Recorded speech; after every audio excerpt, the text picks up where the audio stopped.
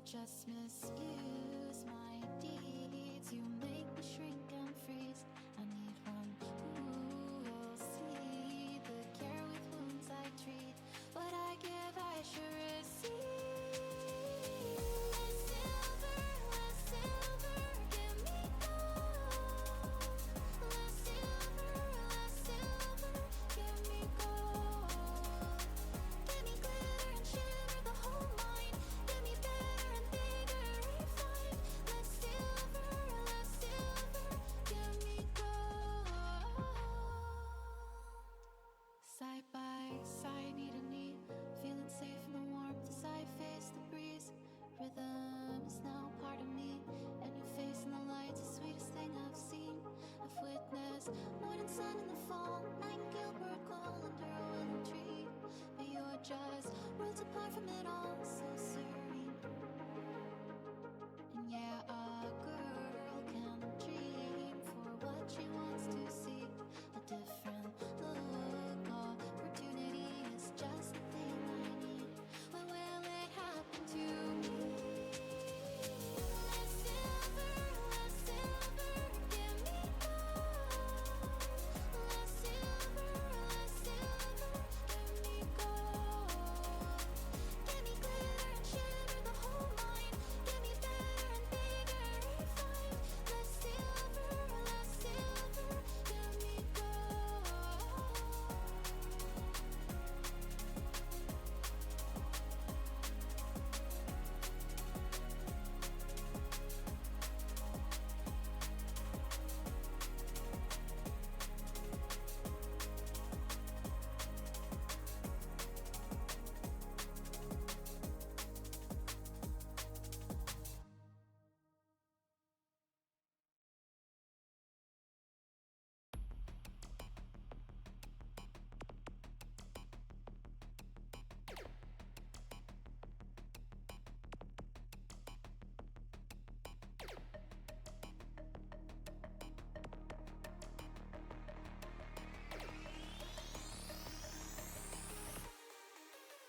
It all started with a feeling.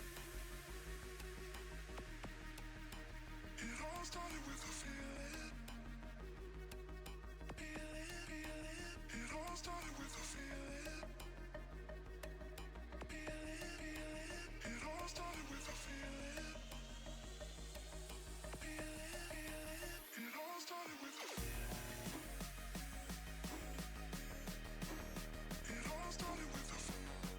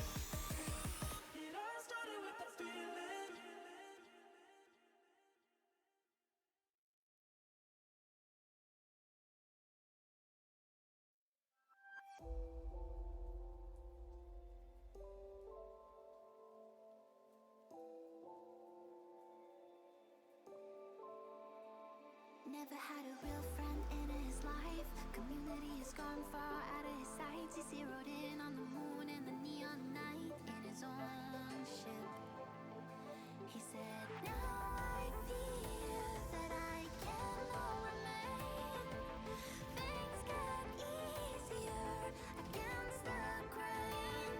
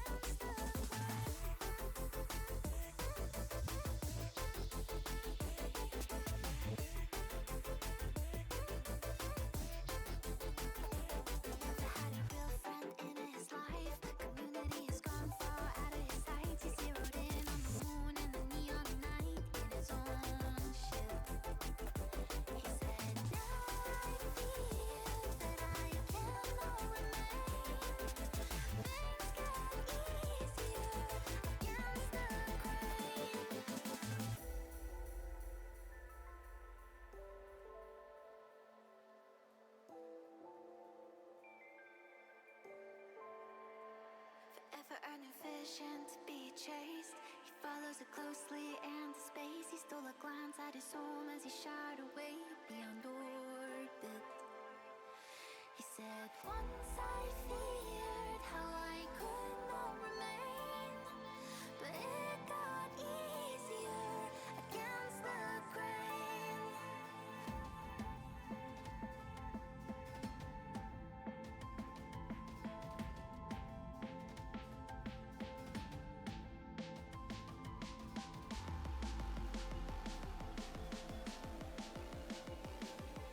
But it got easier against the grain.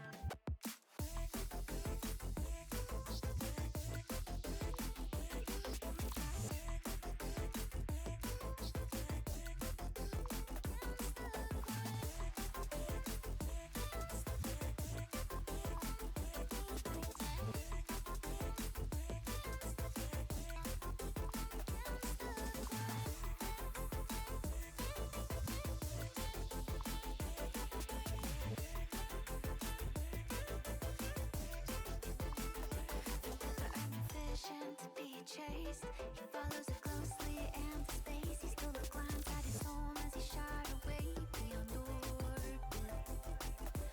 He said, once I feared how I could not remain, but it got easier against the grain.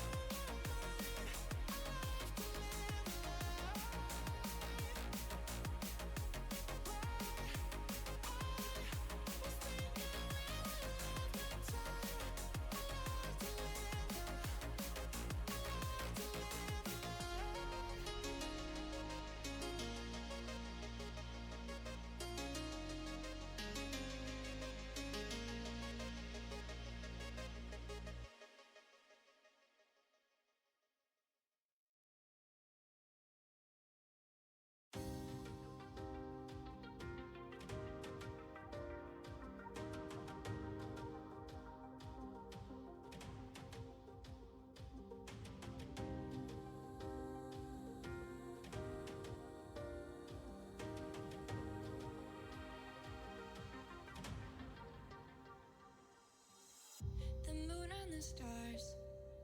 Took a shot in the dark, pierced my heart with your arrow. Never fallen so hard. Your beauty is art. Promise me you won't let go.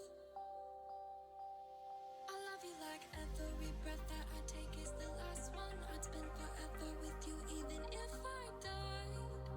I would stay close to you, even in the afterlife, even in the after, even in the afterlife, even in the after, even in the afterlife. I always want you by my side, like where the ocean meets the sky.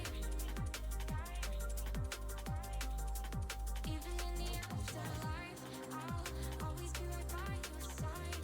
I'm putting in the overtime.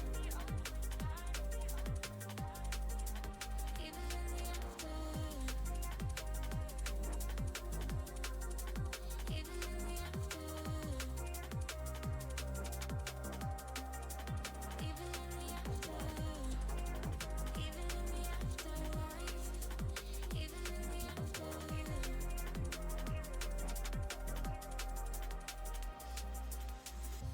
Breathing you in, and I don't regret that my heart's beating for you. We're magnetic souls, and I feel the pull. I'd go anywhere with you. I love you like every breath that I take is the last one. I'd spend forever with you even if I died. I would stay close to you, even in the afterlife, even in the after, even in the afterlife, even in the after, even in the afterlife. I always want you by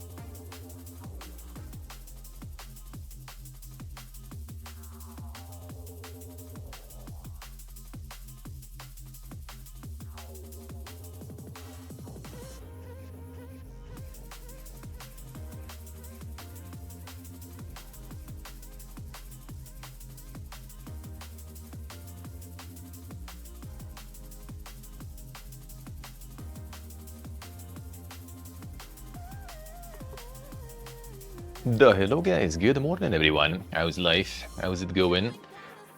How you guys all doing? Hello.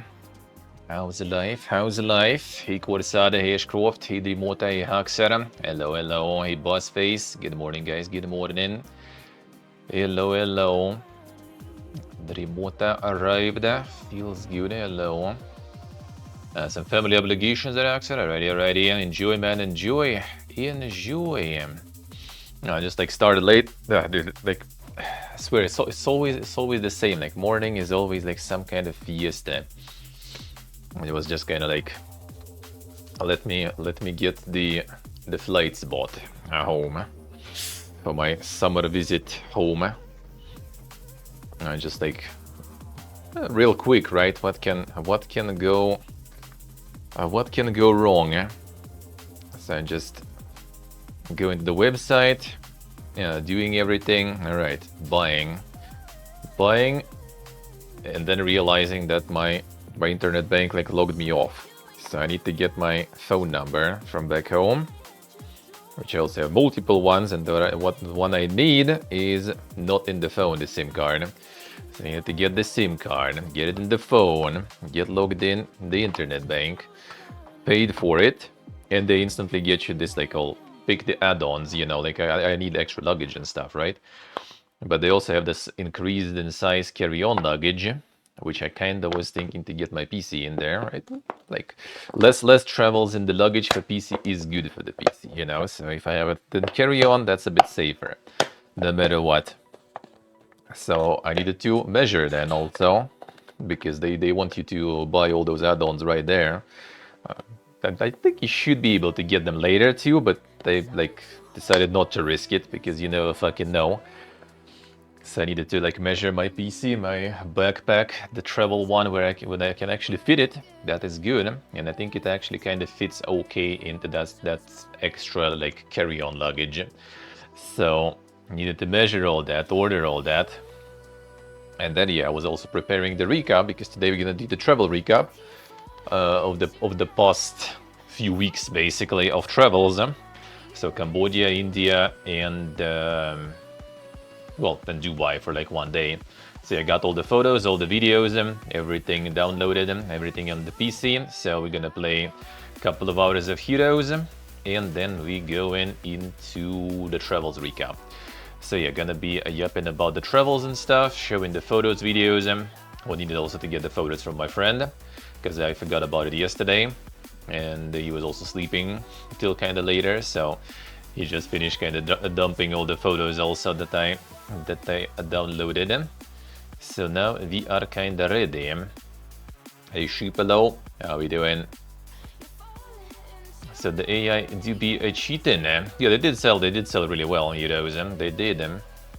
So the AI you say is cheating. Okay, so that was proven. I didn't want to like talk smack about the AI, without proofs. Maybe it was a skill issue or something. But I guess I was right. It is fucking cheating. Shaking my SMH.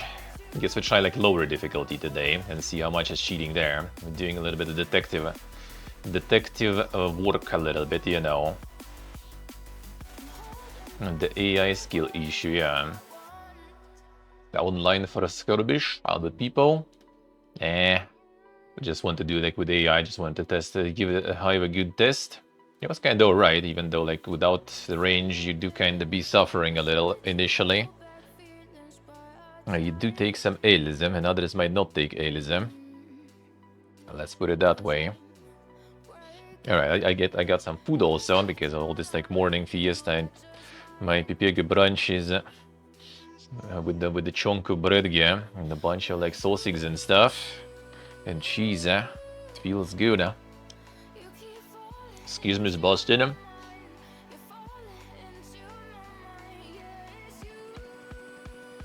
The Inferno demon farming, how's so? In terms of summons, and stuff. The summons are quite something, but need things to die though first for the summon. I think you can't resurrect from the dead body like more than, than was in the stack that died, so you can't really like abuse it. I thought you couldn't really abuse it that much. They changed it since the the demo, but it wasn't that crazy.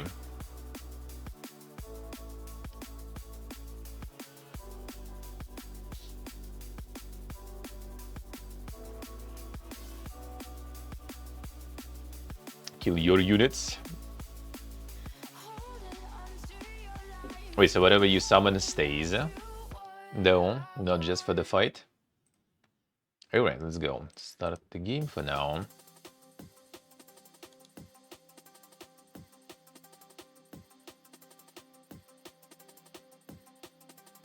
Oh, they stay actually. Oh shit, okay. Monka is... Does something then.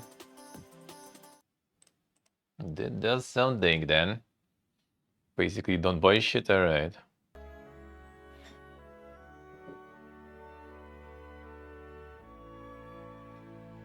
Two ship, sure.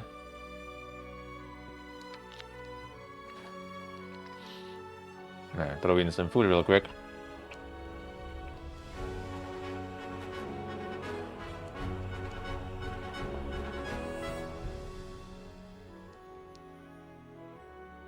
Buy all units and meld them into tier 4, alright.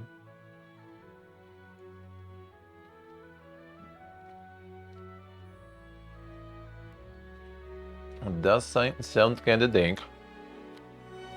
Alright, so AI do be cheating. Let's see where the cheating starts.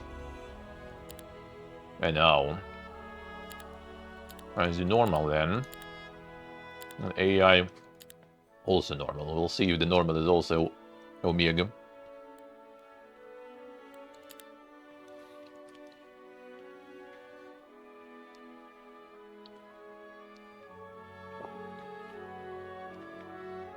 I love you guys. Yeah, that makes sense actually. Or not the mass tactics, but mass haste. The mass haste hero. Mass haste hero. That also sounds good. She Magic, I'll come back to the dungeon. Thank you, sir. Thank you, man. Thank you, thank you. Good morning. How are you doing, man?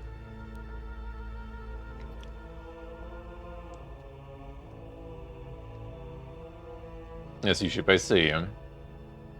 What the allergies for though? Is it like starting already something to kind of bloom? Or is it like dust or something?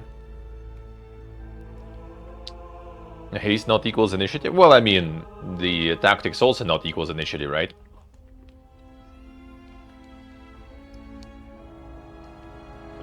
No, I think it doesn't. Well, actually, I guess I can check. Just started anyway. I think upgraded one doesn't, but I might be wrong.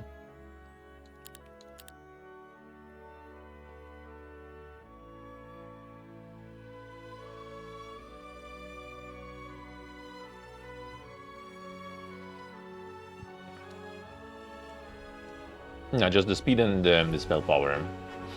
So yeah, no.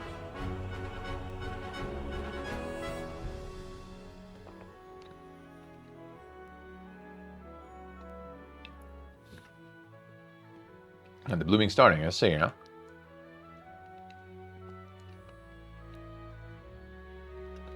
And rolling the dice when going outside, huh? I still remember when we went to the lake to swim. And to go there, you go first regular road, and then you go kind of like, you know, off-road, the dirt road, and that dirt road goes through like the field, just field of, you know, grass basically, nothing like specifically growing there. Then through the forest, and you had the lake. And we took our friend with us. He does have some allergies, but nothing usually crazy. But like, bro, he went there, and then we went back also the same way. And he was fucking dying. Like, holy hell, like the fever was insane. Like, his nose was like super running. And barely breathing and stuff. Well, good thing he had meds for that. It was the first time I've seen that. Just going through some grass, just touching some grass, you know.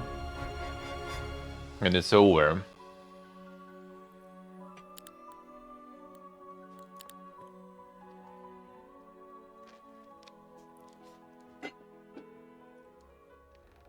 Let's see if I see the mosque. Yeah, I saw some Armenian guy yesterday in the mosque.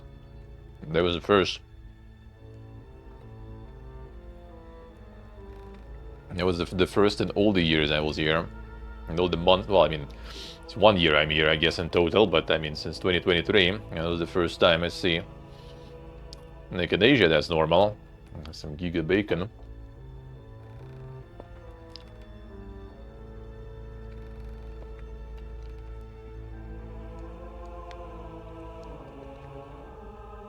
Yes, usually I see.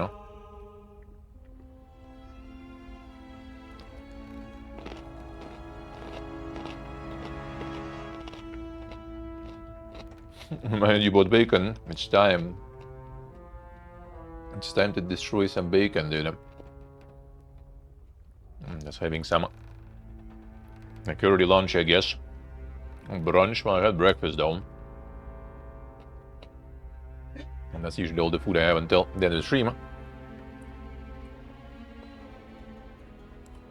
No evening stream, by the way, most likely. I'm not today for sure. I'm gonna go to the bar to say happy birthday to our friend, the bar owner. Well, literally gonna be probably 30 minutes or something. Because we ain't really people to hang out in bars and stuff. Not to mention paying like twice or thrice the price for beer. I'm just gonna go say happy birthday and peace out.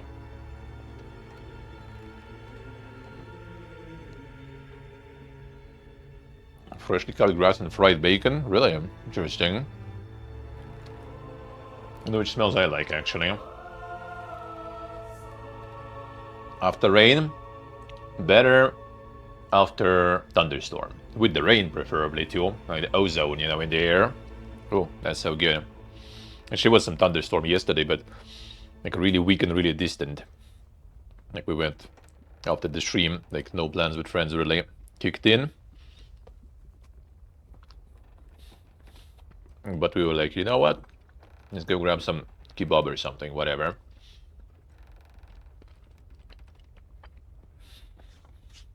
Like go for a walk. Like 15 minutes walk to the kebab spot. And there's a store nearby too.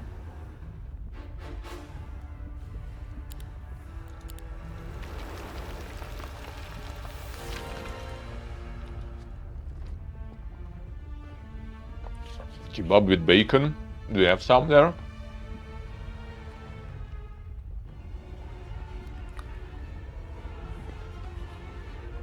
Like in Armenia, pork kebab is normal. That's like completely standard type kebab here. I mean, Christian country. And people up here are pretty good actually. With dealing with meat, you know. Just like your mom. So kebabs are pretty good here. Just out of yourself, I see.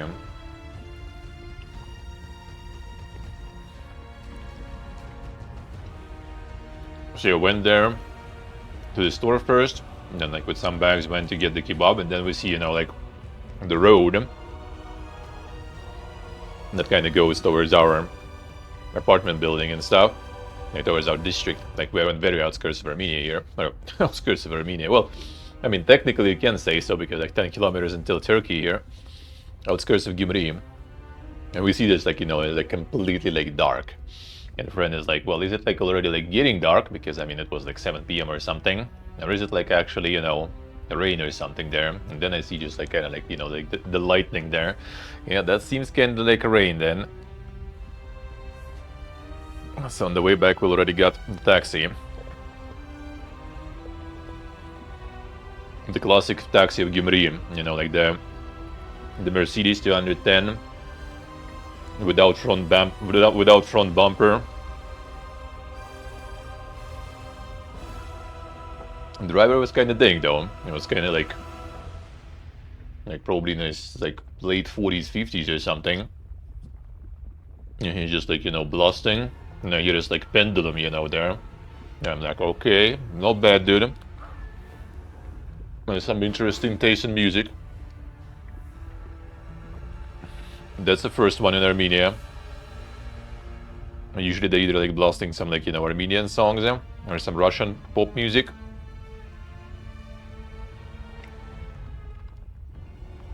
Sometimes some like, you know, something more interesting.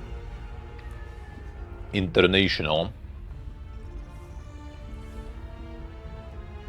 There was a guy who was blasting some like French rap or something. And he was telling us the story that there were some like Russians that he was driving also. And they were kind of molding because of that. I'm like, why are you listening to this shit?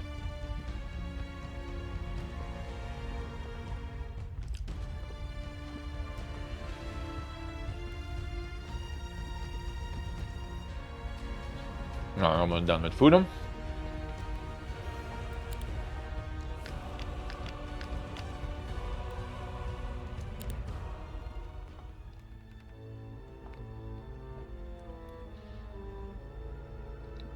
Alright, let's see.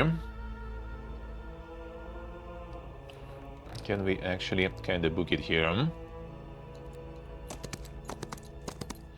I got Yukolo. How we doing, man?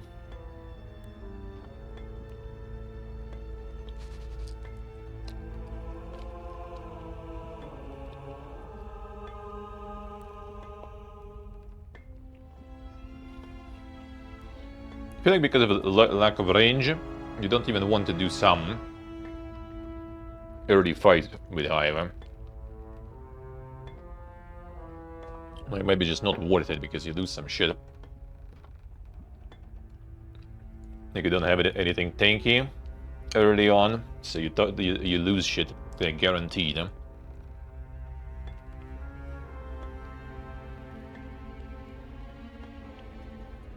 Could be kind of nice if you get something that gives you some like focus point in the beginning of the fight, and you just like kind of in the very start already drop some the Okai again, and then you use Larbers already because we don't care about them too much to think the hits.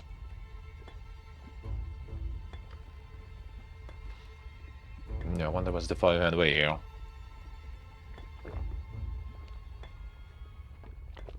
Because like the wasps are, the hornets are very squishy, bugs are very squishy. Only parasites are kind of alright, I guess.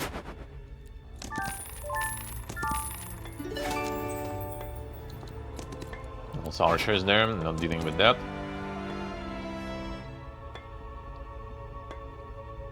Crystals them.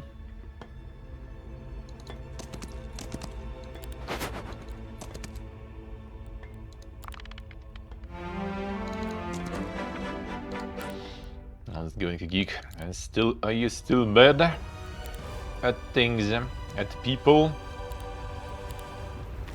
Or is it better now?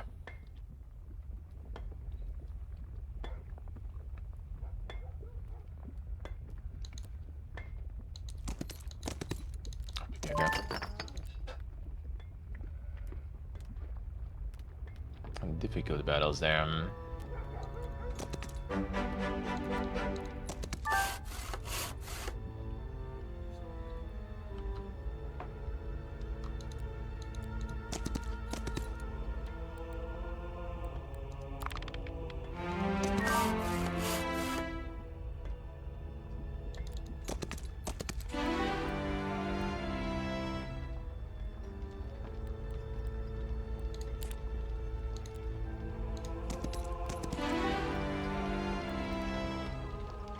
I get the Magicus, probably.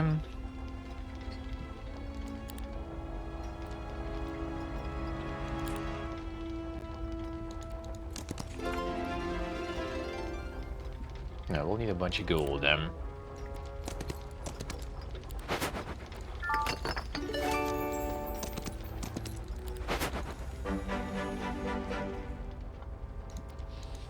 a bunch of wool there, that's good. When you get the worm gear, you already can at least think some shit.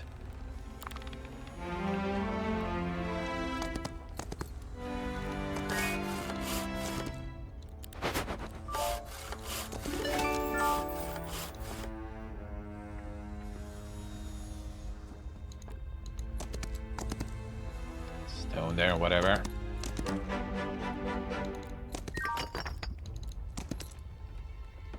Valuable artifacts, that's good, huh? I like valuable artifacts. Right, not enough crystals already.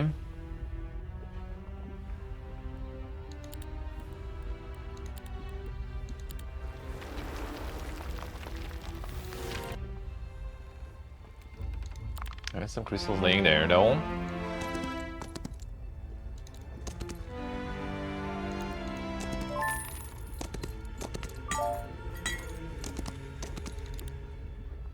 Day 5, huh? Fortifications soon. Get this one so I start pumping more faction improvements.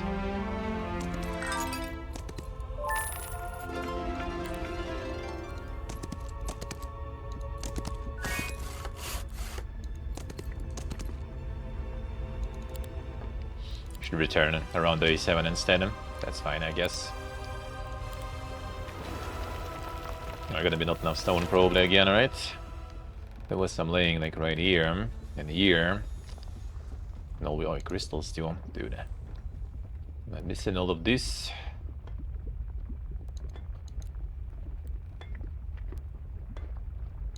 I love you guys. Shoot, Steve. Come back to the dungeon. Thank you, sir. Thank you, man. Thank you. Thank you. Appreciate it a lot. How we do, man? How's life?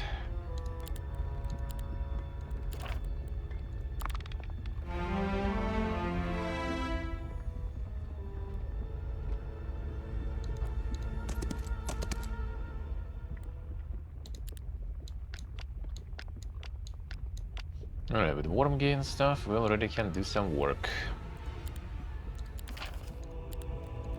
A little bit.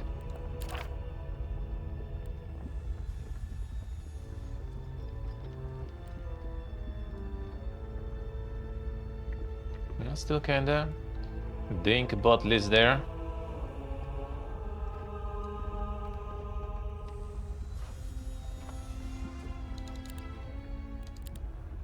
I still can get fortifications again.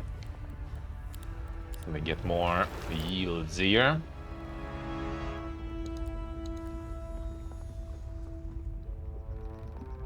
Guess let's go deal with this shit and then go back, collect stuff.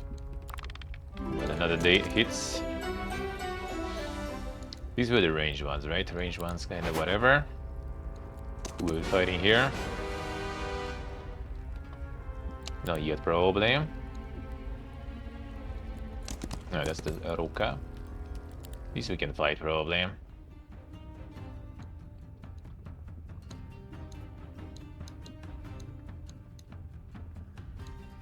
Thank you, guys.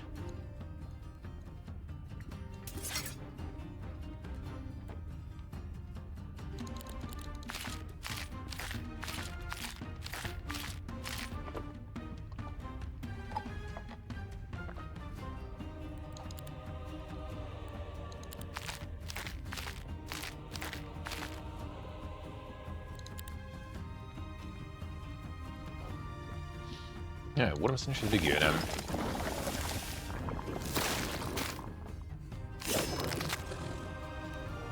Nice, dear, nice. DMC 1, insane.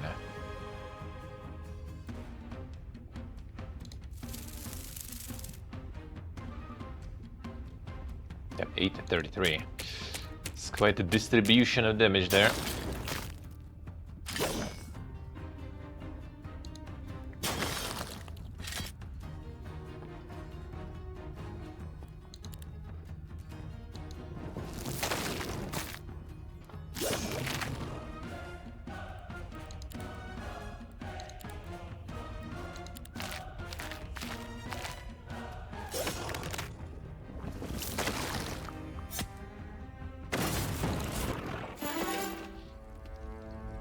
More spell casting.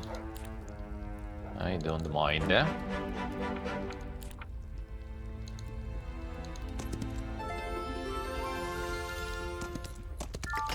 Archers, no. Stables, no, that's good, huh?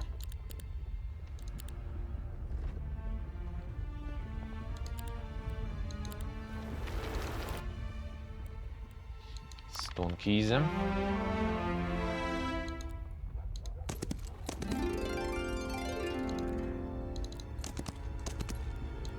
These guys we can fight.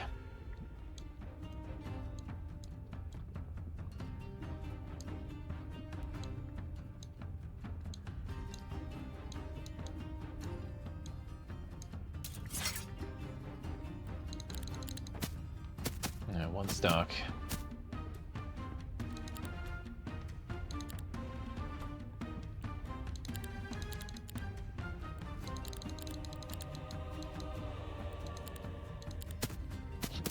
I should move these guys down.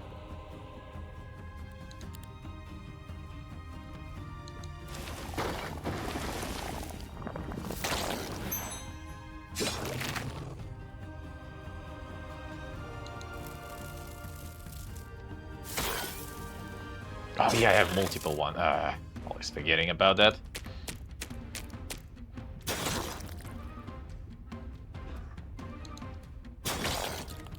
Fine. Deserve değil.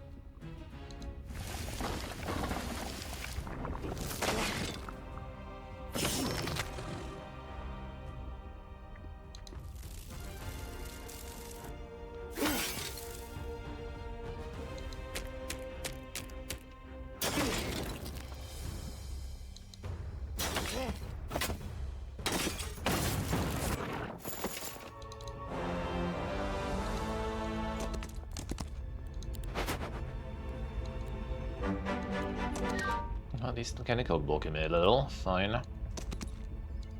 Need more troops. And I mean, the cheat of AI here is that basically they can get reinforcements somehow remotely, seemingly. And they're not really kind of like, you know, getting them out of nowhere. But yeah, looks like they can get them from their castles on the distance even. That was kind of weird. Forgot this. Some more.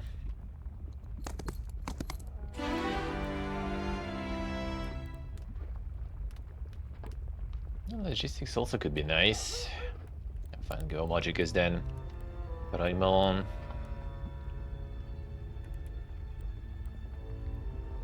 A bunch of lucky strikes for that. Not sure if we're gonna get that.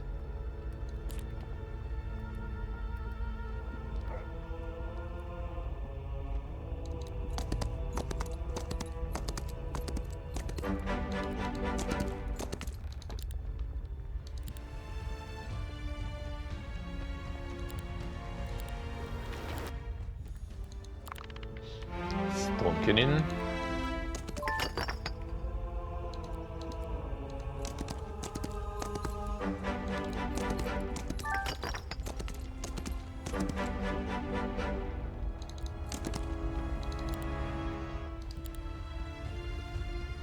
Resource depot, good. Get the crystals. Get more crystals.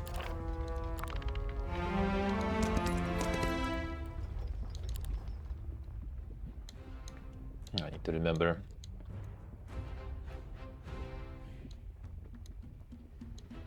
about the guy having all those counterattacks.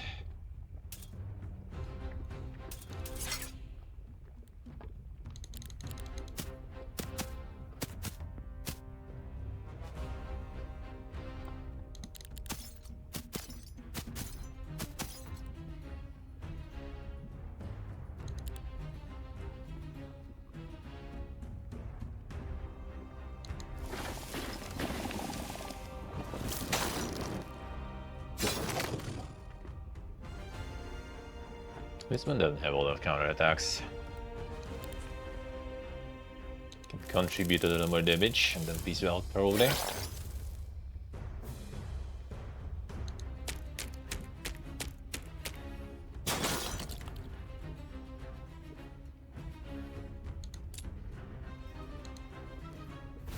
Actually, nah, could do better, whatever.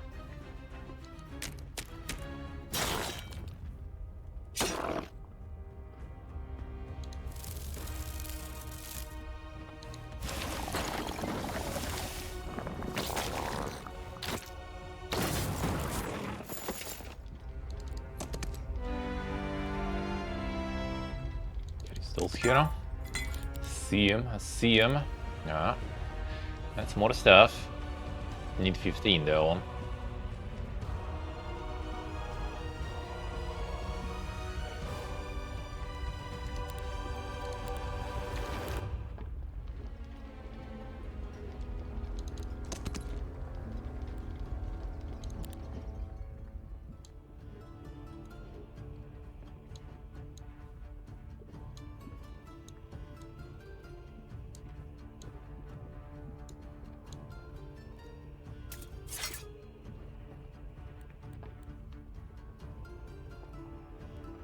These will get in 2 turns.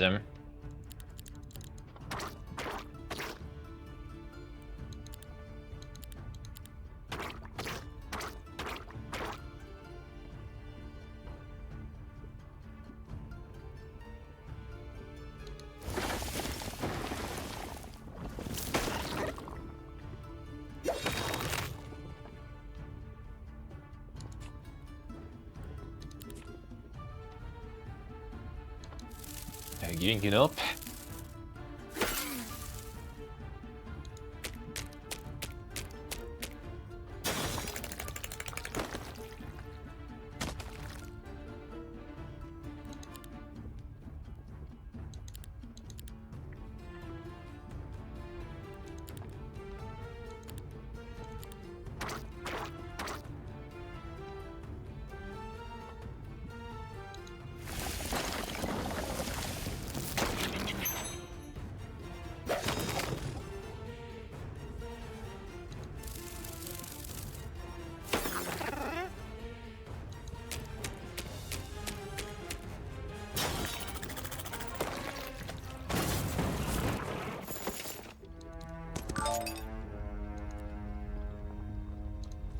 Alright, more stuff here.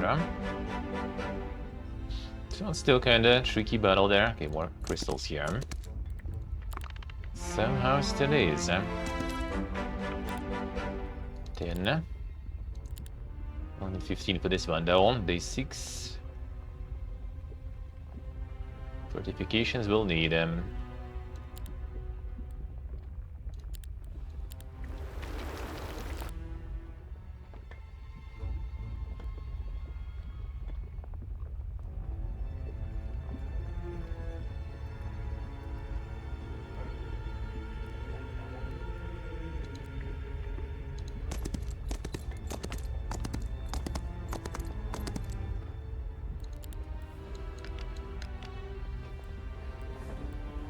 Alright, this will do. This already should be easy.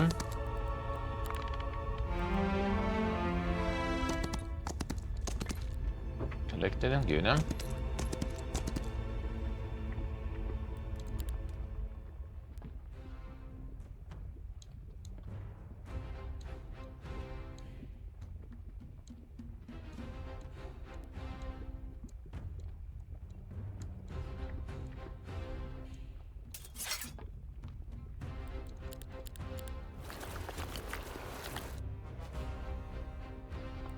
One more turn.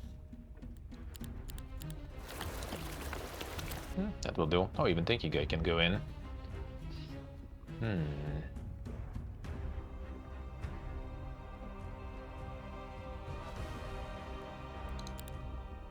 Come on.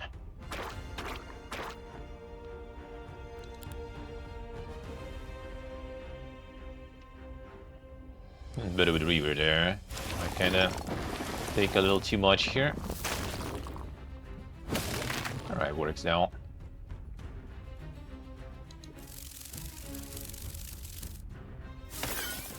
As long as they leave, eh?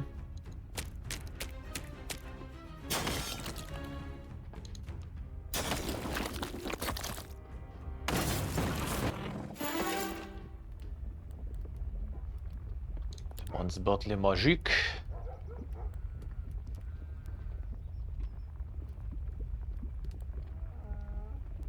Increasing the spell power. They have a little more mana this time.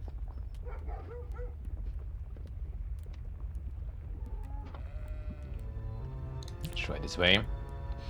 And this should be actually kinda tricky, but I think we can, eh? Should we wait? There's a bunch of spells here. I think I might do that first. So let them go. There's some upgraded ones there. A bunch of spells sounds good, eh?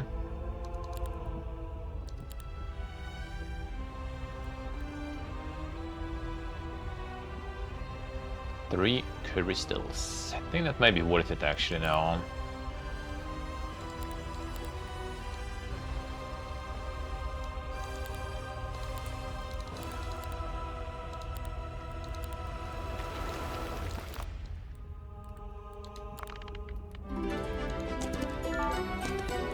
No, okay, that wasn't the spells. Still good though, I guess.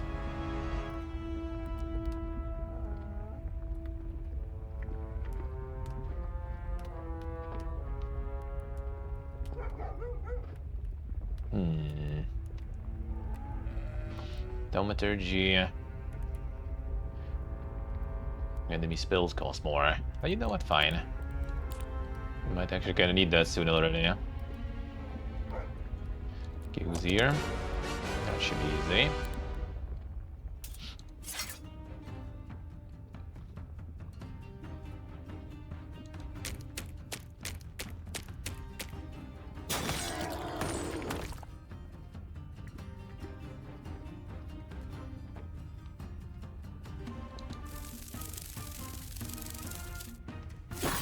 Come on.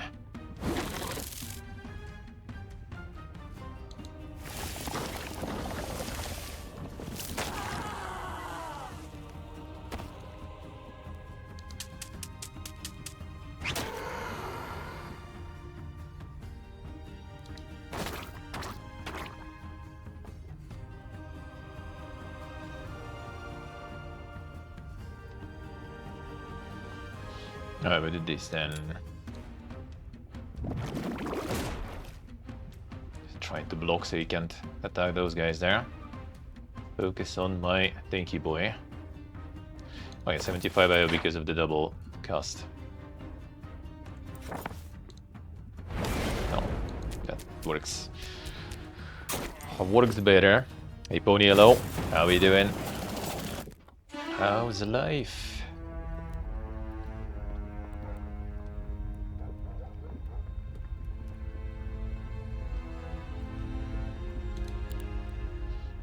More levels for the spells, eh?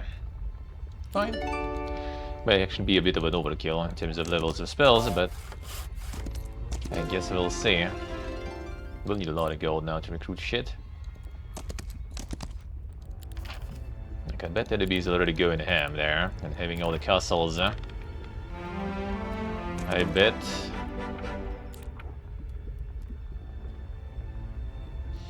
Still a bit of maybe unnecessary fights, yet forget about them.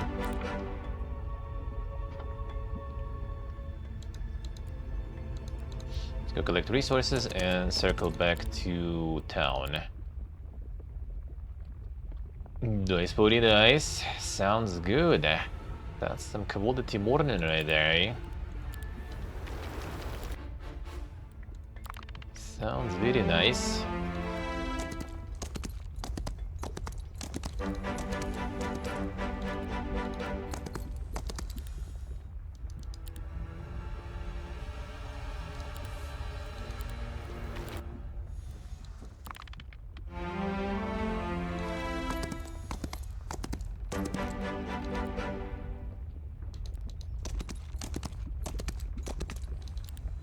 I get some upgrades then.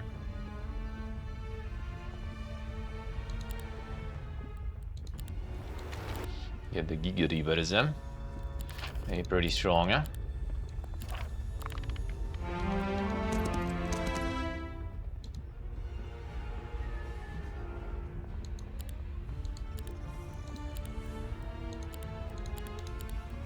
Focus on these guys, and these, and then upgrade, and then I'm gonna have enough probably now. Try to get the important troops. Yeah, I need more. Well, the marketplace still, I guess, fine.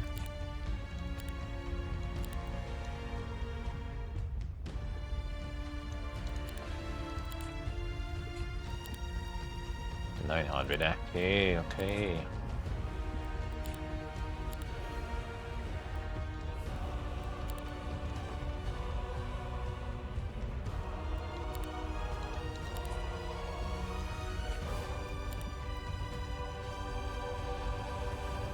Which ones I did like last time? And you get an additional turn after killing shit. Let's try. Kinda did like that.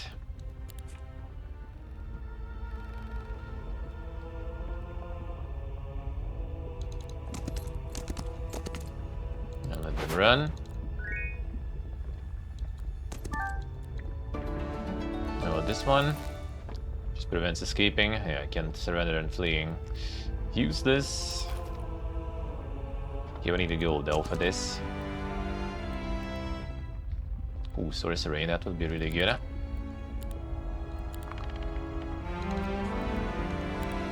Oh, we can have multiple ones actually. Ah, okay. Arcane spells would be nice too, but ain't nobody got time for that now.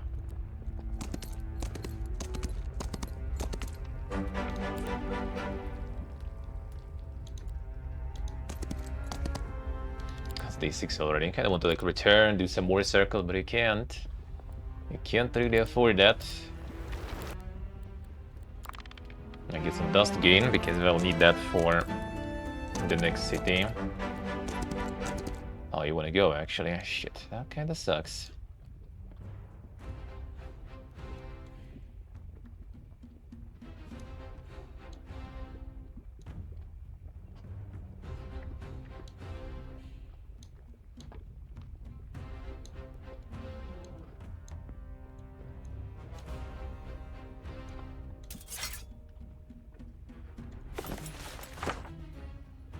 Alright, haste I do have them. Plus for the speed them.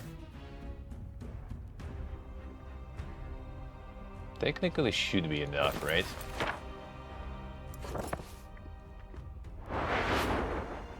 Nice.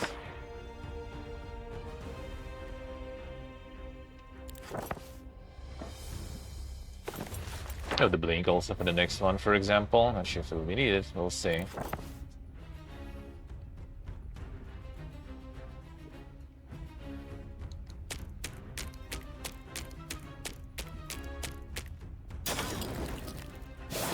Ooh, survived even, nice. That's super good. I love you guys. Sure. Got back to the dungeon, thank you, sir. Thank you, man, thank you. Appreciate it a lot. How we doing? I'll do this 3 speed, They're still gonna be fast enough probably to get me. Did I get the crystals? Not really. Just thinking about like building the crystals here.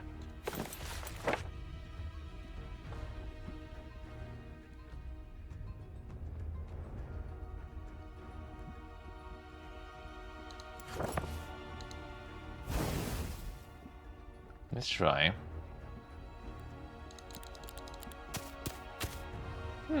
Okay. That spell actually is kinda nice that way. I like that.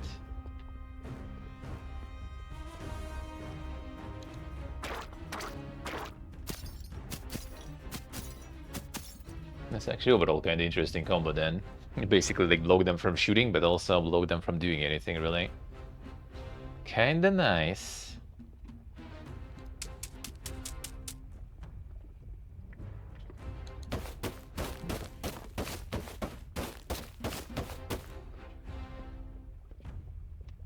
This might be bad though. But I think we need to. Ooh, nice, survived. Nice, perfect. Not bad then. Thought that it would be bad, but it wasn't.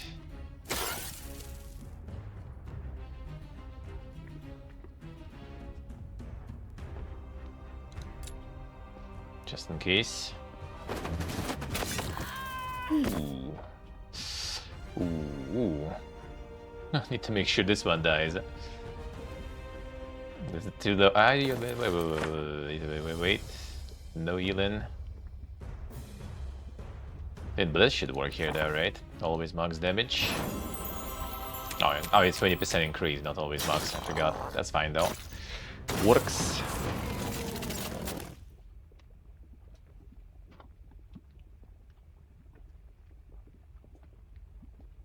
No, det var zero, I say, huh? The insane runs, Monka is. That's cool though, that's cool. Good for you, man. Good for you.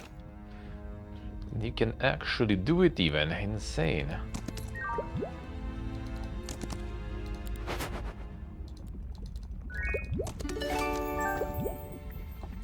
That is very pogser, I would say.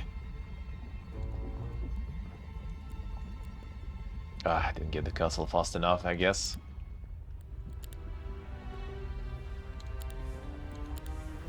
Good for treasuries, because yeah, I'm not sure I'll be able to get my reinforcements here ever.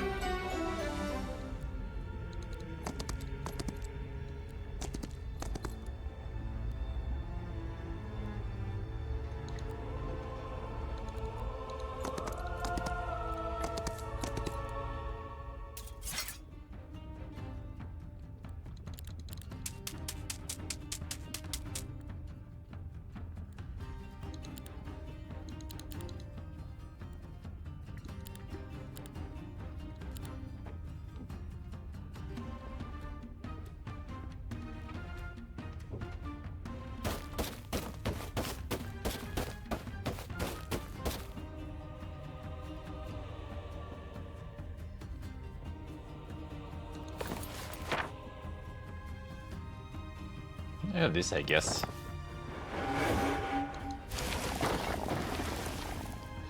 Dogs are low. How are we doing?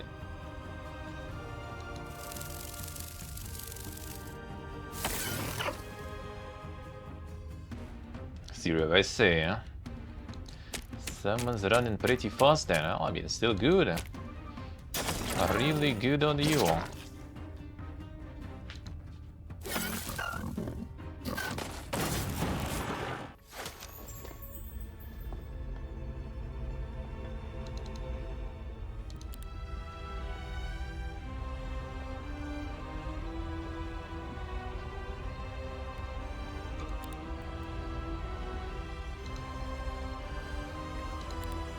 Start with this for now.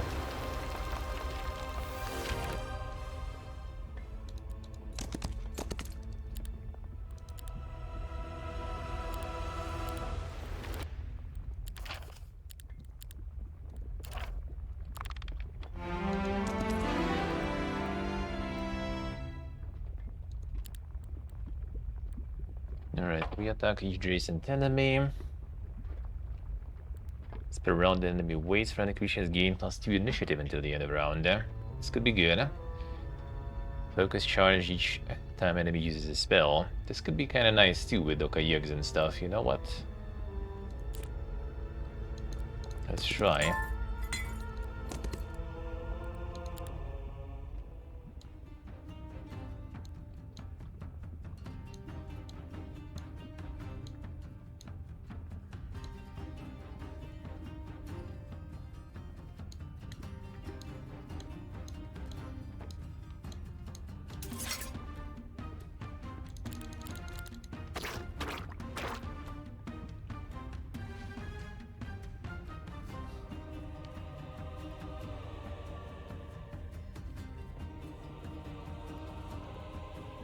Seedworks, I see. Damn, the insane purple Medusa. I see, I see. Nice, nice. Is it actually that poor guy? Gonna keep us updated. Gotta keep us updated. We'll wait for review.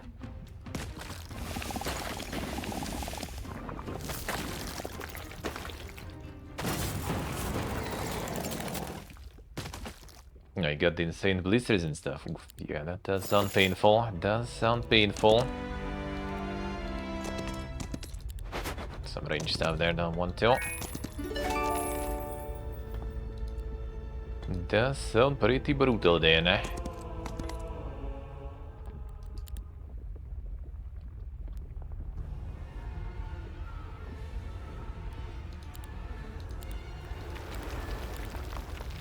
Killed 4. We'll actually get that on the guy out there.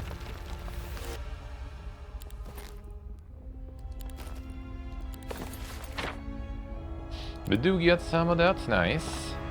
Nice, very nice. Good spells, eh? I need more mana though.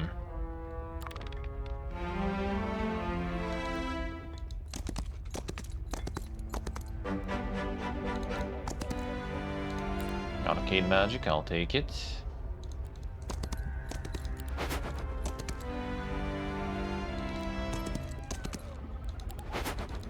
More crystals.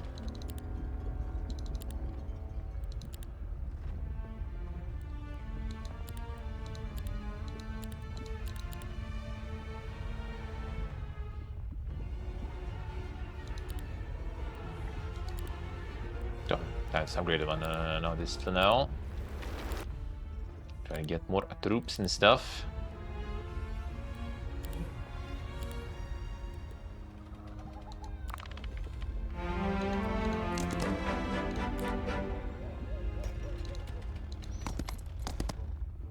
Where you wanna go? Let's see.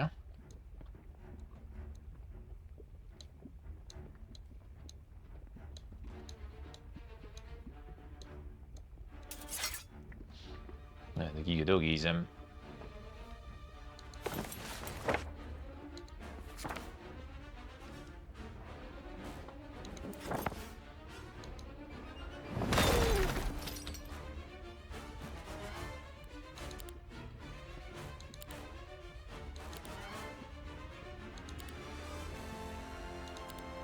Let's move these guys up.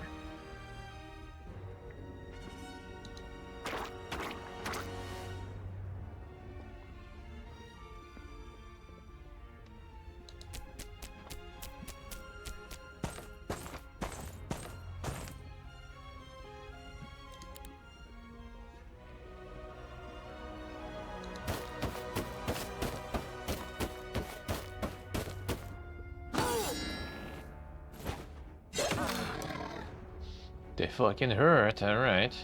In one case.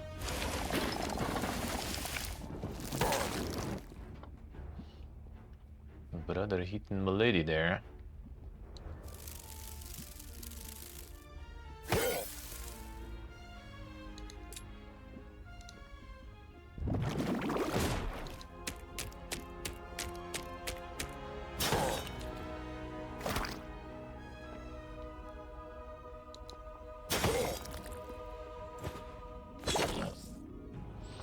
Getting zombos, dude, huh?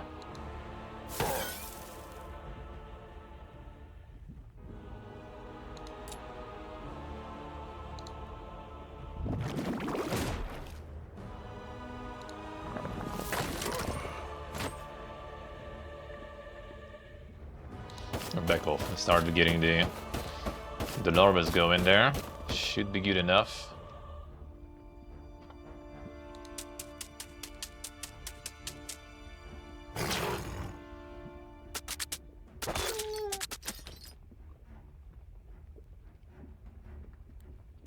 Stay here. I'm gonna get this guy in.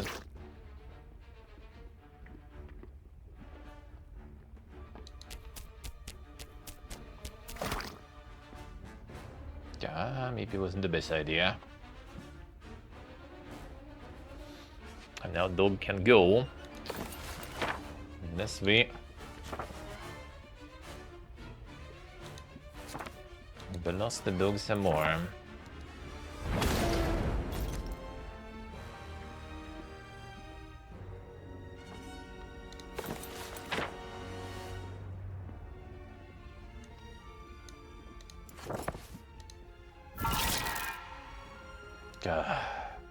This guy gonna still take it, eh?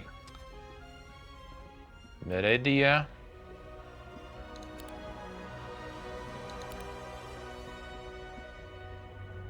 Well, maybe fine, let's try. As long as the dog leaves him. Or the worm leaves him. The dog actually needs to die.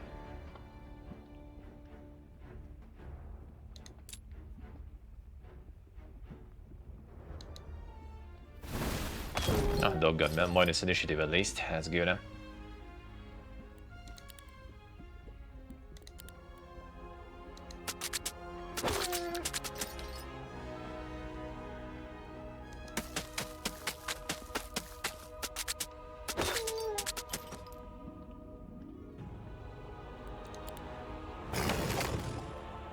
Kinda said I lost these guys, but well, I guess we need to take a bit of ill. Oh, did I click too fast? Come on, dude. Alright, more of a sorcery that we have.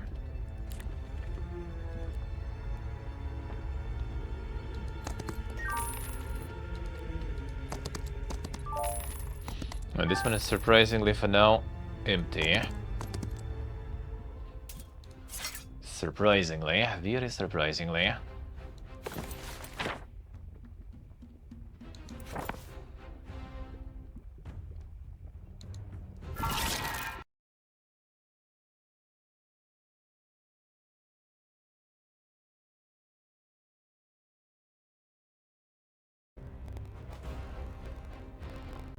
Yeah, oop, sorry. That was some quick reconnect there. Not sure what was that. What was that? Real quick, at least, thankfully. A real quick one, at least.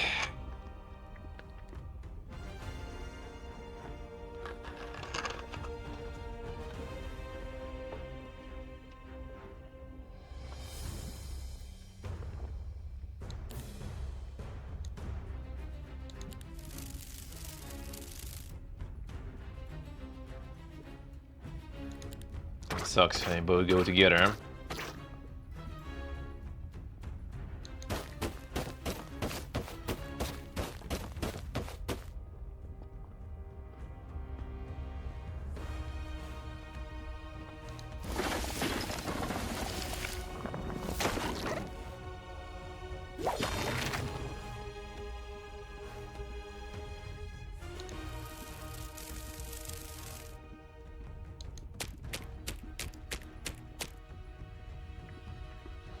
Perfect.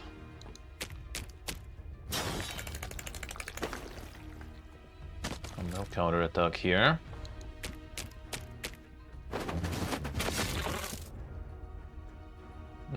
Wait.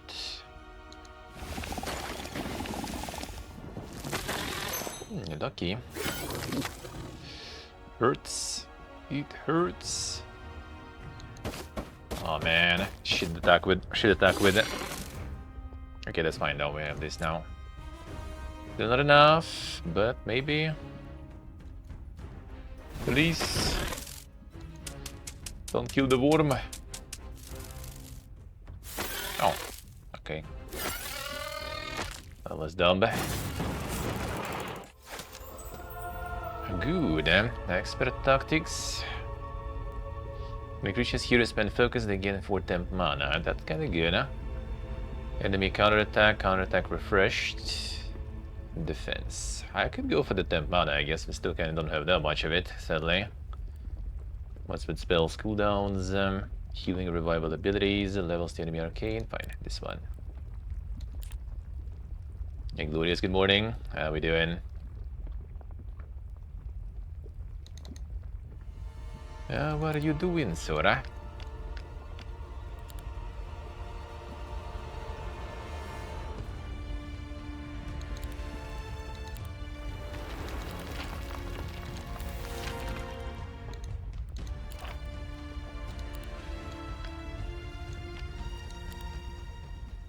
Alright, not too bad. I have the dust, gold.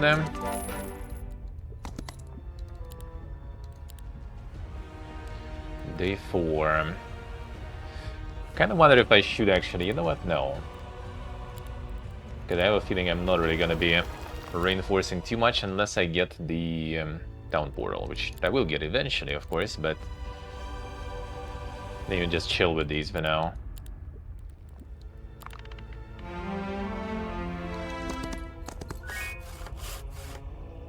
Crystals, good. More gold.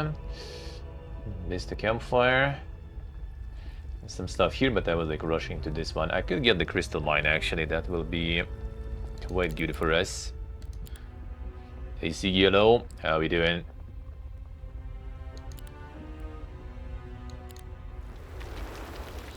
How's the life?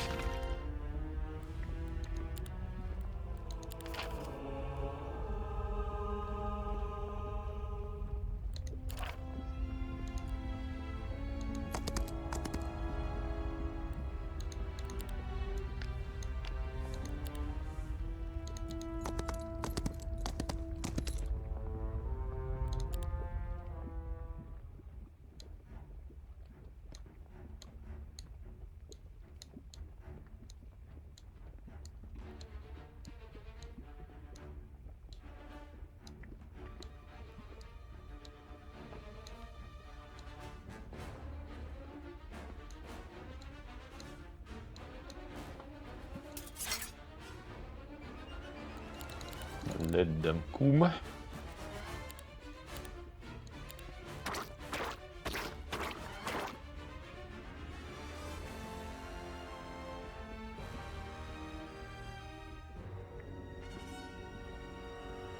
Should actually kill probably anyway.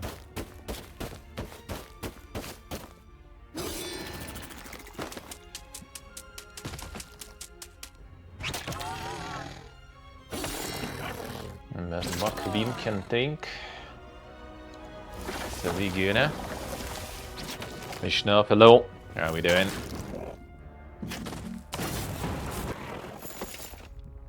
Alright, all the crystals. That is very good.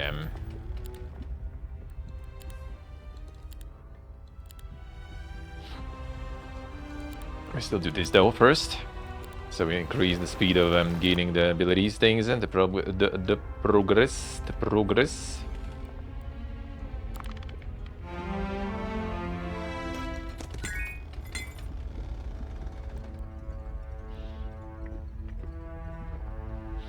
The worm walking one, yeah, it is. And then we keep pushing though. Ain't no rest for the wicked.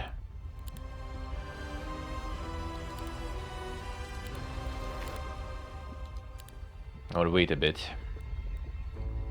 Day 7, so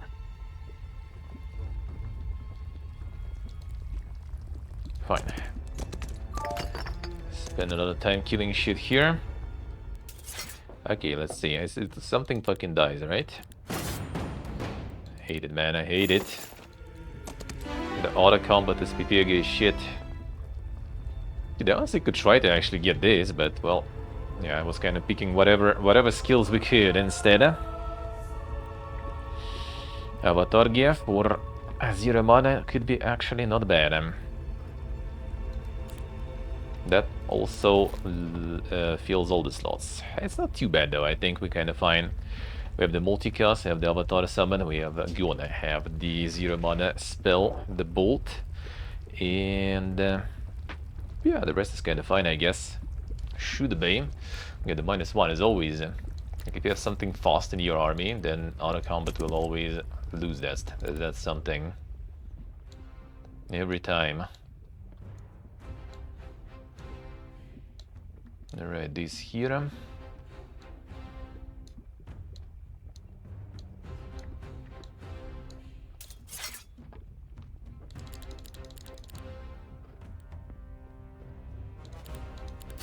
Not sure how they do it, but they somehow do. Okay, okay. Whew, I almost fucked up. These guys throw the spit. That position in. Across one. tile.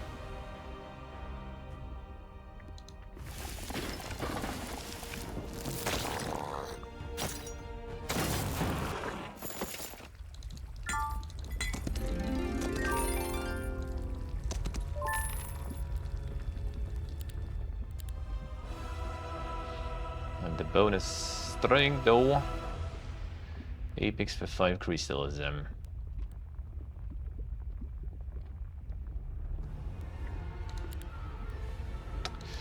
Man, don't want to. Banker. Fine, don't need the stonks, I'll need them stonks.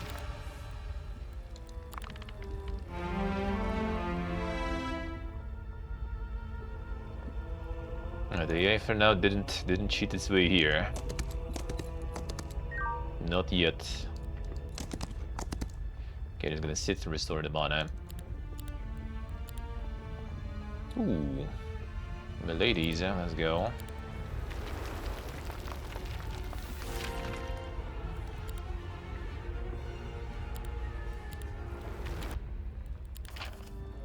Okay, level 4 upgrades. Let me see. So we have spell increase. Okay, we have the Wormers upgrade. Morale luck. Morale luck. This could be really good with the Reavers. I have them upgraded too, so let's go. 3 points. Alright, so we do have the town portal now. This could be good.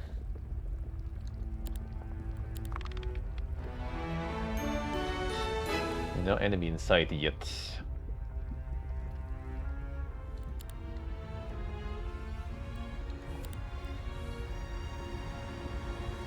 That did not give me mana because there was no mage guild build. Fucking idiot, you man!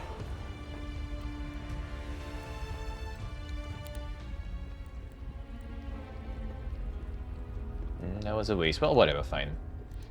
Can work with that, I guess.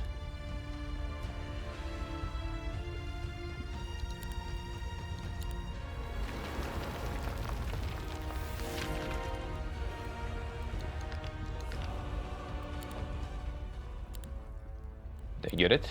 Not sure, whatever, we'll return. Get the dust.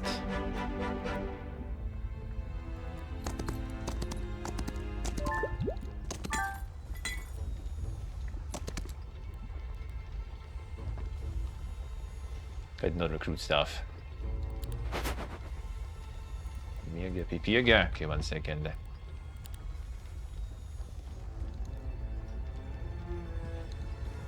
And do this one and not waste. Whatever, we'll return. Fine. Need all the gold.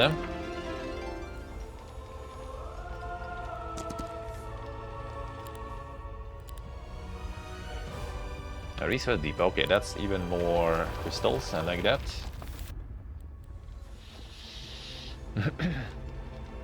Because there's a really pumping one update after another. Feels like crunch to you. Don't respect that. You gotta rest. I mean, true. But the thing is, like, they also kind of like, you know, needed to fix some things. Now they're not fixing things already anymore. Now they're pumping new stuff. With new stuff, I think they should wait. Honestly.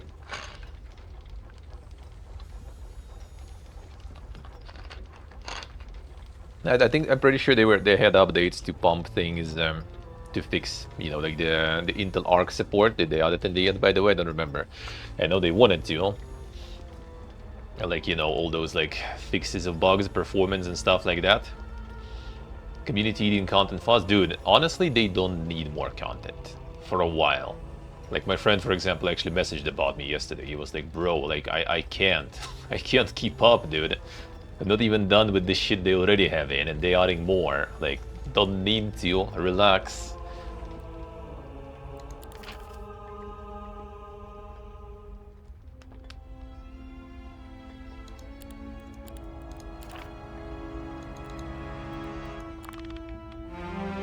And take a chill pill a little bit, you know. They need to fix the. They needed to fix the bugs and stuff for sure.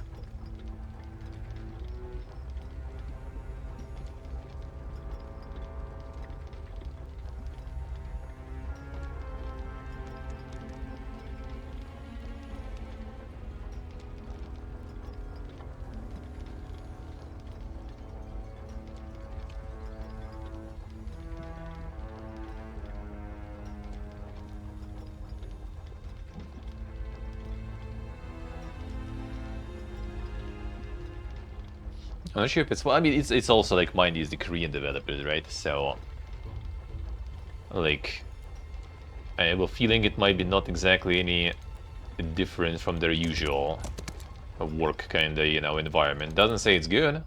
Doesn't say it's good. Don't want to say it's good, but I'm pretty sure they probably work in the same still tempo as they used before. Which is maybe not a good tempo, but also, you know, culturally they're not probably gonna slow down anyway. Most likely. So they're still gonna keep doing that. Oh shit. Why are you so fast, dude? I saw that coming, but didn't think it will be that bad.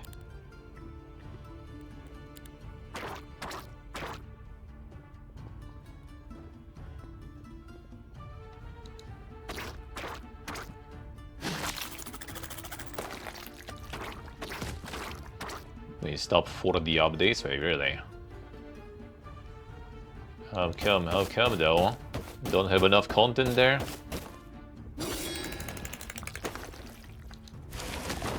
No, that was dumb, but fine. I take this sale, I deserve this one.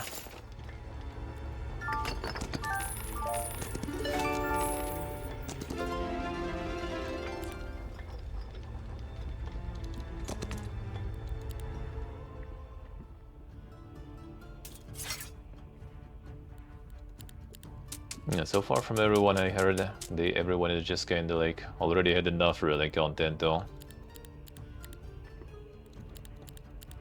More or less.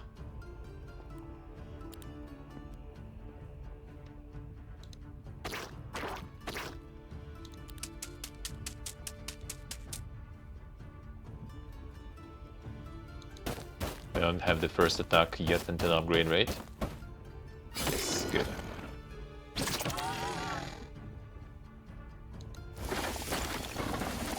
It's the about time next week, Teresa. That's next week.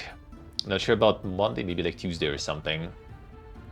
Just kind of like still pogging with heroes, and planned already for the second half. Gonna do like the recap of my travels a little. Gonna be the Yuppin in soon, like in an hour. But yeah, next week I will. The Project Gorgon I will. And then Dracantus was 22nd, 24th of May. We're gonna check that one out. Still have some people with from the previous playtest, so maybe we'll have some. Maybe we'll have some. But now just like too much stuff, man. Like the heroes is amazing. Still the Vegas playthrough. Got some new games also. Always too much to play. Always too much. Alright, a lot of crystals, good.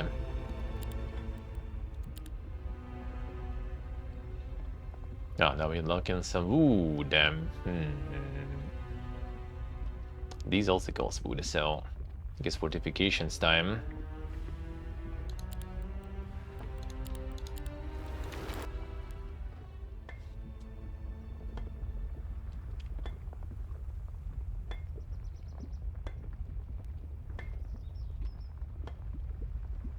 Didn't want to finish the game and then come back. Dude, there's so much like content in Crimson Desert. I don't think you need to come back at any point, dude. Honestly. Like, do you really need to? Like, one playthrough already gonna be massive, eh? Do you really need more?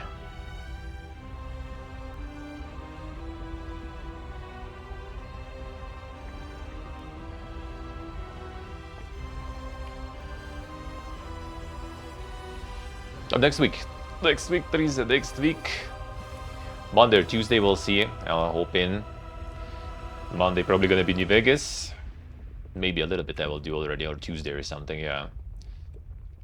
Today is gonna be the recap of the travels in an hour. So, and now the heroes still going. Now 76 is not good. Well, it wasn't about Fallout 76 though. The Fallout 76 is also nice, not gonna lie. It's kinda nice. But we got Stave also to join and do the whole season, even though now he uninstalled after the season, but you know. Tis a game still.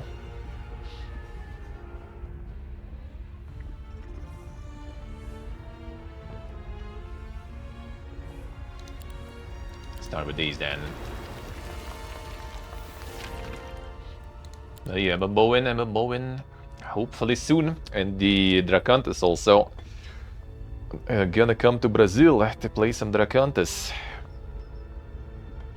Always the Brazilian devs trying to make next Tibia, even though Dracantes is kind of a bit different though, I guess. And they also, after the first beta, they decided to change it a bit. So it's not gonna be the grid movement like in TBA and stuff. It's gonna be like more kind of ARPGing stuff there. Free movement.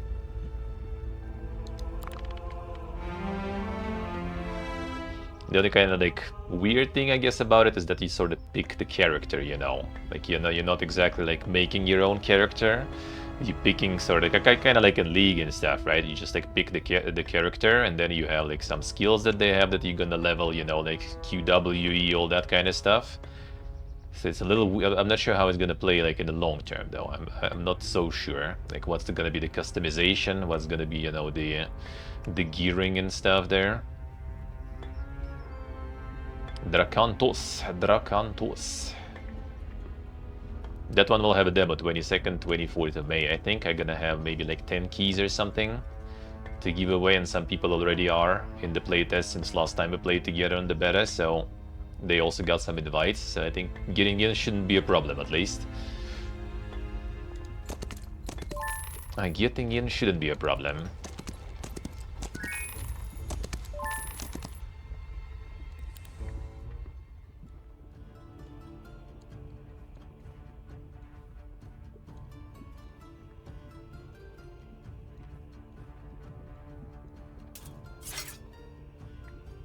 Ja, si goes, I see. And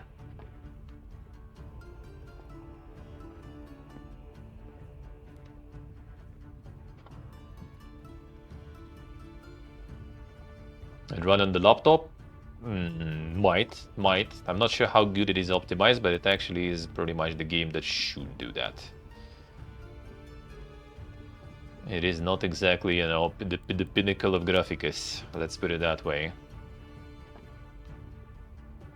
Oh, come on, if I would... Nah, wouldn't reach then.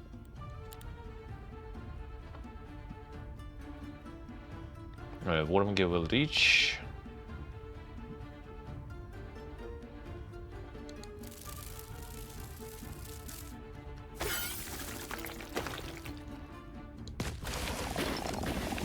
And this one will be fighting Wormgear then. Okay, we get him.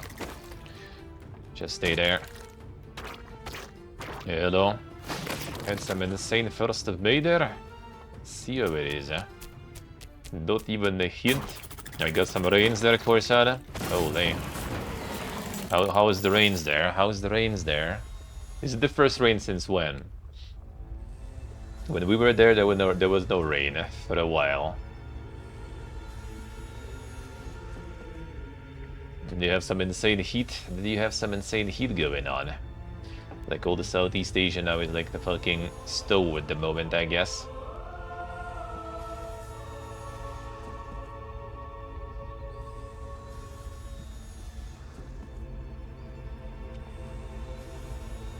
First rain of the year, actually, I say.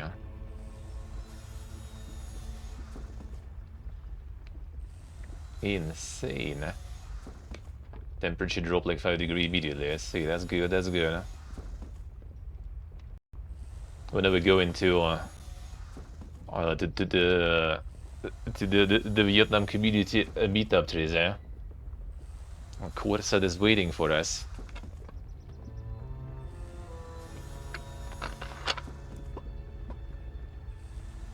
Didn't get to drag him out this time I was there.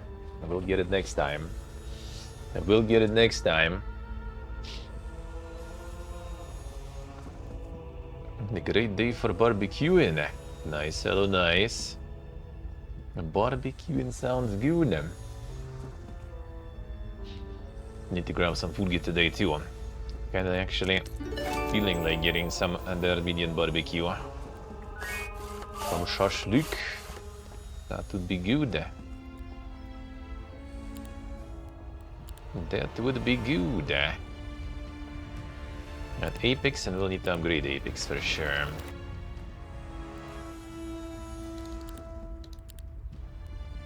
The depot, more dust, yeah, you know what, fine.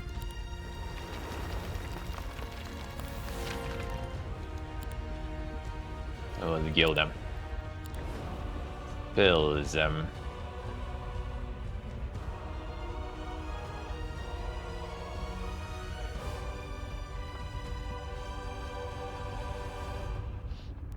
Gonna get a lot of them actually leveled up, right? Didn't get the guild here yet, yeah. So a lot of level 1 spells probably through the guild we're gonna update anyway, so kinda no point, I guess, leveling up more.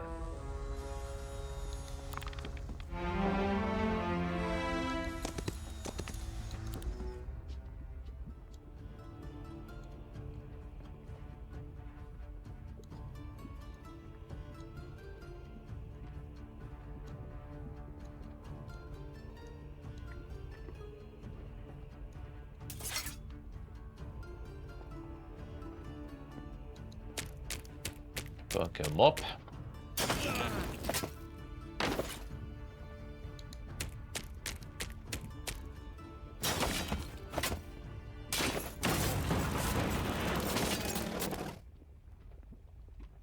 Dicey nice.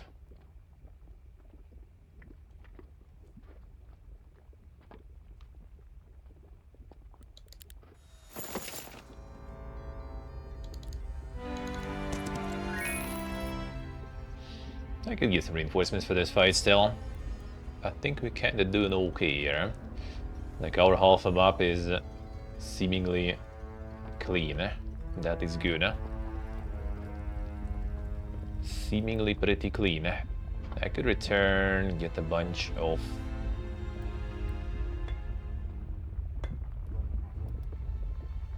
troops to reinforce.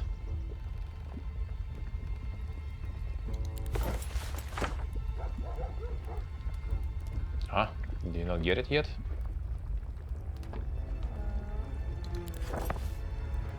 Oh yeah, probably need to build it actually, the Mage Guild then. That might actually be necessary then. Then we need to return there, looks like.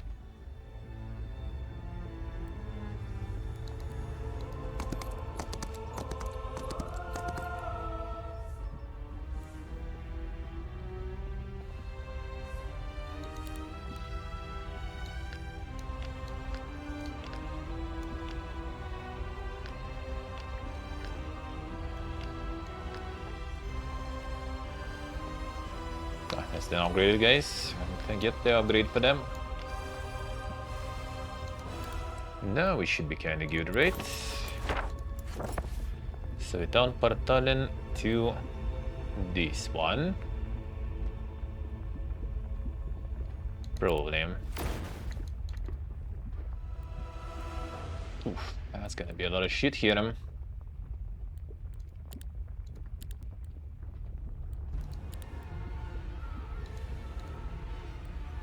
Ooh, there goes the money. There it goes. Well, I know where to get more, so we'll need to work on that.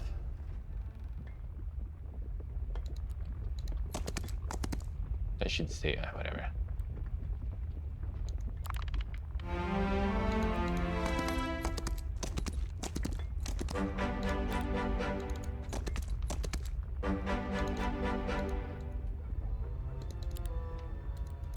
Alright, time to get some Stonkos here too, probably at this point. Money is needed. Alright, let's upgrade. So we got these guys, let's upgrade worms now. Worms.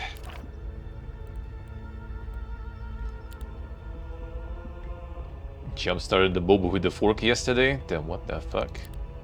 What is going on? What is going on? I did the power key. The power key was gone. Ah, I see.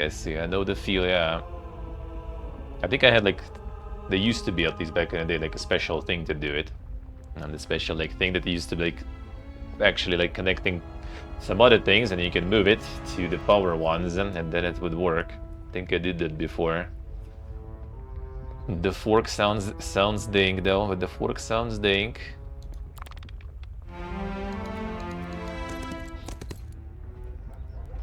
As long as it works though. When are we going to Vietnam, Teresa? When are we going? Time to get the diving certificates, get some underwater streams. When is it time?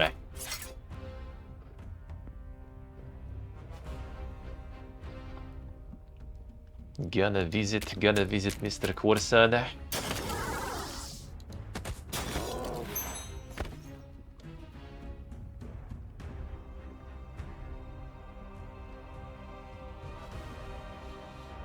Yeah, seriously, I know the feel, man.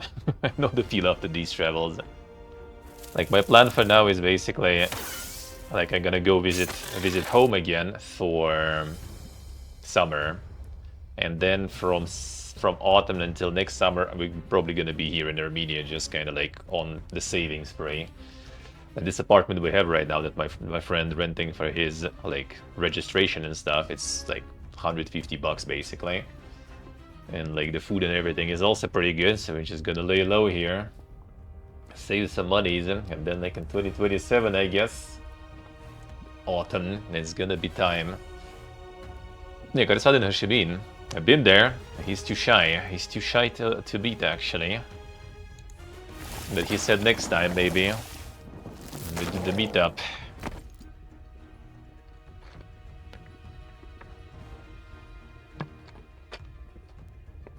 Conquer the world. I'm not gonna be traveling that fast that much anymore. I'm done. Too fucking expensive and too fucking stressful. Now it's gonna be like staying places for like 6 or something months at a time.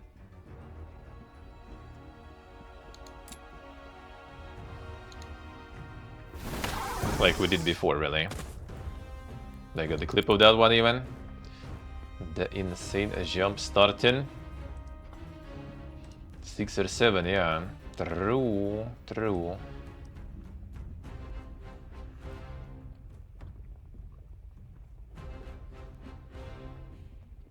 Damn insane.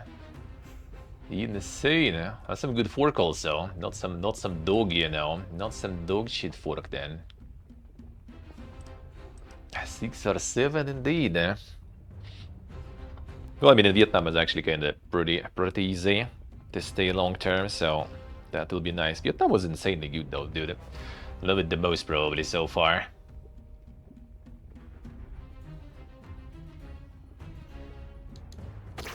Yeah, they don't do them like this anymore. Like, dude, we have like here in this like rent apartment, we have like a whole bunch of like, I mean, it's like really old apartment, like a bunch of, you know, all the old Soviet stuff, and like those forks here also, it's pure, you know, pure stainless steel and everything, and they cost like nothing back in the day.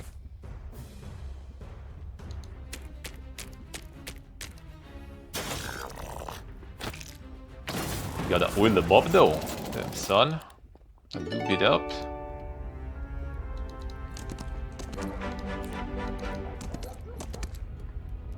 Who was in this one? Oh, this one I did. Waste of thorns.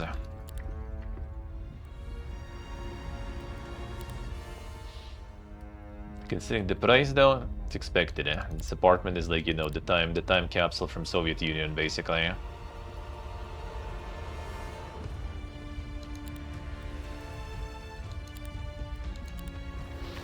Gonna get all the, you know, all the carpets and stuff everywhere.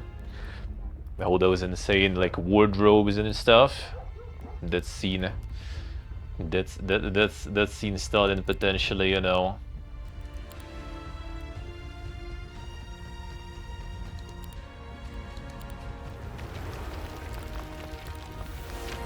Gonna renovate a bit? No, probably not this. Well, Fran actually plans some. IKEA, nope. I don't think there's IKEA in Armenia in general. Like basically, like you want to get something in Armenia, most of the time you just like order from like the Russian Amazon sort of like alternative, like Azon it's called. That's like the best way to get shit pretty much here. So yeah, unfortunately, no cheap ways to do it. A friend was planning actually, like he kind of renting this apartment. I'm just kind of, you know, I'm just kind of like here staying. But if we're gonna stay in this one for winter, then I can also like, you know, chip in with pay. But for now, I'm just kind of a guest sorta. Wait, is Aiki in Yerevan? Really? The fuck? I didn't know. Oh. Damn. Well, it'll be kind of annoying to like ship stuff here, I guess. But I'll need to check. That's interesting. I didn't know actually. I did not know actually. Yerevan kind of far, but shipping should be good. Slightly outside. That might be even better because we are quite outside too. Only a couple of hours away. Well, 1.5 I guess. They got like the new highway here going now. It's still kind of long though, I would say.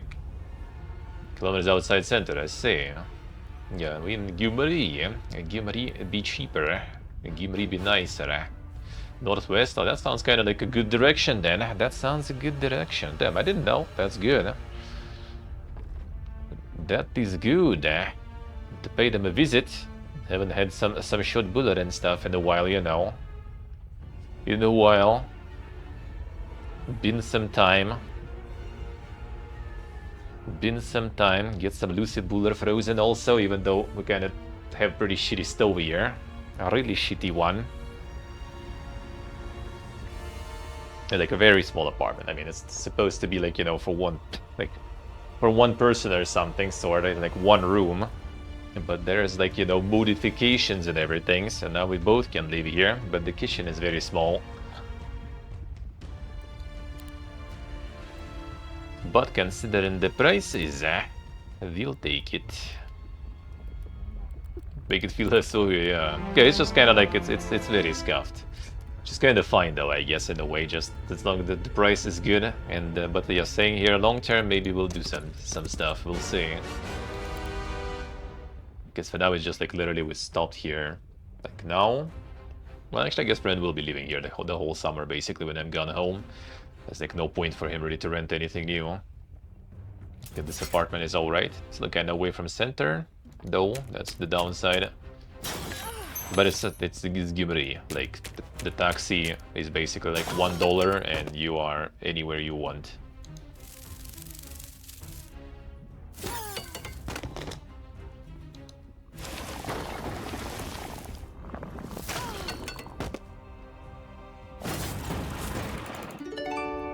The prices parts are pretty good, But ironically, actually Vietnam is even better, dude. In terms of prices, in terms of food, everything. And I will do a bunch of like fucking dentist stuff in Vietnam probably when we go. Just need to save now. Save now.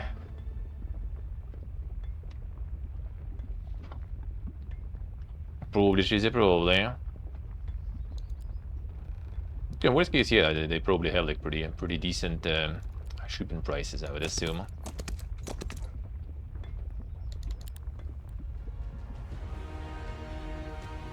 You can get like a whole truck also and get a bunch of stuff because I'm pretty sure there's gonna be a lot of people who want to get some furniture and a lot of peeps to live here, but no.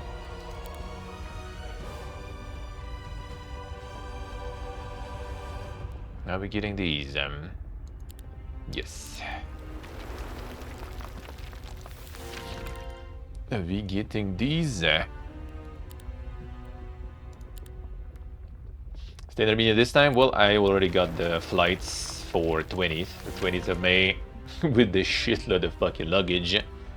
I'm going back for the summer visit home. Can also like lug a bunch of stuff probably that I don't need to leave there. So I'm gonna be there for the summer. And then end of September, well, not end, like second half of September, I return here and we stay here until next summer basically. So the whole winter I will be here. The whole winter will be here, huh? I'm gonna stay a bit and recuperate. Like the last bits of travel, especially in India, like dude, like we were losing our shit. My friend was seething already, like completely.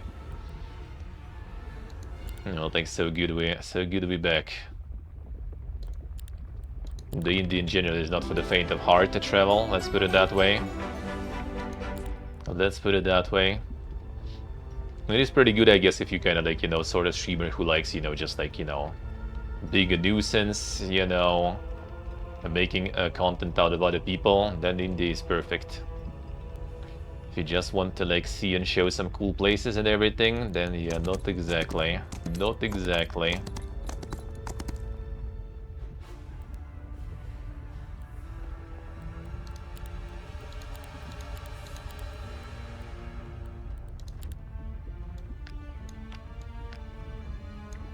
So we're gonna get some rest.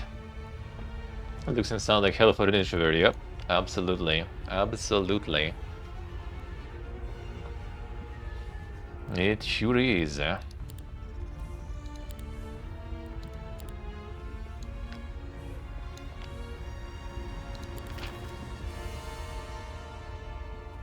should get this one last turn, whatever. The Geogas are, oh, it is IRL also. It is IRL also. I would say like Mumbai was really cool though. I did like Mumbai. It still was loud as shit, but it was better though. Delhi was like, oof, man, that was insane. And just exhausting. Like, you know, just being outside is exhausting. Like, friend was trying to like not go in. Like, I was like going to stream that and stuff, right? But like he was just trying to like sit in the hotel most of the time. Like even being in another country because it was just exhausting. And they go in for walks is like no. Like in Mumbai, I basically like went for like what 5 hours through the whole city on stream, and it like, but I think not a single sort of interaction, I guess. Like obviously you catch all the stairs and stuff, but like it was especially going through some interesting districts I've been to. Oh, there was one interaction, I guess. Yeah, like when I went in this like district that was absolutely like completely randomly there because I kind of was going to some like British fort or something. And ended up in like some kind of like, you know, like local favela of sorts. And I was like just walking through that, and there was just a guy like, oh, yo, where are you from? And I'm from Russia. Oh yeah, Pog. Your president's very nice and stuff like that. I'm like, uh-huh. I'm just like passing by. Other than that was like all good. In Delhi, you just kind of like leave the hotel and you already get the interactions instantly. Like someone, like my friend went like at like 1 AM or something, went for a smoke next to the hotel. Like there's no one, like, you know, just like the security in the hotel sitting at the porch, sorta. He just went for a smoke, and as soon as he just kind of like walked close to the road, some dude already like on the bike, you know, pulls up and tries to sell him some fake AirPods. Like bro, like 1 AM. Good Nick, good morning. How we doing, man? Can they visit? I mean, they do. A lot of people. We have like a lot of Indians now working, moving to the country. It's actually kind of interesting because when we were in Taj Mahal, actually, when we were in Taj Mahal, they got us in the store, kind of like, you know, as usual. Like the guide has some connections and stuff, got us in the store to try to sell us like a bunch of stuff made out of marble, the same, you know, like made by the same dynasty of workers who were building Taj Mahal and stuff. We kind of knew what it's gonna be, but we still got like the magnets. They were actually like pretty okay priced and looking cool, so we still got the magnets there at least. But they had like another group of tourists already being farmed. Those were, I think, like Japanese, and they were more successful at farming those. But the guy who was farming them, he was like, oh yeah, I'm moving to Russia now, like going for like 6 months or something. And then the Japanese also were like, why would you do that? That is like mafia and stuff. He's Schreider, hello, how you doing? So they actually do be traveling, eh?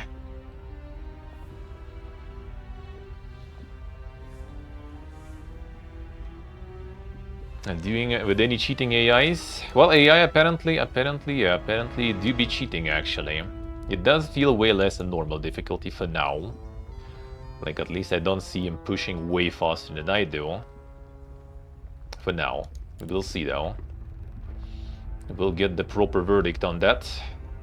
Hopefully soon, but yeah, on the higher difficulties it was actually being sus. Very sus.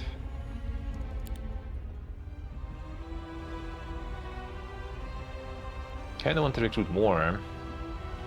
And money's still kinda tight though.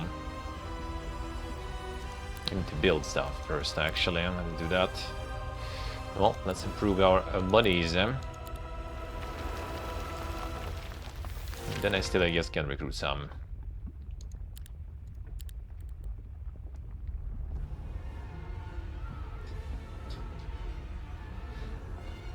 No, that's right. I'm not really into the PvP so much, really. So I have not.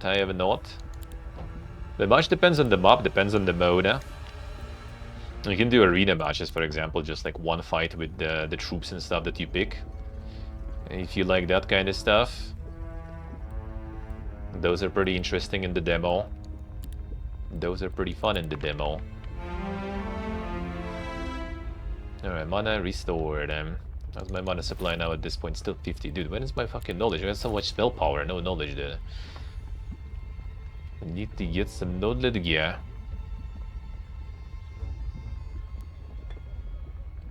Alright, we can do some of that. These actually like 2000 XP here waiting for me.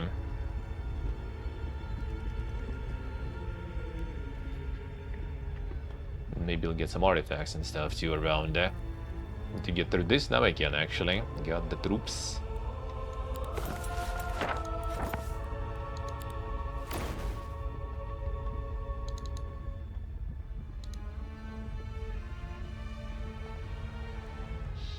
Has the 6 hours to spare. They usually like we need to get some of our experts on that, but yeah, like there are special maps for that are actually like way faster. Especially when you know what you're doing, I guess, and stuff. They are way faster. I don't need some like a grand game for that going, you know.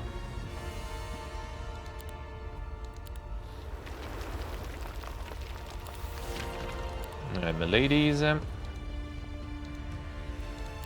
some of these guys.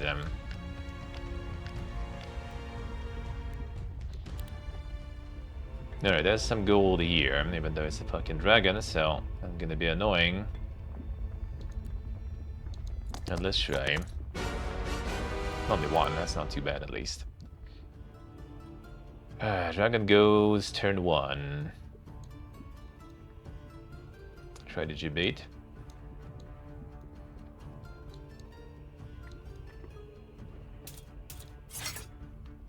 Oh, we even get like initiative there. Interesting. Maybe we can do the dragon. Yeah, if I could get there. How's the Blinkum?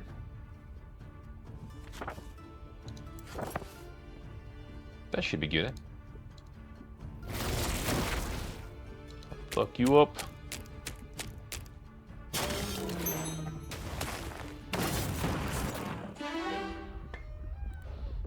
Sorcery. Alright, new battle spell, magic damage.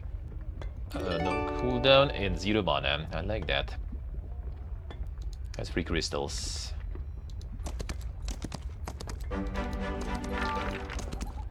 There's ranged, whatever.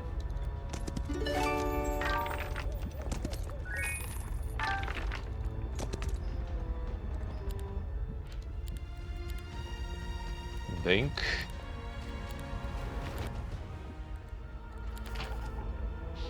Who's next? We need Hornets, I guess, upgraded. Gain initiative, that's kind of nice. Aha, there it is. Well, that ain't exactly yet on the cheating levels, but it might be kind of sus. Let's see. Not too bad, not too bad. I think we might be able to get his ass then. Be kind of careful though, not as low again.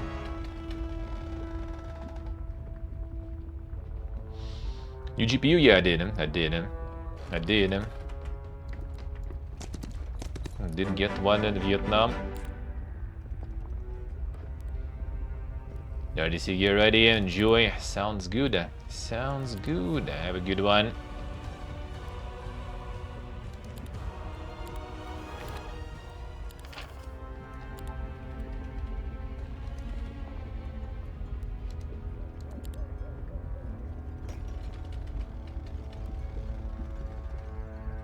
GPU I got a 5070 Ti. I actually bought one in Vietnam. Decent prices there. When all the Fiesta was going, I'm like, man, this like price is still kind of okay. And they were disappearing also from like, you know, from the storage, right? From the stock. So I was like, shit, I think I kind of need to fork it out. Whatever, let's go. That was nice because I was buying it in the Vietnamese currency, and that was how much was it then? Like 10 some? No, way more. But like close to 20 mil or some shit. I went to like exchange and I had like, you know, like whenever I'm approaching to the store, he's like, oh, how are you gonna pay? Like card or cash? I'm like, cash, you know, boom. And it's like fat fucking stack, you know. Let's go.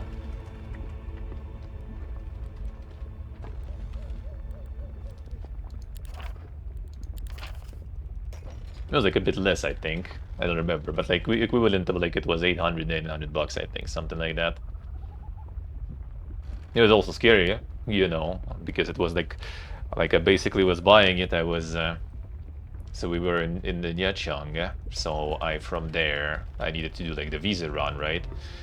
Because my stamp was running out, so I went on like the sleep bus for 6 hours, like 7 hours, like night basically, to Ho Chi Minh, hopped on the plane, went to Kuala Lumpur, right, to Malaysia, did some streams there, returned, got the new stamp in Ho Chi Minh again. In Ho Chi Minh, I bought the GPU, was like running on the buses across the city to get from like the airport to the exchange, then from exchange to the store, then from the store to the bus stop. Well, actually, it was 2 stores because I got SSD also. So from there, I went to the bus again, and another like 7-hour ride back with the GPU already. So basically, in another country, in a completely different city where I bought the GPU. It was expensive fucking GPU, but all works so far so good. I already survived some troubles in the flights, even though this time I needed to kind of like, you know, yank it again back because I guess it did lose a little bit of contact in travels. That happened with previous GPU 2 once. It's be cheaper around there. Yeah, a lot of stuff made in Vietnam and stuff. Southeast Asia now produces a lot. Vietnam is insanely like advanced, dude. Like it's really cool. You have this like contrast, you know, you have still kind of a lot of like authentic, you know, kind of like this like habits, authentic, you know, like villages, authentic experiences there. And in the same time, you have like, you know, like some locally made, self-produced, you know, like electrical vehicles, you know, plenty of them, electrical bikes, all the electronics and stuff around. Have some fucking like, I think we were passing on the bus like Intel manufacturer or something like that, or some other like big company basically, I don't remember. It's really good, it's really cool. Yeah, let's go in Castamania. See, now if I say, well, that's a different juicer there. Just gonna be hibernating for now. I think prices kind of like went a little down, not super, but a little. $1,000 CPU that no one needs. That's gonna be like an interesting time in general, yeah, because a lot of things becoming like going in the price ranges where it's kind of becoming questionable, you know, like do we actually really need that? Do anyone actually can need this for this price? Let's put it that way. Like we're getting in those ranges now.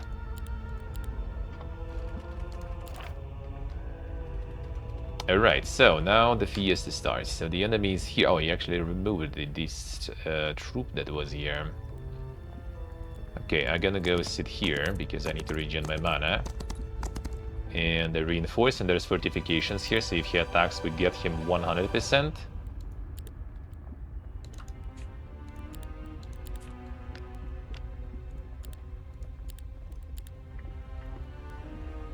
Mike Vinze. Money kinda low. I think we should be able to get his ass, like no problems, if we go for it here. Come on, don't go too far, brother. Go in for that booty.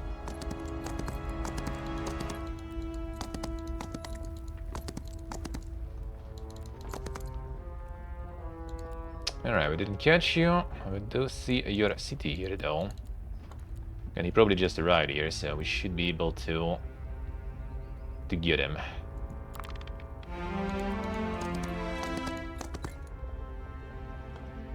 Like, this different troops, by the way, right here. They changed, eh? Like, if I can call cheating here again. Now, he had a shitload of troglodytes, not a single one now. He had unupgraded Minotaurs. They upgraded now. That is already Skamaz in there. This city, I think, might be... Okay, let's try. If this one has full fortifications, we're fucked. If not, then he's fucked. Okay, we're talking then.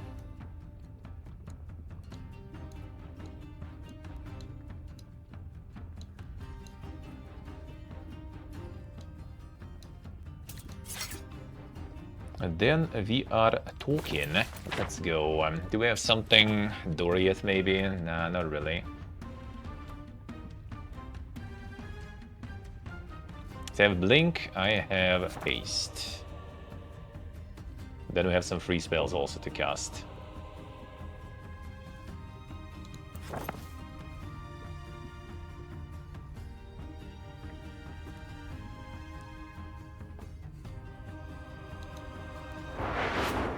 Nice. Alright, alright. Yeah, this guy is fucked. Big time. Wait, where did the dragons go even? He had dragons there. Was it Skamaz? Or he has like dragons in the castle separately sitting there? I wonder what is going on. What is going on? Okay, I think we just go in like this.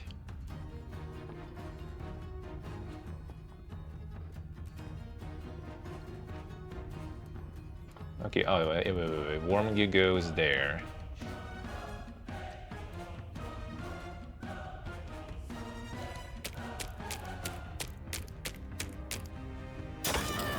Yeah, just before the increase? Yeah, that's pretty good.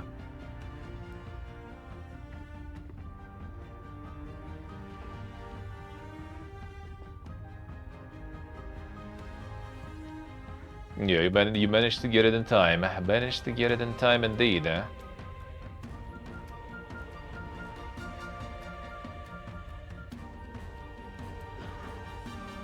I'm kind of happy that I got like everything except GPU. Pretty good. And I got like the MOBO for my... Well, I mean, my CPU in this PC is not that old because, well, I mean, my PC is small, right? So I got the specifically really cold CPU, so it's not like super powerful, but I mean, that's enough. But like my MOBO is, you know, future-proof for a while. And I got also the DDR5 and everything, also decent amount. Decided to... Well, I mean, I didn't go for 64, I think I went for 32, but hopefully that will be enough for a while. And then, yeah, I just needed to upgrade my GPU. I still have my old one with me. So someone needs 2080 and plans to visit Armenia, let me know. Let me know.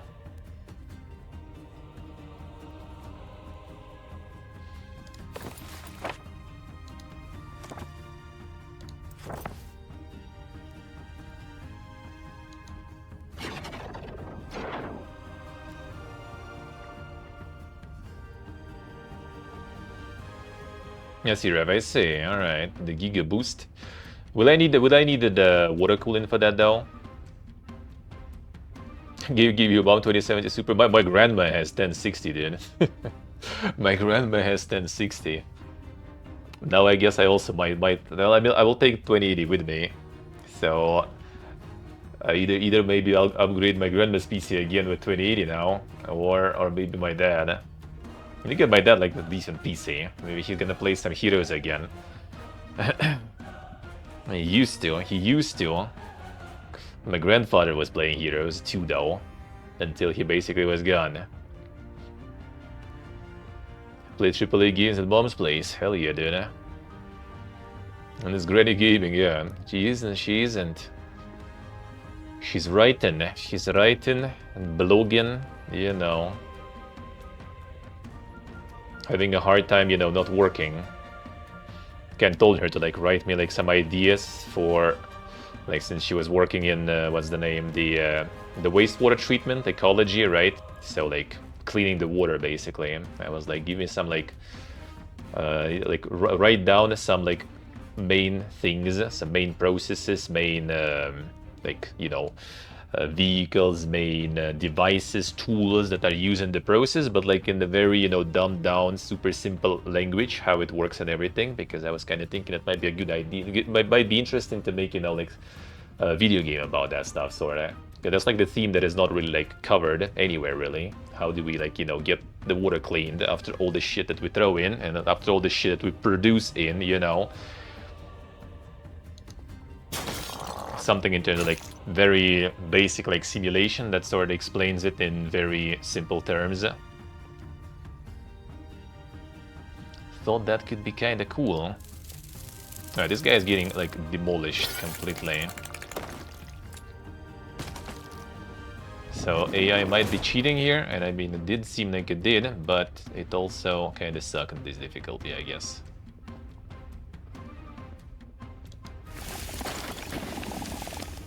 This thing has like same amount of mana, not the same amount of stats though. Like I would say his stats are still kind of better.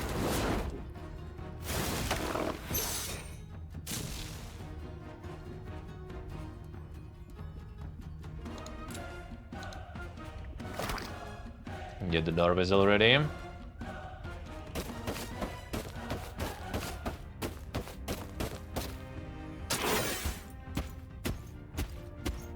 I see, Rev, I see. So it is actually not super hot. That's good. The same person, I was my grandfather. I was my grandfather with the Heroes 2 cheats all the time.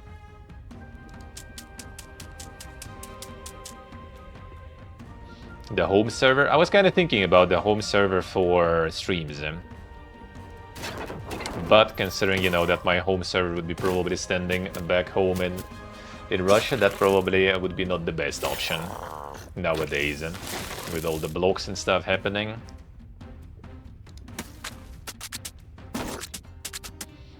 So don't think I'm gonna do that.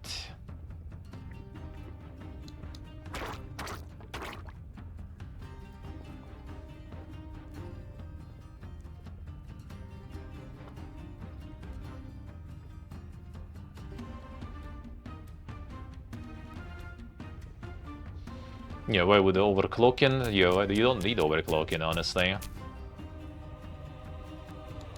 Overclocking, I guess, kind of makes sense if you have like some like dated, gear. Maybe then. All right, this dude dead. Yep. Get the fuck out. All right, so it did like some weird cheating. I don't know what happened.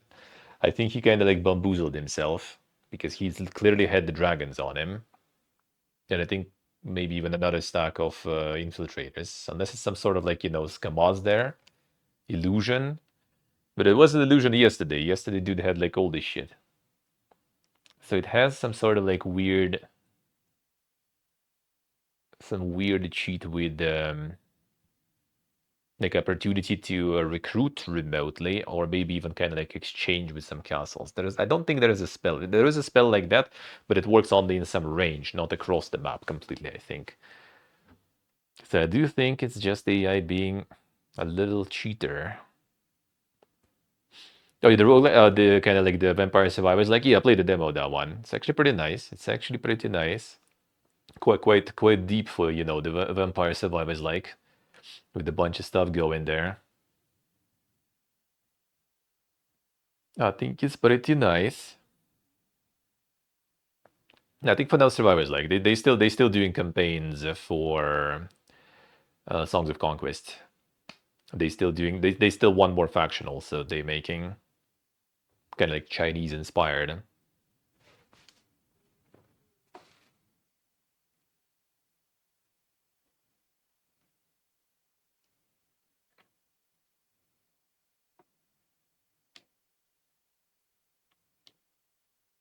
The essence of these, the wield these then. Alright, so normal difficulty, no problems. You go on hard, and they go hard too. But way too hard, not the right way, not the proper way. We'll test though, we'll test next time then. Maybe the mop on normal and AI on hard. Let's try. Because in demo you could fight unfair AI and that was fine. That was fair still. And hard one was actually kind of not that super hard at all. But now they are cheating by the looks of it.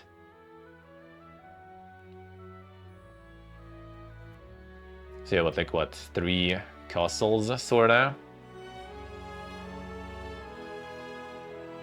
Like last time, by the time you get like to the second one or something, or here, AI was already all the way here and beating you, which is like technically impossible even, because if you need to go and get back reinforcements and stuff, you're not gonna be that fast, or you will be that fast, but you will have not a lot of troops. But he was like always with a shitload of them. All factions versus hard aid? No, not yet, not yet. I just haven't played this faction. That wasn't the demo, so it's kind of interesting. It's very aggressive. It's very aggressive. And yeah, I think kind of having like a massive like master tactics and stuff is really good. So you have enough range to instantly on turn 1 already going in. The story mode, Act 1. There is Act 1 right now, an early access release, and they will be still working on it. It's really good. It's really good. It has some non-linearity, it has some choices, it has reputation with different factions. It has some side quests and everything, dialogues with options. Like, it's actually quite RPG even. Like, I liked it. I really liked it. It's pretty good. It has the voice acting in at least hubs. And the infamous, you know, like walls of text that heroes throw at you in previous games that I like never read as a kid, and I still kind of developed this habit of not reading that. Here, at least, it kind of like made a little more, you know, easier to digest, I guess. So the campaign's pretty good. It was 35 hours, I think, took me basically for campaign. I did a normal difficulty though, and there is one mission that is kind of painful, and a lot of negative reviews are actually filtered by that mission, it looks like, because even on normal, that mission can get kind of tricky. But it wasn't too bad though. I don't know how dank is on hard. Hard might be very dank. Yeah, I'm not a huge fan of like the PvPness. The only way I can see just like playing with maybe like some viewers and some friends. And I don't know if I would be doing it like on stream and stuff. Just not sure. Something for funsies, you know. I do like the campaigns and stuff though. So yeah, campaigns I do really like. Yeah, there's a lot of modes, like you can go arena mode, for example. That one is really good. That one is really good. No, I mean, I can even show. The arena is like default, you don't have the difficulty pick here. But this one you also can just like for funsies, just like go in, and you make some picks. And what do we have? Yeah, like when I guess it improves the monitors also. Leveling up, not gonna happen. Dread Knight's growth. Fine, let's try maybe the Minotaurs. So Minotaurs go leadership, more morale. Yeah, maybe we'll get the Battlecraft, let's see. More morale, initiative. Could go for this maybe. Let's try. So Battlecraft we need. Get the defense. Each point of luck, no luck really. Fine. Battlecraft, there it is. Battlecraft, deal +10, take -10. Ranged melee. Let's go melee. Spells. Go super Battlecraft. Prepare for priority strike and they choose to skip their turn. Maximum mana increase per their attack and defense. That's kind of nice, alright. Okay, fine, let's try. Doubled with who? Recruitment. Not sure if I'm gonna get that though.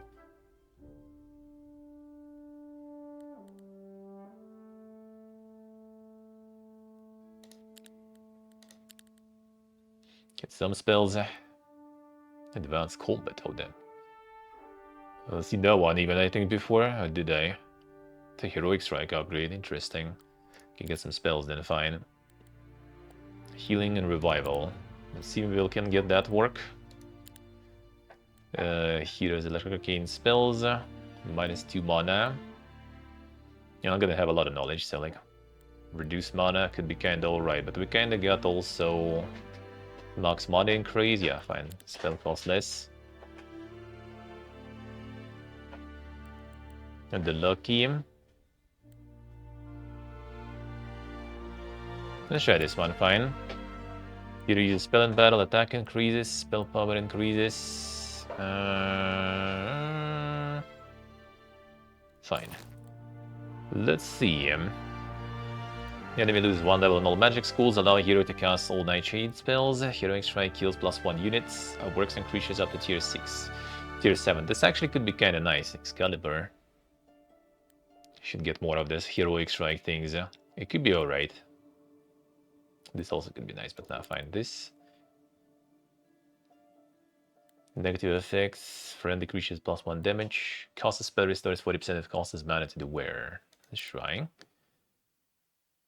Attack and defense, all tier 2 spells available. That could be kinda alright. Less counterattack damage, fine. 4 knowledge plus 15 total knowledge.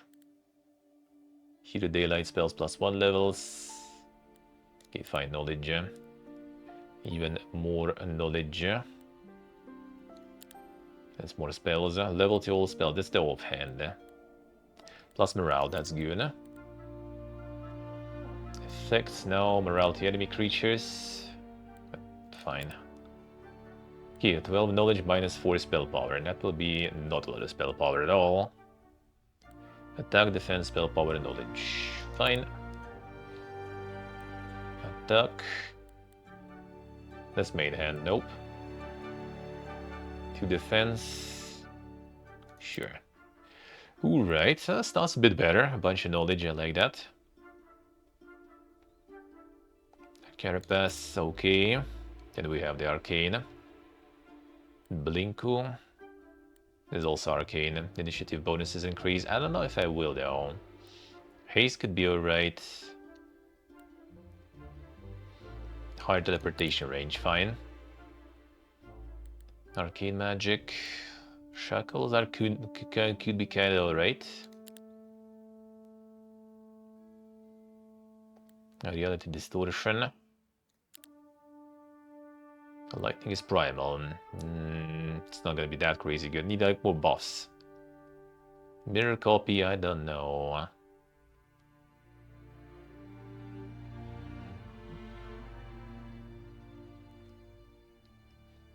I guess fine. Rewind light, that's really good. Doria's side is also pretty nice, I think. A black holo. But the snare.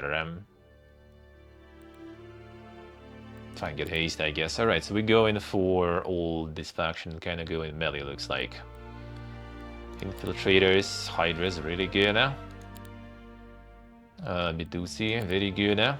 Dragons, nice. I need Minotaurs. If we get Minotaurs, we won. These guys give morale though. Fine. Ooh, there we go. Well, no more Minotaurs here, but this is also good. Bonus, bonus, bonus, bonus, both. Let's go, and we go in.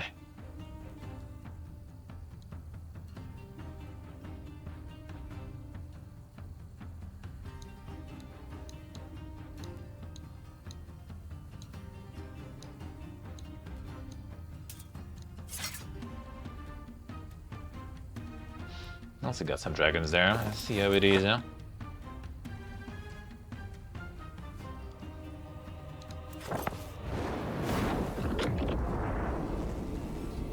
Did even affect the dragon. Oh, interesting. Still not that bug though.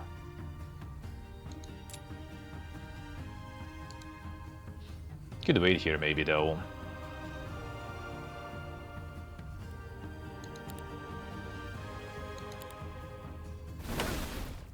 That's fine. That is silence. Okay, fine. Silence these. Okay, has a lot of range actually. I need to push.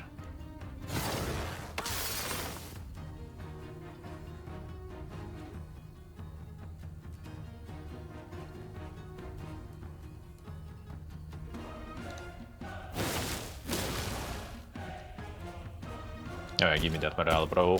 Give me.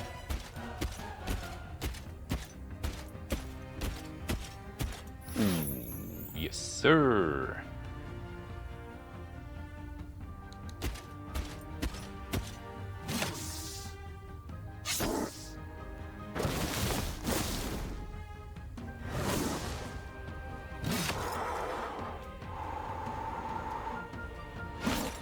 The bullying started though.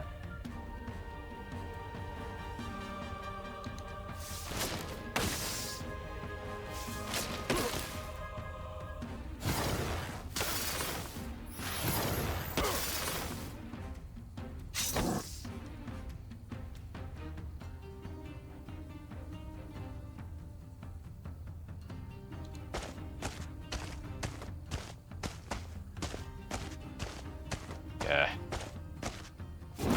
But there's gonna be some work for the dragon here now.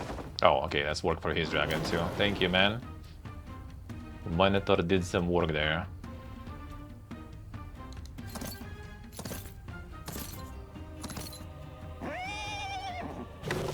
Get Horsende. Alright, the dubby.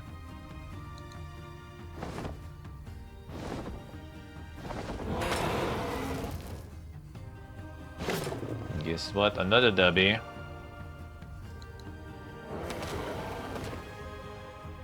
Ooh, that's good to have leadership, man.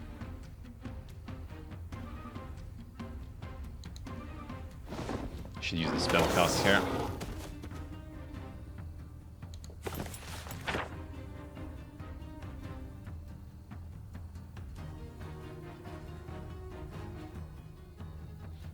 So wait for now, maybe with spells.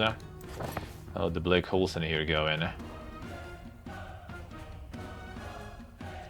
Very good.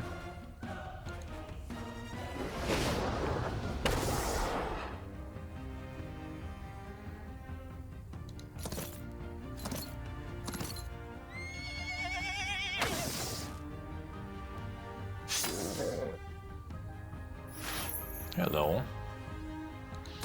Keep it on in.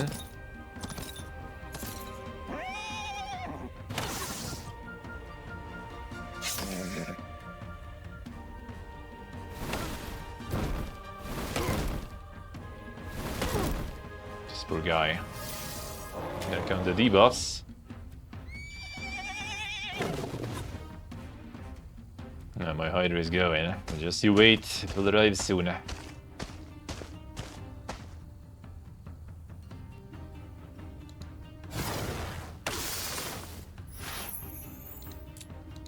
This one still kinda can do the range stuff, so... Soon, not anymore.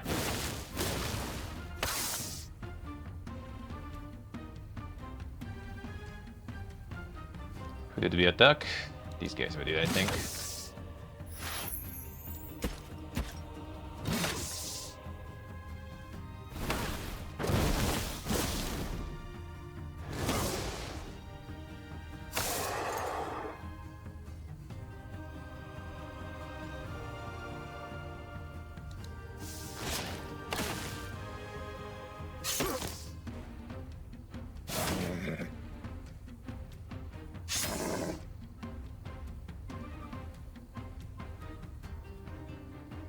Yeah, it's better.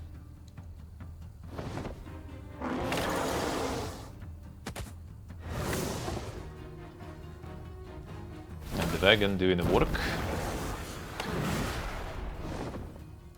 Ah. Stupid mistakes. That was my bad. Didn't notice the setup there.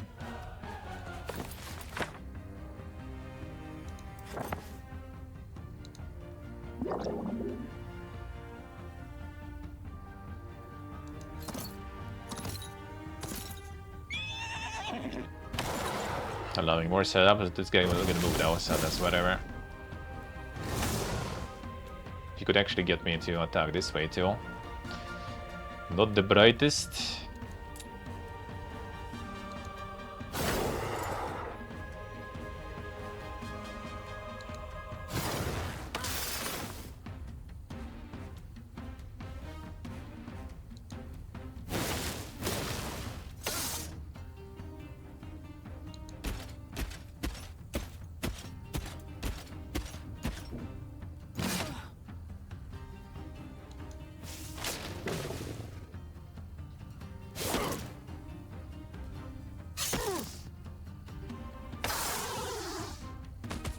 Dub here.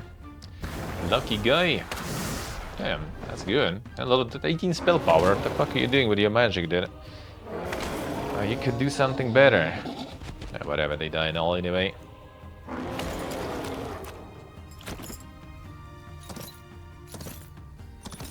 Fucked up positioning there a bit in the end, but that was easy. Yes, you readable what you can do. It's nice. It's nice sometimes. Just test different, units, different spells.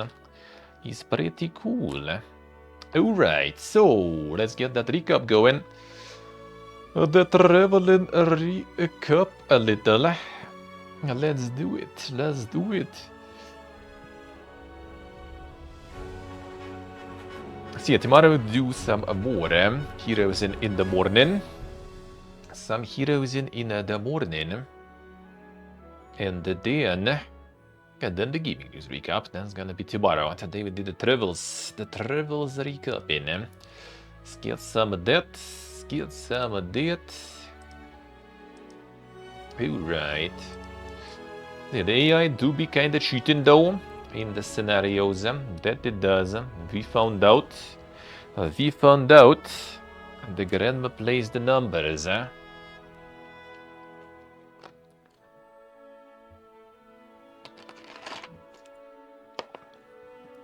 And that we did find out. And now it's time to check how the travels and stuff went. Let's go. Alright, boom. Music is in.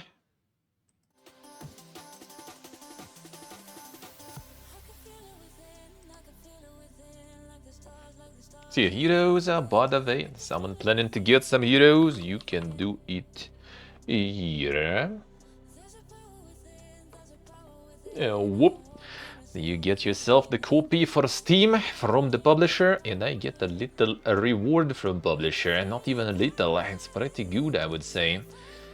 Very juicy. So yeah, consider if you plan to. Alright, let's go.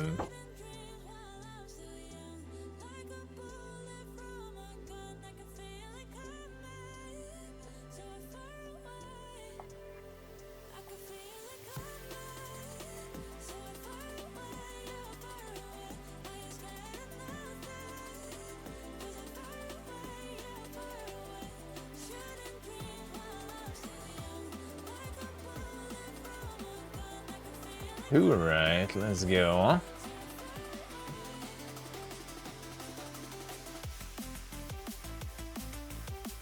I'm gonna get the beeping. Get the beeping in the background, yeah. The immersion. The immersion. That would be interesting. That would be interesting.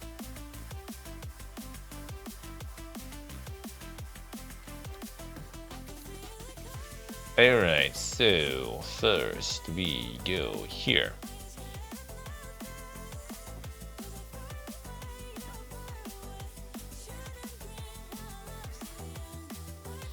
First we go here.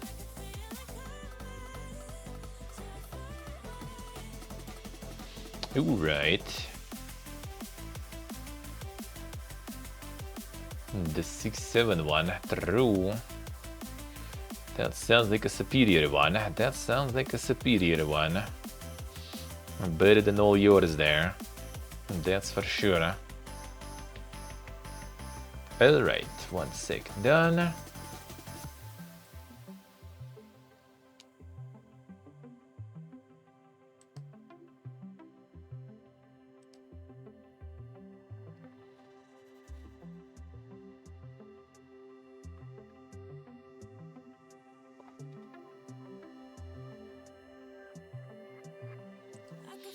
Alright, 1 sec, be right back, and we start.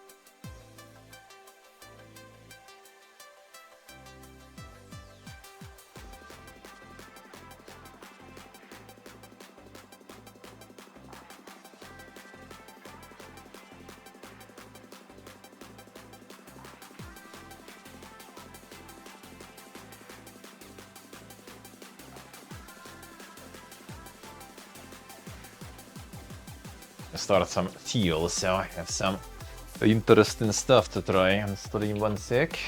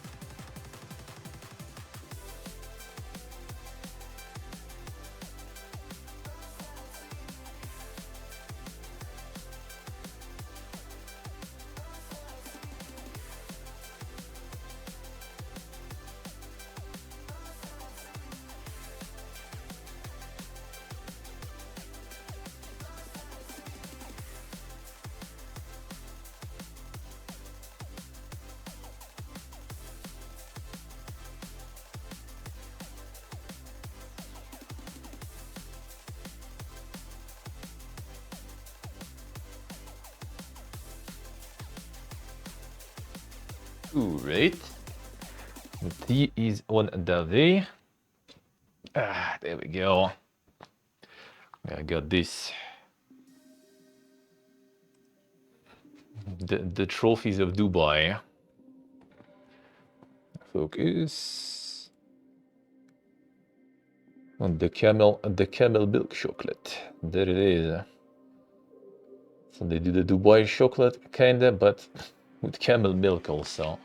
So we'll see how dank can that be. How dank can that be? Probably quite something. We'll see, I guess.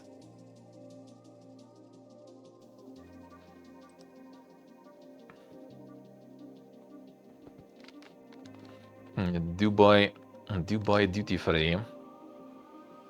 I decided to get the try. The fuck is that? Nice, Dave, nice. Already done. Was it worth it?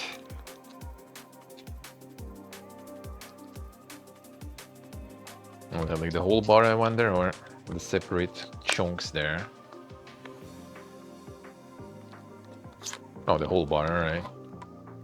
Damn, it's like not just the tin foil, but also the plastic cover there.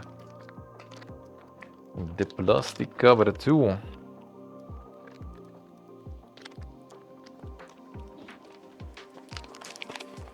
And you summoned wild sock there too with all the Legos, eh?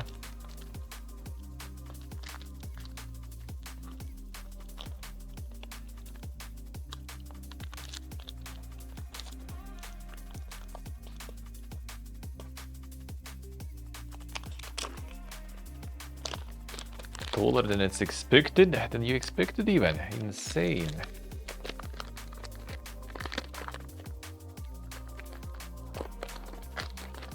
Stay all oiling up some shit. Oh damn. Go. That is indeed very fancy even this way.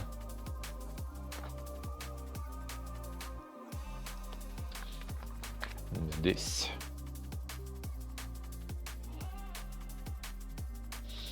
The fancy Giga bar. That's a lot of these nuts, dude. A lot of these nuts there. Crazy. Crazy. No, focus good. Works. Manual focus is tricky sometimes, eh? It goes in. AP implore the low.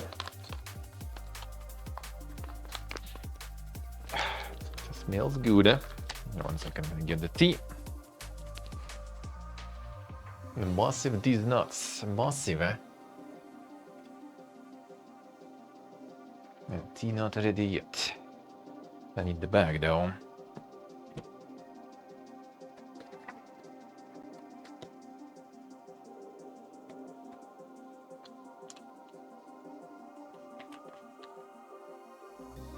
I'm doing the bugs like a flip for now. Can get some loose leaf.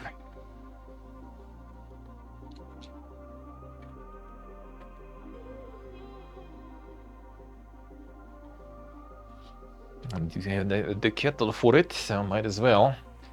Might as well. Yeah, way warmer.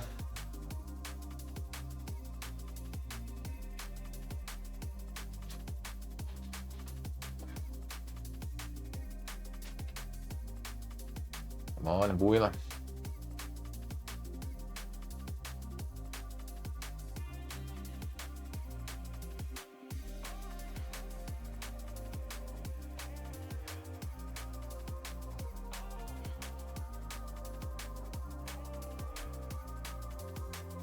There we go.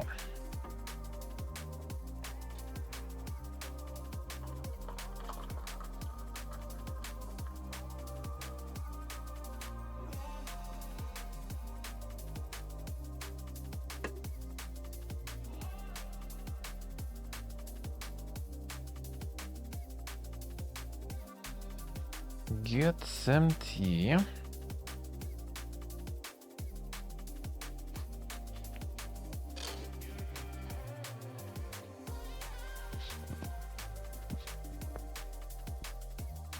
Can combine two even. Damn son.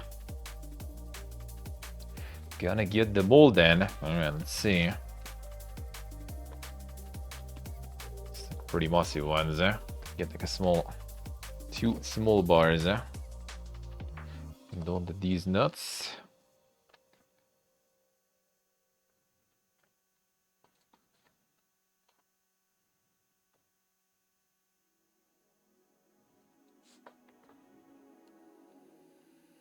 I read the concubine.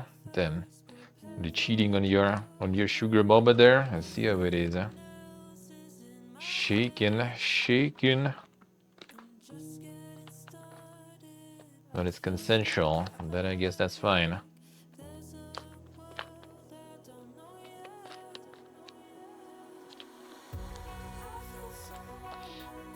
Alright, there we go.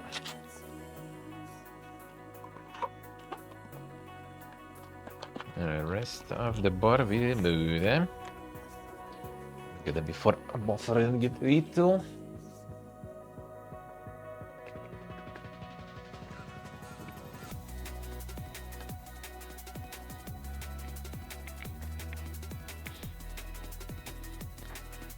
Fancy chalky, alright, let's see. How dank is that? How dank is that?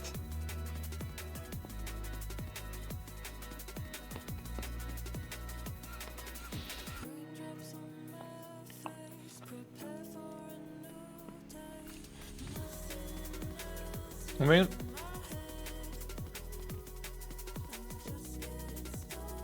kind of just regular white chalky there.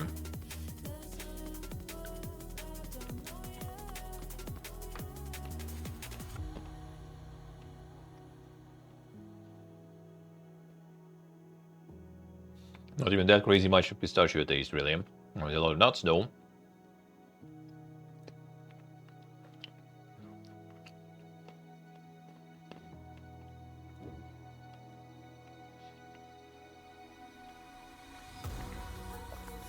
Well, I guess not that crazy different of a milk there.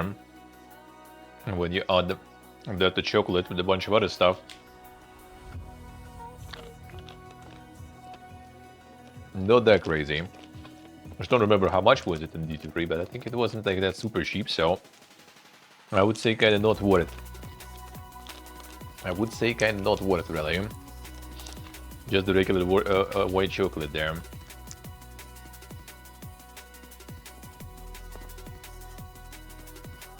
Alright, so let's get to the recap and then the insane recapping. Okay, so I basically did recap all the travels starting with Cambodia, I think, right? So let's go. The insane apartment that we had, the Airbnb, the actual fucking gaming corner there, dude. And that was the perfect, the best place we ever stopped, probably the short term. At least that's for sure. Actually, probably not even the short term, any term really. The best apartment we ever had, really. Get the actual, chair, the actual table. Feels good, and Fred also had somewhere to sit, so that was very nice. The balcony, and did take the photo there too. It was one of the rooms, and basically Fred was like sitting on this one. And that was kind of alright too. Have AC in the smaller rooms, but no AC in this room though, where I was sitting. But at least you have the fan, and I brought another one from the kitchen, so it wasn't too bad. The second room, also with AC. And they coated it with all the rooms. And the second room was kind of like built, on top, I guess. Not sure what it was before, just like a massive kitchen or something. Because the kitchen already was quite massive there, I would say. Kitchen was already quite good, but the only microwave though. And no stove, nothing, but I mean, an Airbnb, that was kind of fine. That was kind of fine. The insane super long bathroom there. And narrow and long, and with the shower as usual. Yeah, with the shower as usual. Yeah, that was the entrance to the kitchen and in the apartment in general. Got some mangoes there. Feels good. Mangoes, water, coffee was there. All the good stuff. All the good stuff. Yeah, that is the esports table, dude. That was so good. Yeah, in the balcony, you just have a hammock and stuff too to chill. I was basically there every evening, just chilling, doing some Duolingo and shit. Feels good, man. Pretty hot though still. Yeah, mango with message. A mango with a nice message.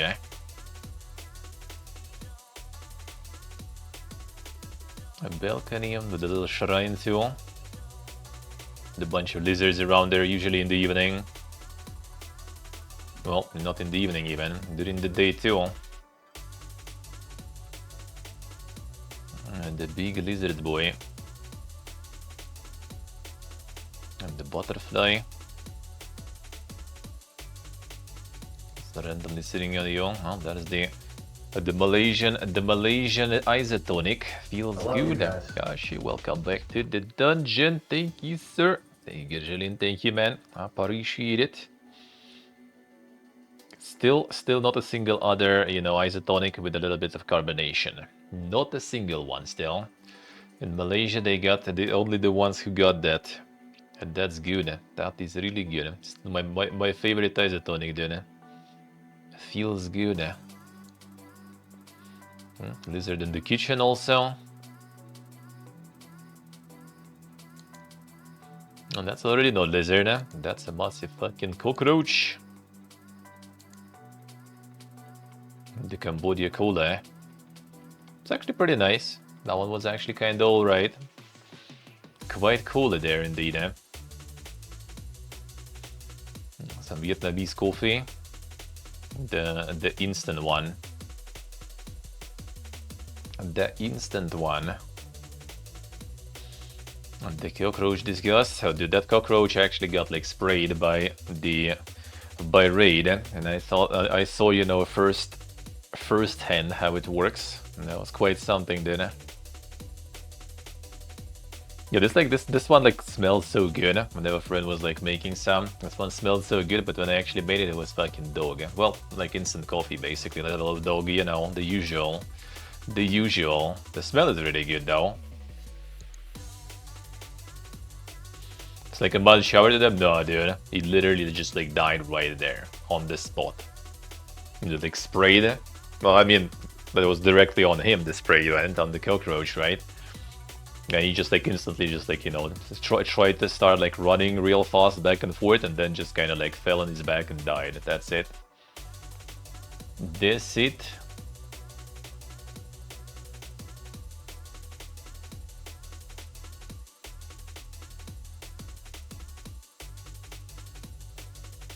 See stuff I say, huh? Gotta get all the spiders there. Yeah, the Independence Monument and all the nuggets there. I like all the snakes there.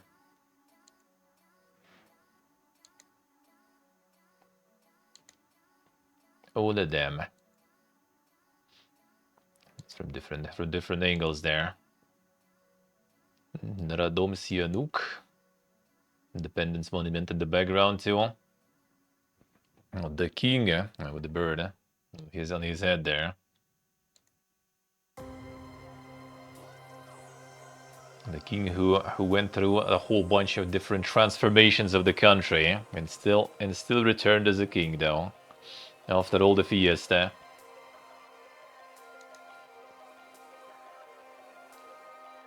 And there were like so many different like regimes and everything going. Truest about it, true, huh?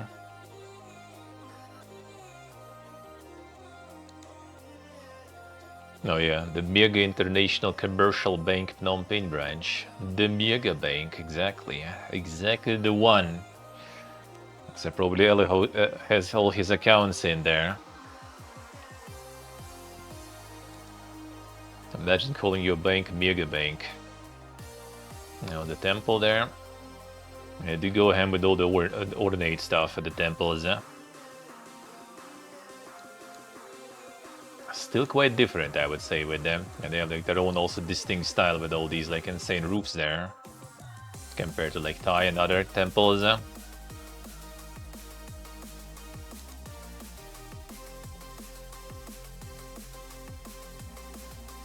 It's like the inner yard there of the temple.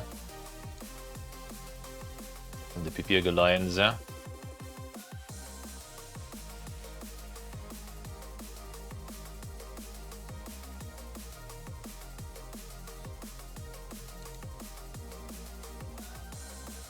this one is Chong there, ole. The Yugoslavia Street, there it is, one and only. One and only. Can cook your noodles in Yugoslavia Street, there it is.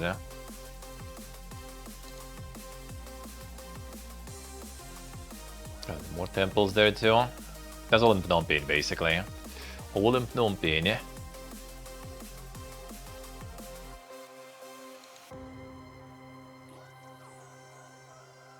I got all of them temples there around. That's just like randomly walking basically to exchange some currency. On the way, a whole bunch of stuff there. And that's the postcards. People already getting all the postcards. Feels good. Guess Cambodia all arrived already mostly. Let me know when you get yours, Gustabani, or won't get yours. In a few months, I'll arrange. I'll arrange then.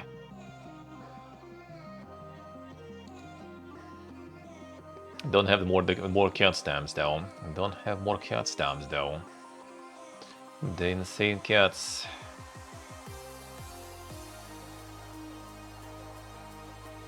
This one is Kabaz though, but well, you got some bonus. Got some bonus because yeah, 3,000 was enough actually. Didn't need no 700 there. Yeah, that's just like the stall outside pretty much. Like this the zoo stall, I guess, sorta. The pet store outside. Get yourself a Giga Lizard there.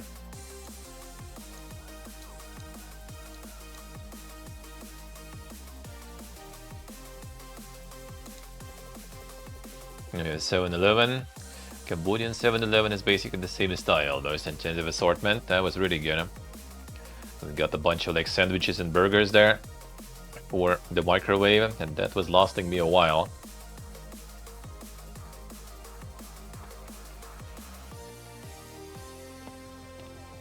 That was very good. I mean, that was bakery. I should go to this one more often though.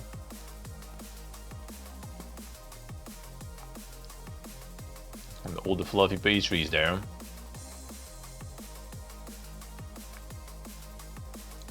You know, the fluffy stuff is the pork floss. And the insane pork floss. And the egg cream in this one. Just grab chicken, seaweed chicken. I got some other stuff there. I don't remember actually which ones, but it was good. And the KFC bar, and the KFC capybaras. Get like the loot boxes by ordering some food in KFC. They also went as souvenirs basically. Easy gifts, dude. Easy gifts.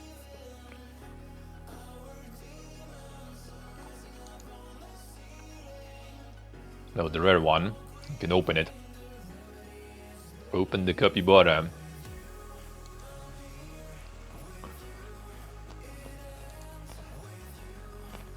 I guess it's supposed to be like sleeping or something, kinda. And press it. There's the Encore beer. It's actually pretty good. And the Encore was pretty alright. And the other one. All the beer was pretty much the most average regular lagers mostly. Still decent though. Seen waters.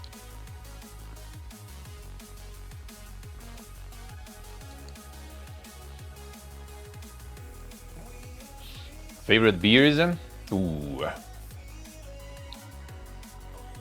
Favorite beer guess, Which one did I like out of the Thai ones? I think it was Tiger actually, or something I like the most. I think that one was kind of like probably one of the best, I guess. Probably. Yeah, I think so. I would say so. Like in Thai, like their main beers were kind of all right, but I think Tiger was the best one out of three. There was Chang, there was Singha, and there was Tiger. I think Tiger was the best, I think. And Tiger actually is everywhere. Tiger is pretty much all over Southeast Asia, actually. So it was nice. Even though, to be honest, they all the same, honestly. Like most of they all lagers, and they all kind of like very, very, very samey lagers in terms of taste. I mean, lager in general is not, you know, that crazy much different type of style, right? You don't have a lot of variety in that style. But yeah, they all kind of more or less the same. Like some of them just kind of have a little more kind of distinct, you know, like the taste of the hops or something.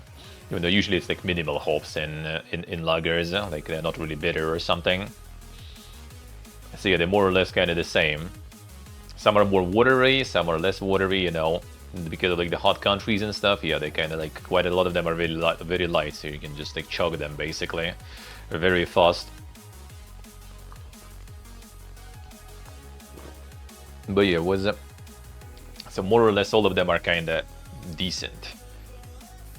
Don't think any of them were kind of like, you know, causing any wow effect. Thailand in general has like more stuff. They have like a lot of local craft beer. Some decent IPAs and stuff were there too. So they have like more selection, I guess, in Thailand. Like Vietnam, Cambodia already a bit less, but they have a lot of imported stuff. But local is mostly just lagers though. Don't think there was a lot of like craft stuff in Vietnam. We even tried like some draft beer in Vietnam. And yeah, I don't think it was like that crazy poke. Yeah, this is already the going into the genocide museum there, the waterboarding. That's where and how they waterboarded. Just get you there in chains, and this was to pour the water on you.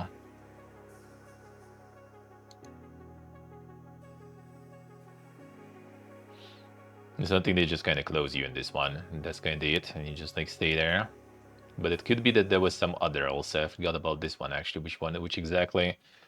the way of the torture was in this one. Yeah, like pretty graphic pictures there. I don't think I.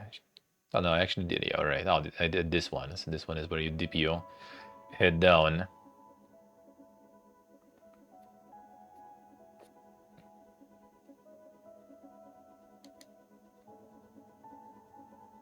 So the Giga Skulls. Yeah, that's like pretty much like all the Phnom Penh sightseeing. Most of the Phnom Penh sightseeing and attractions are centered around the dink shit.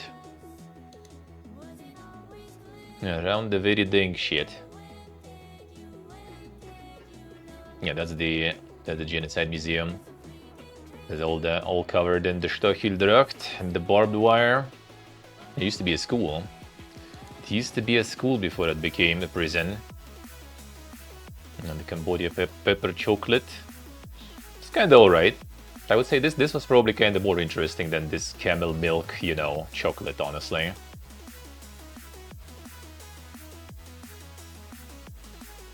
Yeah, so yeah. I mean, the paper on the face, the towel on the face, I think is always needed, though. I think even here you can see. Yeah, I think they put something on over the face just to have this effect that you are still kind of like it kind of prolongs the feeling that you are like still getting water on you, I guess.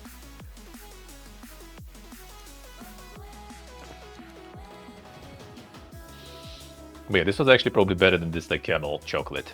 And the choki itself is just usual, but the marinated pepper was really cool.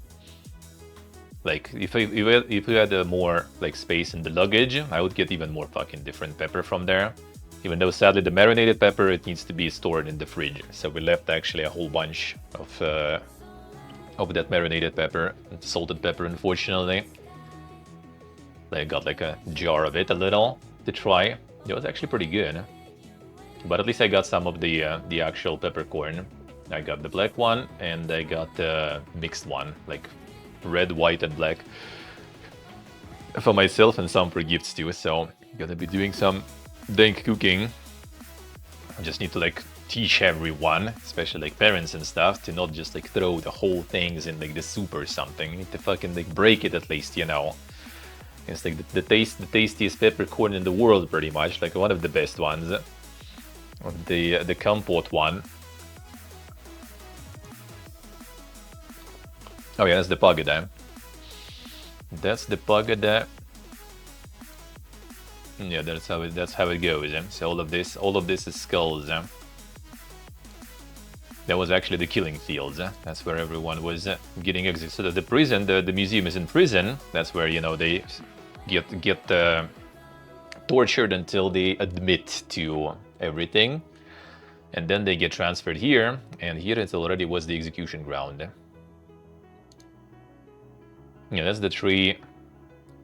Yeah, that's the tree that was used to execute babies, kids. Well, you can guess how. It's like grabbing by the legs, and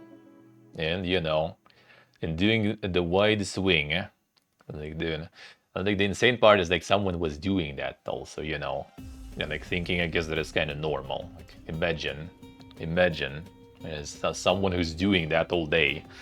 Like they were going at nights and everything too. Like there was like some days when there was like not enough time to kill everyone, so they had like some sort of like a separate building, like the barracks, where they were still holding them for a little longer so they can kill them later, sorta.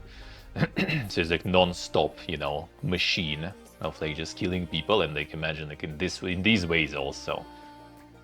Like I guess like any kind is something, but I guess if you like just like press the button or like pull the trigger or something, that I guess is like one thing. And when you do it like like up and personal, especially this way, the kids is just like, bro, how like sick in the head you need to be, or how sick in the head you will become after that, after some time.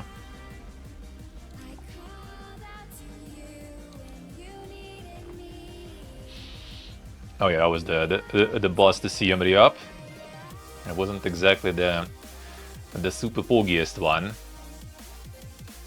Very recent, yeah, 70s. It was 70s. Like when you go to the museum and it's like like the clothes and like things that left from the victims, and it's like like jeans and stuff like that. It's just like wasn't long ago whatsoever. Yeah, that was not exactly the comfiest, not exactly the comfiest travel there.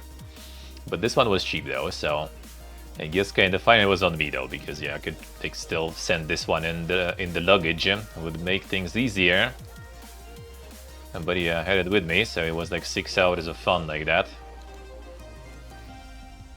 As we arrived, my friend got some beer, got me some smoothie. That already in Siem Reap. I got the soup gear. And the food is so nice. Oh yeah, we went like in Siem Reap, there is a store. We went like, just looked to grocery stores in the map, right? And found this one kind of close-ish, like big grocery store to like buy some stuff, like water and everything, isotonics, you know. And we went there and it's like, dude, that was like some Omega supermarket. Like you have everything, like all the imported stuff, yeah, like whatever you want. Some insane no, that's the French one or something. I forgot actually the name. Some dink one. Like all the important shit, they cost also a shitload. Like 38 bucks per kilo, yeah. 38 for this one. What else is there? 30 bucks per kilo. Like, bro, I don't know who's shopping. It's like, even though there was a lot of like Cambodians actually shopping there, not just like expats and everything. 41 bucks per kilo. Like there was like a lot of people actually shopping there, so I guess they can afford that. Yeah, we just like got like some drinks there, and I got the this one was kind of dog actually. Oh, that was basically the regular Dr. Pepper actually. Didn't feel no difference in this one actually. The regular taste. And more food gear. Yeah, this is the Lock. Yeah, Lock. His name not Lock. I think basically just like the beef with the black pepper sauce. That was really good. Just a bunch of beef chunks with the sauce. Very nice. Astronaut hello. Sugar and beet juice. Yeah, I guess. You know, that already was going towards the encore. There's gonna be like later more photos. Like my friend was taking photos because I was streaming mostly from those places, so it didn't really make a lot. You know, the glorious encore what?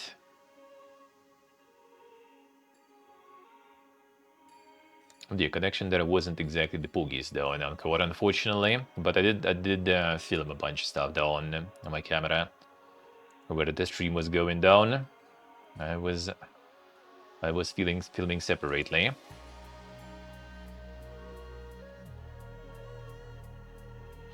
Encore was very nice, but I like the top rum more. I like the top rum way more, to be honest. That was so good.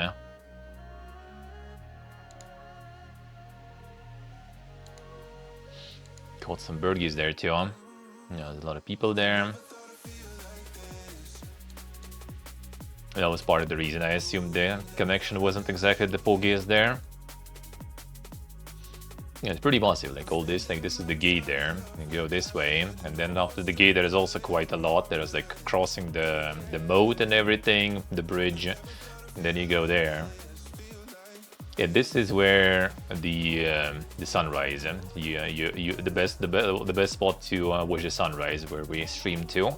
There is one here, but this one is like in reconstruction, so we've been there. I've been there. There's all the insane ornaments.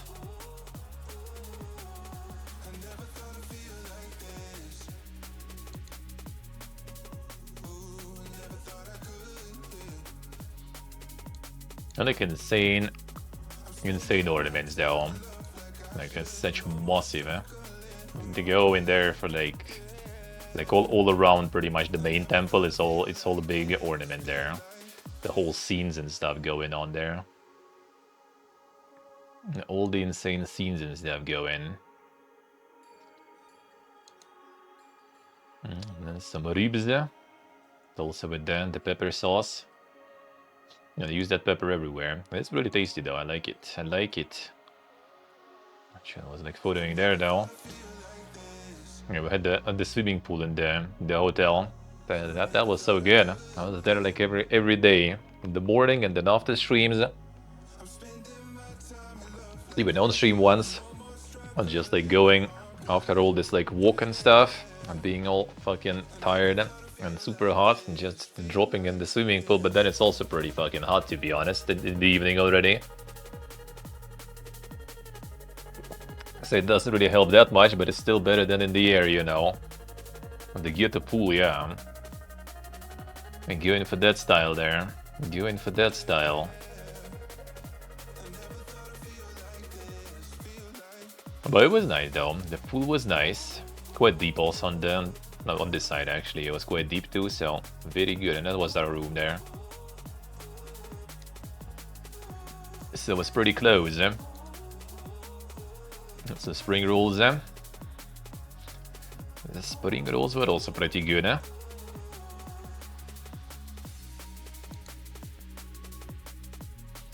Some more of the... This was one of the sugis, I think, though. I forgot the name of this one, though. You know, my hobo setup there. The table in the hotel.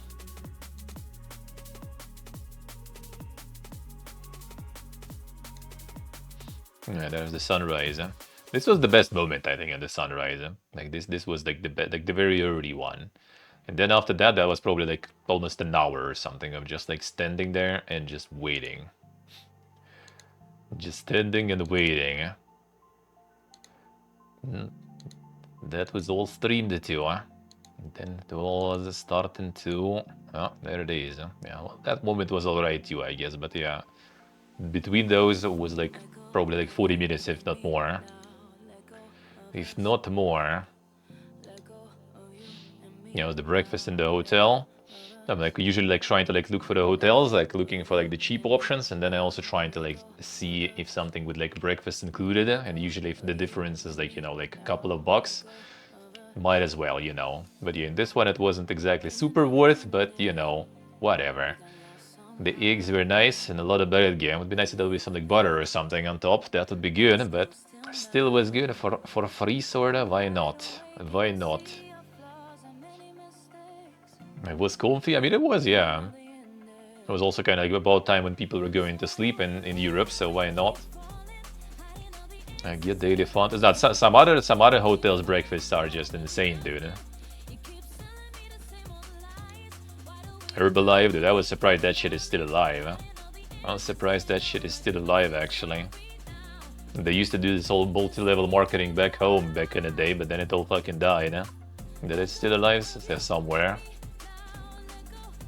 Yeah, it's like the river in the middle of the city. And it's like pretty nice level of that river there, you know. Live and kicking there, I see. Scab never dies, yeah. You know, it had memes back in the day, like in 90s and stuff. Like Herbalife was actually kind of like the word, you know, like kind of like the word meaning basically scam in our language. So, and they kind of disappeared, and now everyone already forgot what it is. But I guess not everywhere. Yeah, the water level was insane, considering it's kind of dry season at the moment. That felt like quite high. That already different ones, eh? That already different, different temples, eh? Approaching the other temples, eh? Now the prom is the best. Like, dude, this temple is so fucking good. Yes, you can see. Basically, just like the what's the name? Like the additives, eh?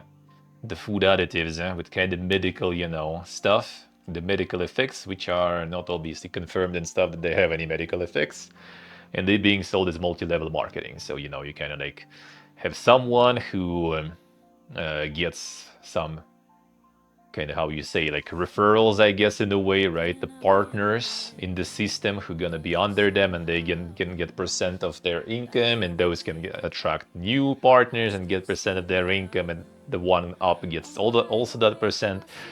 Basically that kind of shit. It's kind of like the pyramid scheme with the selling some dog shit. Top rum is the Tomb Raider temple, the Angelina Jolie temple. And this one was the best. I like this one the most. The connection was the best here actually too. It was just the most impressive one. The most impressive one, really. You have all these like massive trees that are growing through the temple.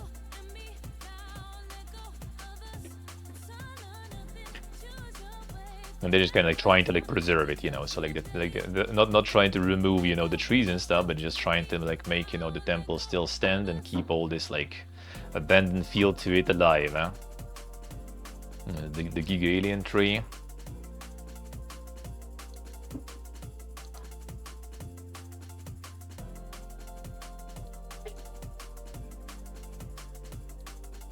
And the best temple, dude. Huh?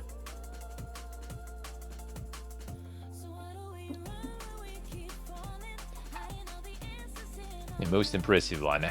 And kind of more chill also. There's like, you know, a lot of shade. There is all the like birdies, and the birdies were quite loud. All the noises of nature, you know, less people kinda. It was also like kind of like raining that day, but didn't get while I was streaming still to the rain. And later, like in the evening started. But in the distance you already could hear, you know, like the thunder and everything. So it was like way less people, it was more kind of chill. It was very good.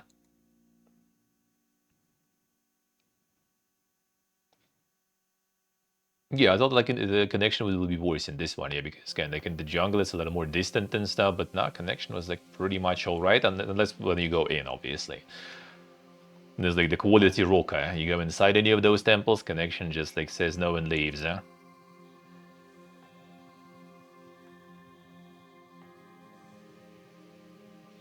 And it's basically like the red rock, I forgot the name of this one, it's basically like a very like kind of like heavy on the iron contents, and I guess yeah, over time it kind of gets all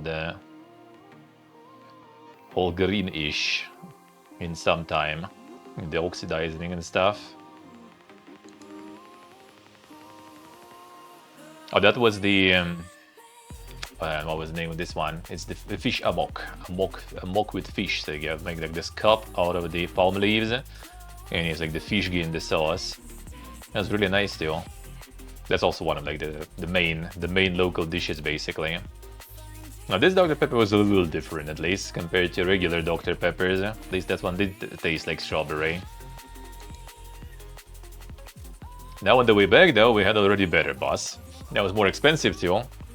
Like what the difference was. Like $8 I guess difference. Like this one I think was like 25 and previous one was like 17 or something. But I would say it was pretty good though. You have plenty of space.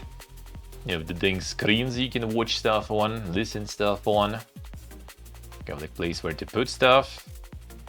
We also got like the very first line there, because I was booking pretty early. You have like this bag with some snackies and stuff. That's pretty much like toast with this pork floss and some greens. It's kind of interesting how like dang the pork floss is. Like it's pretty cheap usually. It's like very, you know, kind of like it's not that much in terms of like you know, like fat and stuff like that. It's just like dried pork sort of. It's like such a like thin layer of it that you don't even like see that much. Like it kind of like you melted some cheese on the toast, and even thinner probably because you still see toast through it. But you like bite it and like it tastes like kind of pork. You know, you kind of feel like you're eating something with meat, even though meat is like this amount there. Eating food while traveling so many places, it actually was all right. The only time actually in India, like it's kind of funny because first time we've been in India in Mumbai, I had no problems. Everyone was like, "Oh, how's your, you know, stomach doing there with all this food?" And I was like, "I'm good." And like in Delhi, yeah, the Delhi belly did happen. Other than that, actually no problems whatsoever. It was all good with all the food gear. I think rice kind of helps with that too, because rice is absorbent, right? So like whenever. Even if your stomach maybe is not like doing that well with it, rice kind of makes everything more solid, you know, let's put it that way, I guess. So since like pretty much all the dishes in Cambodia, they go with rice, like pretty much everything you order, there's gonna be rice on the side 100%. And I was eating it, because why not? Like friend often was skipping, but I was eating all the rice, and That was good. Had no problems. And I get some like strawberry milk also there in that bag. Yeah, they make you coffee even. So that was very nice. That was very nice. Like they have like 2 drivers that switch in the middle, and they have like a waitress there that gives you like the coffee and stuff. You know, you have the bathroom inside the bus, so there is only like 1 stop for people who want to like get some snack and stuff. So this bus was actually really good. More expensive, but really good though. Oh yeah, that was on the stop on the bus. I'm like, you know, the cocktail Cambodia, dude. There it is, man. In the urinals, dude. Yes, you guys, I see. Getting influenced. You know, and it's cheaper to actually get like the actual like limes and fruits, you know, for as a refresher and everything, as a freshener. Yeah, like the store, what you're not allowed to bring. No pits. Not sure about like no sunglasses. The fuck, I guess. No guns. Unlucky, dude. Unlucky. Yeah, that's the cashews. Cashews in Cambodia are insane, dude. Like holy shit, that was the best ones I ever had. They massive, they're a bit salty, and like, dude, like, kind of sad that we didn't bring any with us though, and didn't really have like space already to bring anything else. But like, dude, these are so good. Holy shit. They're like completely different to whatever I had before. Like in terms of like the size, obviously, but like the taste is also like way different, like way better. They kind of like a bit in the shell and everything too, and like, dude, so good. Protek in the airport already. Pretty good airport they got in Phnom Penh. They just built it. They finished it November, I think they opened or something. Hey, Portable, hello. How you doing? So it's really fresh airport, really nice. You have the Giga Buddha there too. The only thing, like the airport is weird. So you have like all these like stands here, right? The check-in and everything. You have there, you have passport control, right? Here you have the food thing. So you can approach that food, like kind of like food court, right? You can approach it from here before passport control, right? And you have half of it available to you before passport control, because second half is already behind the line past the passport control, right? That's kind of fine. That's, I guess, normal, right? In all airports, you have something available before passport control, something available after. That's all right. But there is a second island like this, which I didn't really take photos, I think, exactly here, symmetrical. So you have like 2 different sort of food courts with different like food that are on the second floor and completely separate, not connected at all. So you basically kind of like want to check what food there is. You go in one up, walk around, check things, go down, go up on another one, check it, and then go down again. Why? I don't know. Weird. And the same on the other side also. We kind of went on the other side already to eat after passport control. And yeah, you just kind of go on one of those islands, and you like, if you find something there, you're gonna eat there. You're not gonna go like again down, up again. You just kind of like, okay, you found something, you're gonna eat here. Yeah, it's like really an optimal. So we got some insane sugi there. Like this was, I actually kind of forgot. It was actually Sichuan or something. It was? Oh, it was. Yeah, this the Sichuan like something soup. I don't remember exactly, but this stuff was really spicy. Like this was actually maybe kind of the spiciest. I guess the spicier thing I had was the hot pot base of the mala, I think it was called. Mala hot pot base or something in Thailand. But you're not supposed to eat hot pot base. I just did because, you know, it's kind of soup, and I'm Russian, I eat soup, you know. So nothing goes to waste. I tried it and was like, okay, you don't eat this, I guess. But this you're supposed to eat though, and this is all you're supposed to eat. And this was very, very tasty. And this is some tasty and very spicy too. And this like lotus, I think, kind of marinated. There was this like kind of like, I guess, sort of blood sausage in a way. Mushrooms, there's like it basically kind of hot pot, like, but you know, you already have everything pre-cooked for you and you just eat it like this. It was really good. This was really good. Very spicy though, like super spicy, but really good though. I think some dim sum or something we got also. And the coffee we got there, also coconut coffee. In the local Starbucks, I think. And then like we ate that, right? And so, okay, well, all right. I think we both kind of did fine. I think we both kind of did fine.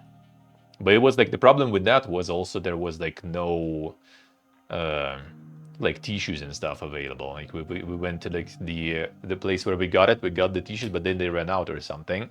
At least they still had, you know, like the tap water there, so could at least wash after. But yeah, you just like sit there, you know, like all sweating and everything, eating this soup because it's also, you know, Cambodia, it's like plus 39, and then you eat this like super spicy soup, and yeah, that was not that good.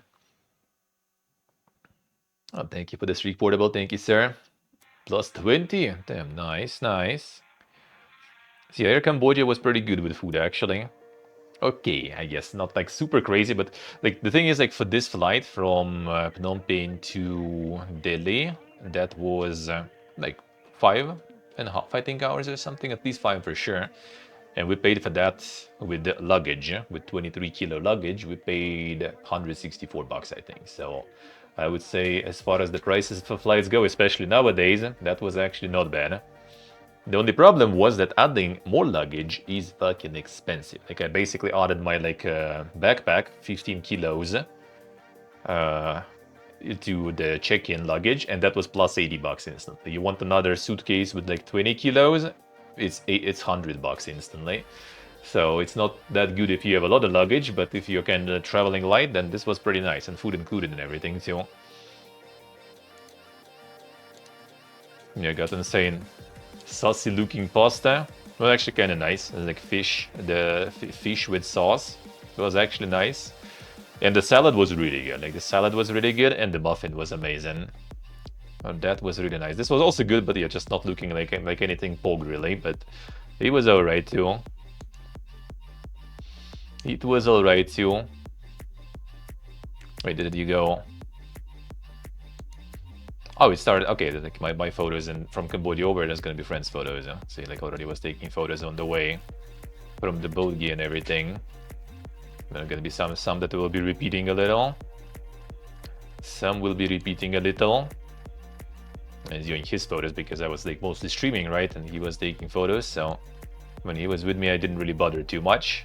Yeah, that was the border the border.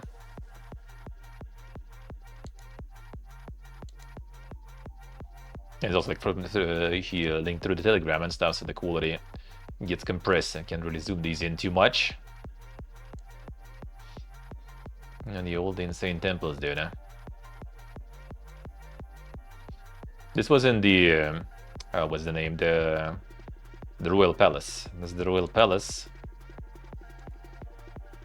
Royal Palace was actually nice, except yeah, a lot of things were kind of closed. A lot of things you kind of weren't allowed to stream or film, even though in the end no one really cared too much. So but they were somewhat alright with that in the end, I guess. Oh yeah, it's like the KFC chicken you get there.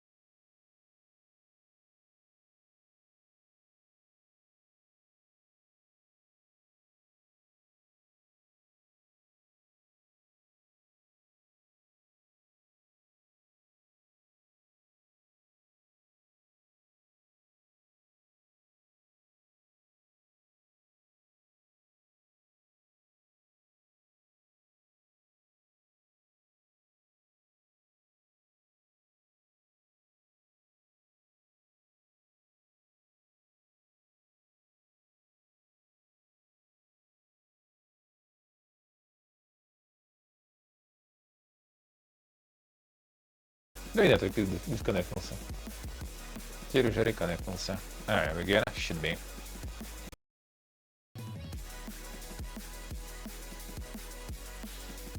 Now we get him. Should we get him? Yeah, sorry, there's like a little bit of Armenia going today. Oh, there we go, nice. Sorry. Yeah, there was one like real quick disconnect earlier today, and now it's back. And now it's back. Yeah, sorry. Yeah, not sure. Twitch couldn't handle KFC. Yeah, haircuts to block yellow. Nice, Dave, nice. Feels good.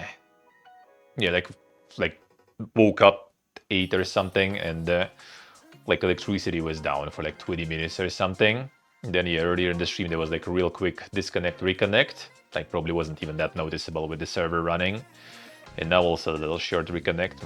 Armenian. That's why it's nice that I have this like server thing that keeps the stream online, because otherwise it would be like, you know, 1 second downtime, boom, all the viewers gone and everything gone. Thanks Twitch for that.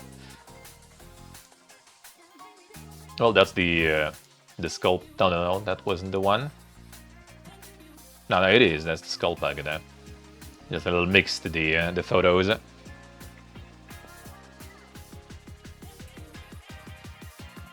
On the quarter what? There's some videos from there too. When I get there. Get all the insane comic book there. Hey Jury, hello. How we doing, man? How's life?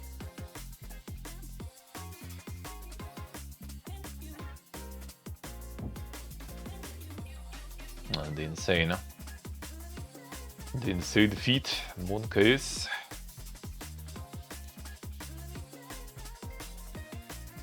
And it's taking some fancy photos there.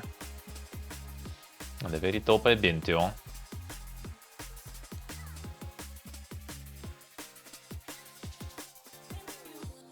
Fusgazer.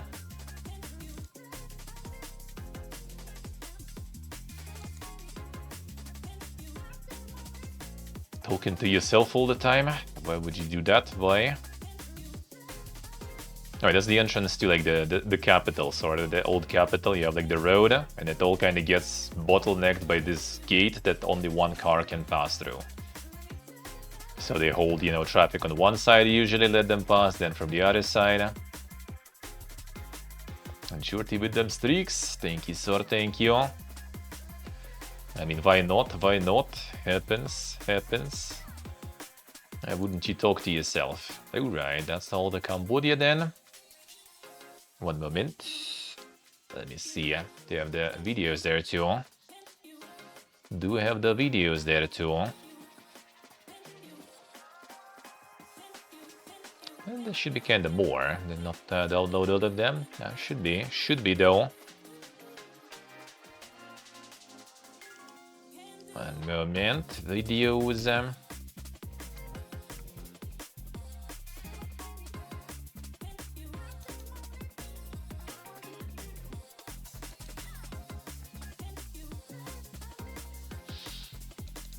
The gigabirds there. The fancy birds, I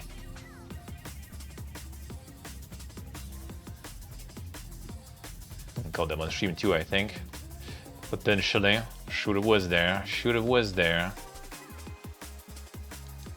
VLC don't put everything in the playlist there.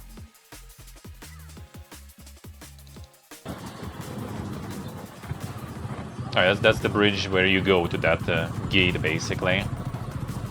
It all also, like, the whole bridge is like this. I did stream there. I was staying in traffic on that bridge on stream for a while, so could see all the statues and stuff there. No, this friend wasn't staying in traffic there for long. I did. The lizard bun.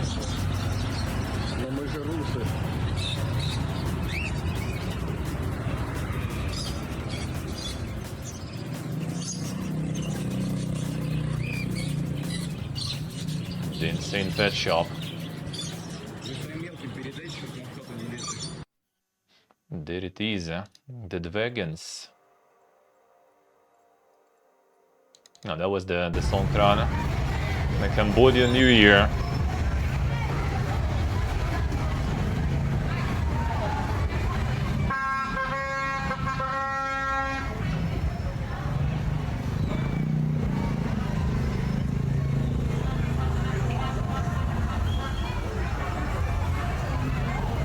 Wonka shake there.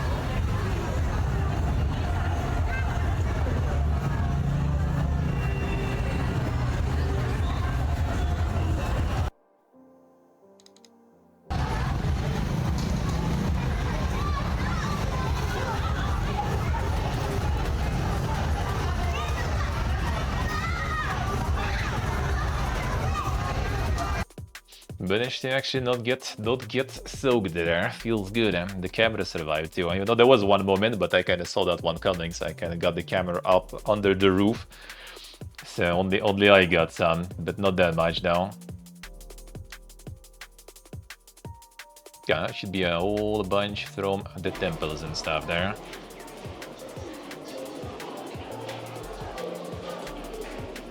That's where the connection wasn't pogging.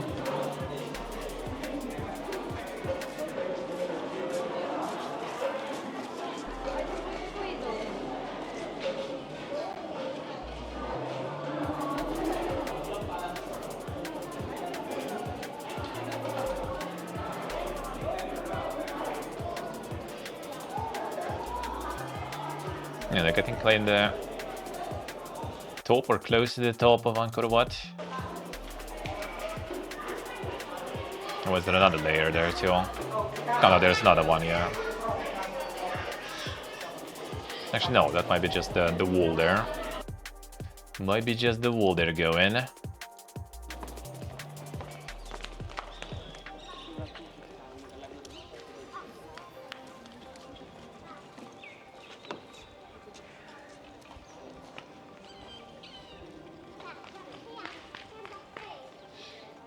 Yeah, it was also like, I guess also kind of explains not that many, like, you know, Western people I see, and probably also because of all the Middle East fiesta and everything. There was like a lot of tourists from like the local tourists traveling though, but not that many Europeans and Westerners in general. And India, they told us that's, yeah, because of the Middle East and everything, they kind of suffer with the lack of tourism now.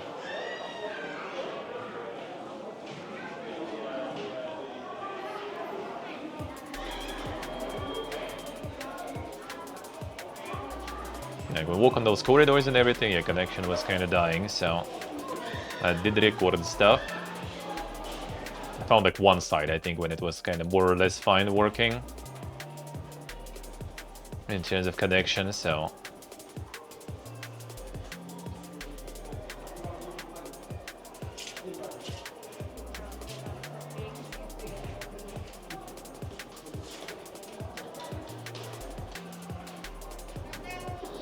A big time for plane travels, yeah, well, I mean, it's also like a lot of like layovers that were dead. They're kind of better now, but yeah, a lot of flights were just like not going through like Dubai anymore, right? And Dubai is like the massive hub.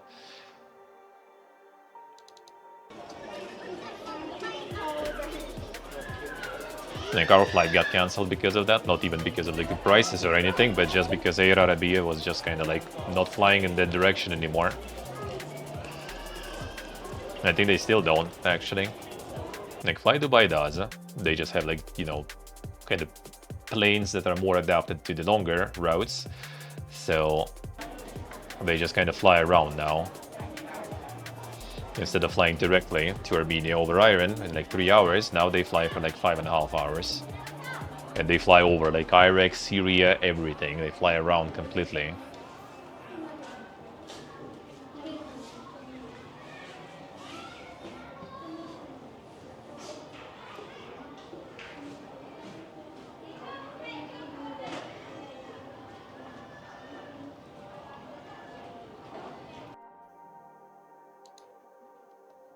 It's cancelled, there was next, but I mean, they don't explain, yeah. Didn't explain anything. Friend actually got the refund already. Mine for now didn't arrive.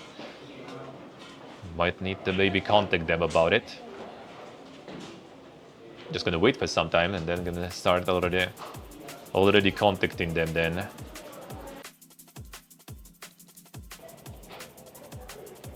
It's all in the jungle.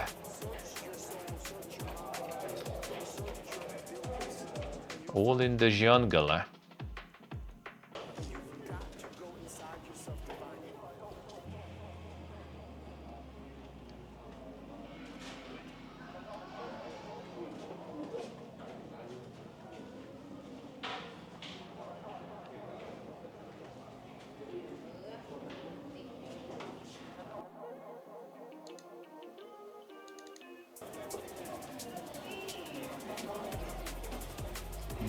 It's a nice view. So I guess the stream still was working there. So it was yapping. I can even during the stream kind of also record stuff. Just press the button while it's still going. No, it was all the way there.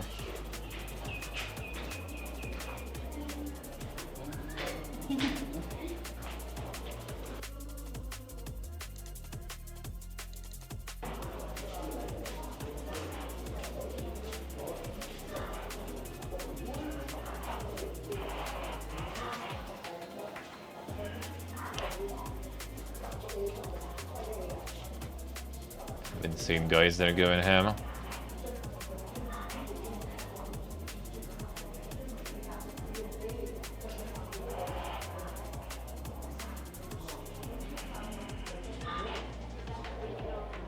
It's full of stashes and other things else, in ornaments all over the place, all the way to the top.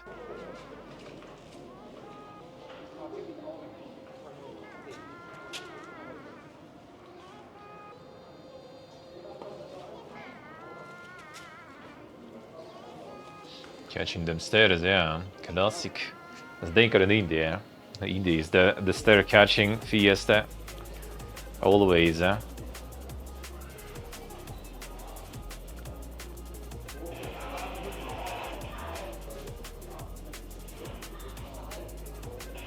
That idea was so cursed that I just got disconnected completely.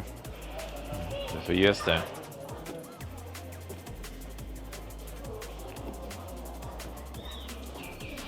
There was no problem filming and stuff. I think it's way trickier with that. I still kind of mostly managed though. Still mostly managed though.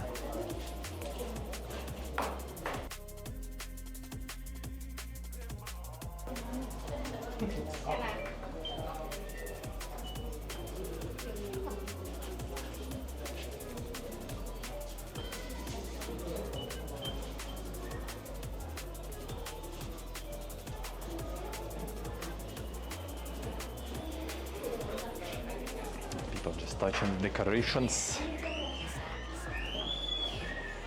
At least they're not scribbling stuff, but still. Like that is kind of clean in that sense. That no one is fucking scribbling on the walls and stuff, mostly.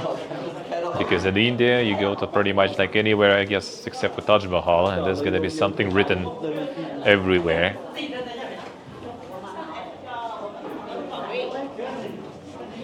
All over the place. Yeah, trying to get out of there. That was the super stairs there. And the stairs, like when you go upstairs, were kind of like fine. And you go down, the stairs look way danker.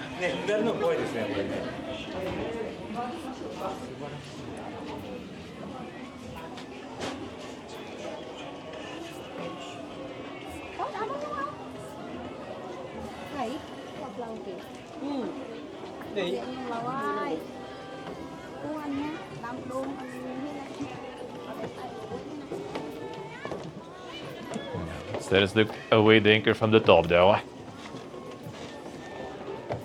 And I think the OG stairs, like behind these, are even crazier.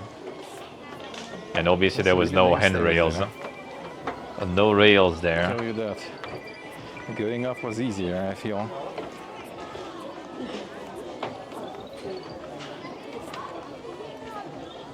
And everyone taking their time there.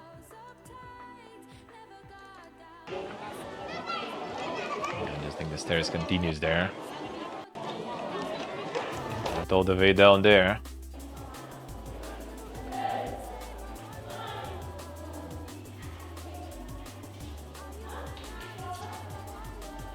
Yeah, without handrails and stuff, that would be way worse. That just reminds me how fucking hot it was. Like holy shit, dude. I'm happy here. I'm happy here.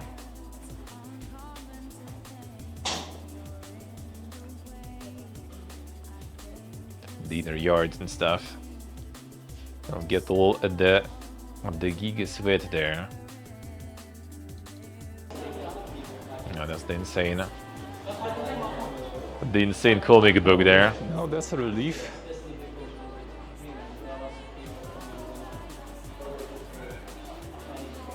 Some of them were fine with them in terms of stream. Like on one like kind of side corner, it was okay reception, and another one that was done. No, there's a lot of action here. True, funny, true.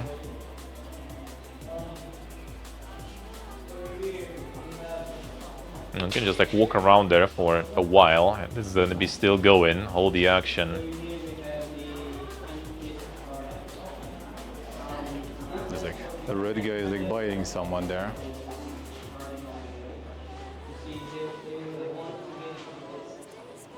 Yeah, there's a lot of stuff going on here.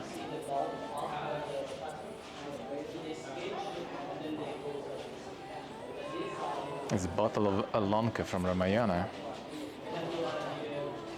There it is. 51.5 meter long gallery. Scene of the Battle of Lanka between Ravana and Rama. There it is. 51 meters, that's only one. There is like Battle between monkey troops well, and more than four, like 6 or something. I think of those. The monkey troops won, actually. Monkeys won. Monkey is too strong, dude.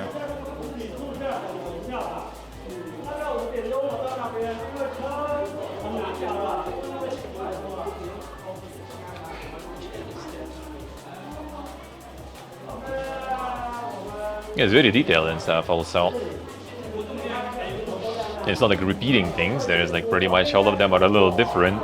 Something going on there and different characters and stuff.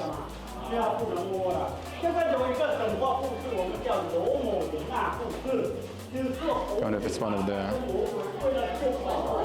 bullet holes there. Oh yeah, Some of the stuff wasn't damaged the bullet hole. during the war, but not much. Like when Vietnamese troops were freeing these areas, Angkor got a little bit, just a little bit of damage. Mostly like bullet shots, like There wasn't a lot of no action in this artillery, I region. think. But this temple in general managed to kind of like avoid a lot of problems that the country in general encountered, you know.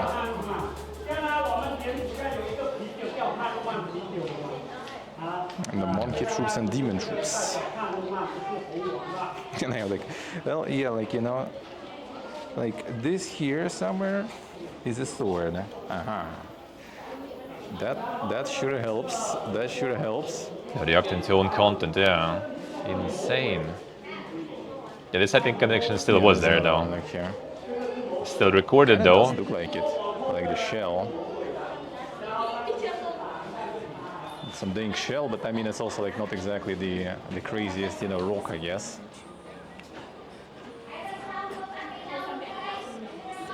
Living the life. Yeah, reacting to me, reacting to you, yeah, true. True. Look Yep, on I the mean, other side, there is also like not everything, well, not actually, everything check, was maybe I'll captured try on to see stream, so something there behind the gotta corner show what there. I missed there. Behind the corner from here. Not so sure. Actually, I should be able to, I think. Go this way. This one was still Taking streaming photos though, I for think a fine. minute.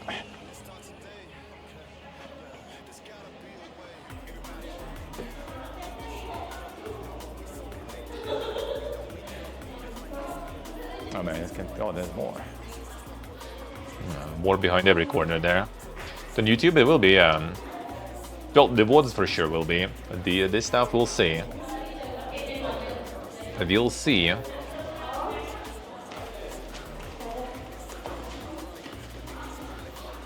So I did take the photo off.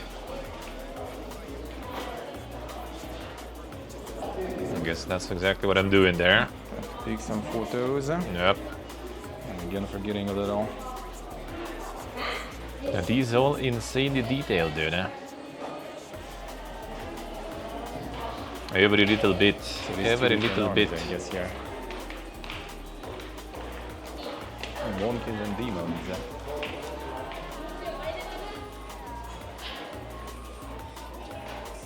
Yeah, just keeps going. That the whole Go wall is check them. it then. Every Of course, the wall. connection on this That side wall of this hand also. is fine. For now. I think it kind of was, huh? Maybe not all of it though. Yeah, this one was still kind of working, I guess. No, this was streaming. It's just like connection was kind of dog shit. So whenever connection was going down, I was just pressing the button and recording. That's not good about Pocket. You basically just kind of like, you know, during the stream you press the button and you also record if you have the card in there. So some things I kind of record when the connection is down a little bit.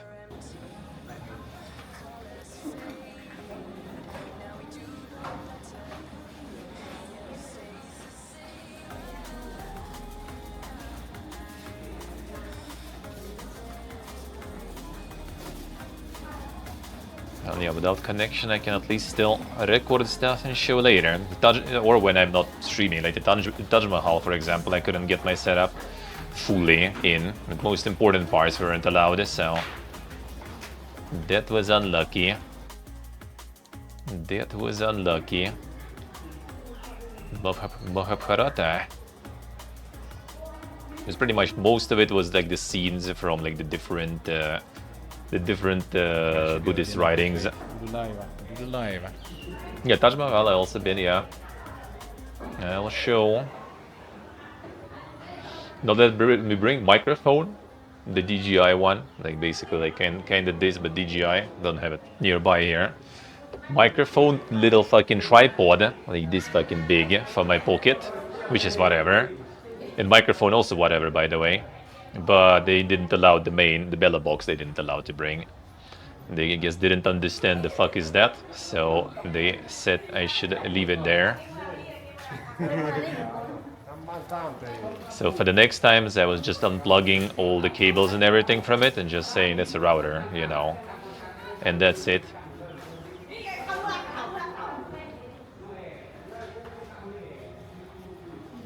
And that was fine. I guess I could, yeah, I wasn't just really prepared for that. I had like all the SIM cards in, you know, in the modems and everything. Like technically you could, yeah. Technically I could. Oh yeah, that was the sunrise there. I was waiting for a while there. I guess the zoom is not that big now.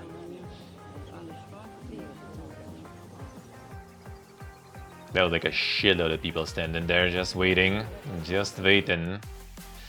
It was on stream, so here I kind of wasn't really.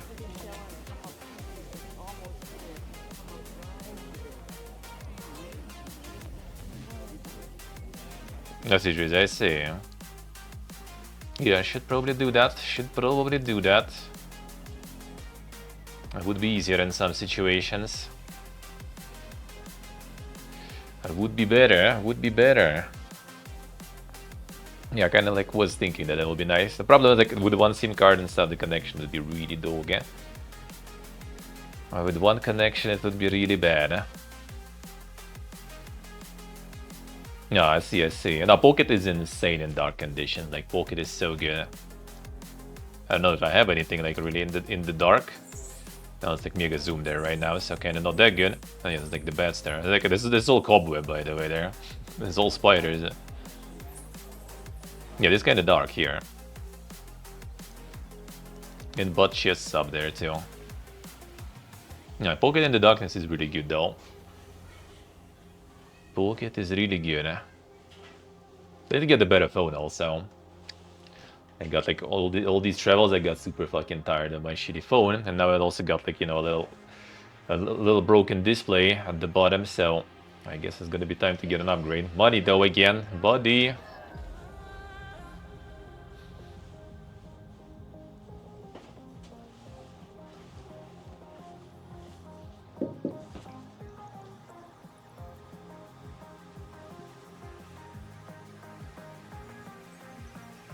Yeah, that's like the one that is like one of the most destroyed, the Face Temple one.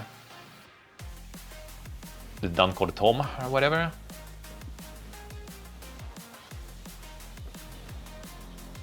You can just like go. This is where you can like feel the old rocks, as you said. This is the most old rocks there. I think the rest should be top ROM though.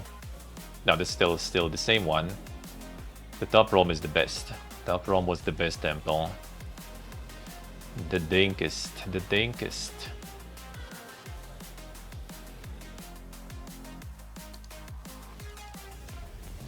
But I guess I mostly stream it though, because connection there was good. So top ROM I mostly streamed, I think.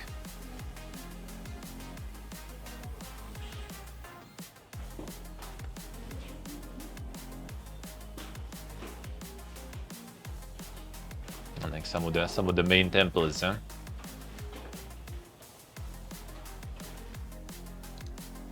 Yeah, this should be the path to top ROM. Because it's in the jungles, huh?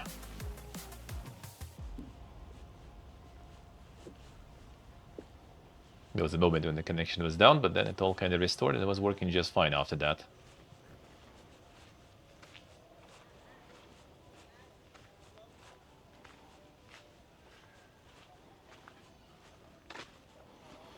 That's, I guess, the main gate then.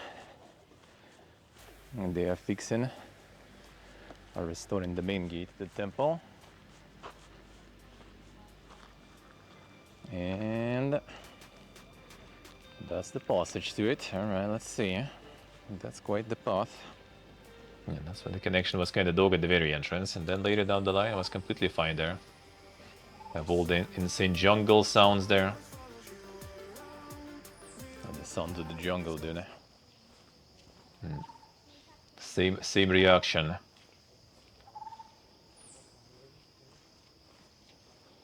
Hey, Snape's hello. Having some connection.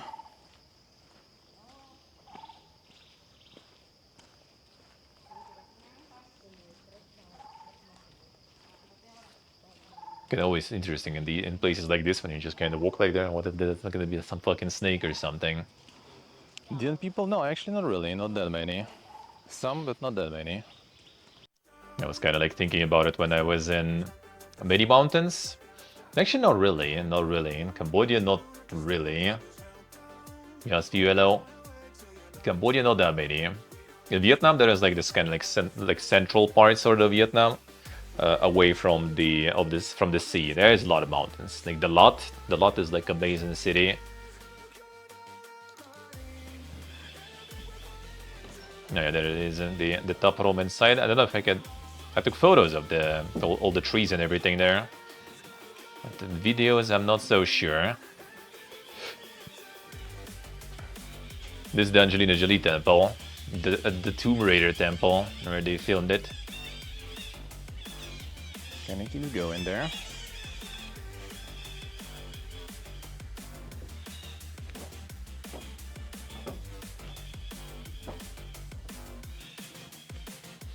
I do be restoring it slowly now. Restoring without ruining all the nature that is destroying it though. So I'm gonna keep the balance since it still stays abandoned sorta. That look is really nice though. I did really like this one the most probably. Same kind of tower, dude. That rock there, holy shit. Yeah, there's like a rock there. I don't know. They hear it? Oh yeah, yeah. That rock is just hanging, you know. In an honest word, to be honest. Absolutely safe there. Now. One day I'm gonna do a little trolling.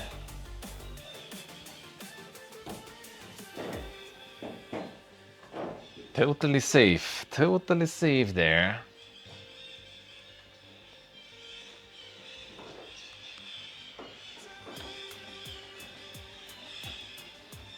I don't remember if I filmed or I didn't take a photo, I guess, of the dinosaur. The dinosaur there. I streamed it though for sure, but I thought I kind of took a photo of that too or something. The ducks is true actually. Connected to approaching thunderstorm. I need to do that also until 15th. At least we kind of got unfucked by the Georgian government, I think, hopefully, so I should be fine. I can just feel the taxes. Because there was a There's threat a of Giga me tree. being Holy. fucked though. Anyone just walk around there? Yeah. Fun. Just walk there, no problems.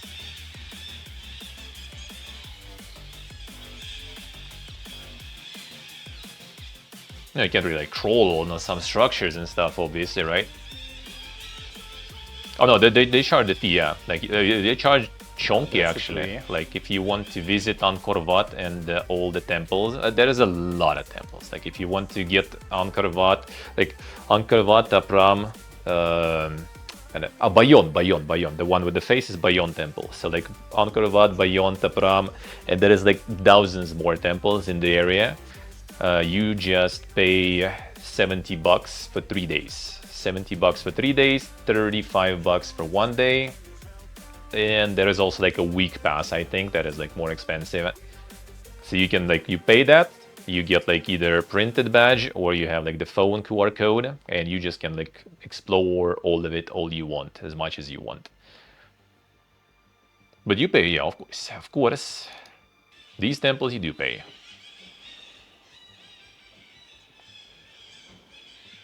And that is like one of like, you know, the dankest parts of the income of the budget in general. Like they make a lot from that. Because there were people already saying that offering, suggesting to close for the visitors, especially on Angkor Wat, because, you know, like quite a lot of like visitors, quite a lot of damage. Because in some other temples it was Uint. I wonder how is this. So they wanted to completely forbid the visitors, but they kind of can because they farm money from that. So I kind of suggest, you know, if you're interested, probably do, because you never know. In upcoming years, some of the stuff might be getting closed or something. You never know.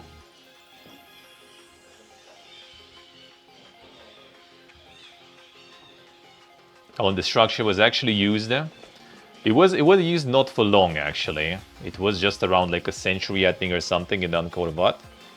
A couple of centuries. Then it was abandoned for a very long time, like just lost in the jungle, sorta. Apparently, it was still used by some, like, you know, pilgrims and stuff like that. Like some people were there still, but it was generally mostly abandoned for a while. And only, I think, somewhat recently, like already during like colonial era, I think they started already, like, you know, restoring it, and already kind of became basically a monument, you know, museum. So it was actually abandoned for a long time, like just lost in the jungle, like literally, like no one knew about it, sorta. And that's probably a good part, because it you know, survived so much shit, and even all this, like, you know, the occupation and everything, right, by Khmer Rouge, the Red Khmers, the liberation of the country from Red Khmers. There's just like a few bullet holes pretty much on the temple. That's the only damage they got from that, from the whole civil war and stuff. So it all kind of was like there in the jungle, just chilling, pretty much completely intact. So that is good, and then they started restoring already and stuff. Alright, that was the Cambodia stuff. Let's go. Where's my India? Where's my India there? Where is the India? There it is, The Honkai Star Rail. Do I still have that shit? I need to uninstall that. Take some space there. Take space, dude. Alright. I had a friend that didn't say no. The video photos from my phone. I will get to those. First gonna be the stuff I took, and then what he linked to me. And it's the Delhi airport there. On the Delhi airport, at the beginning.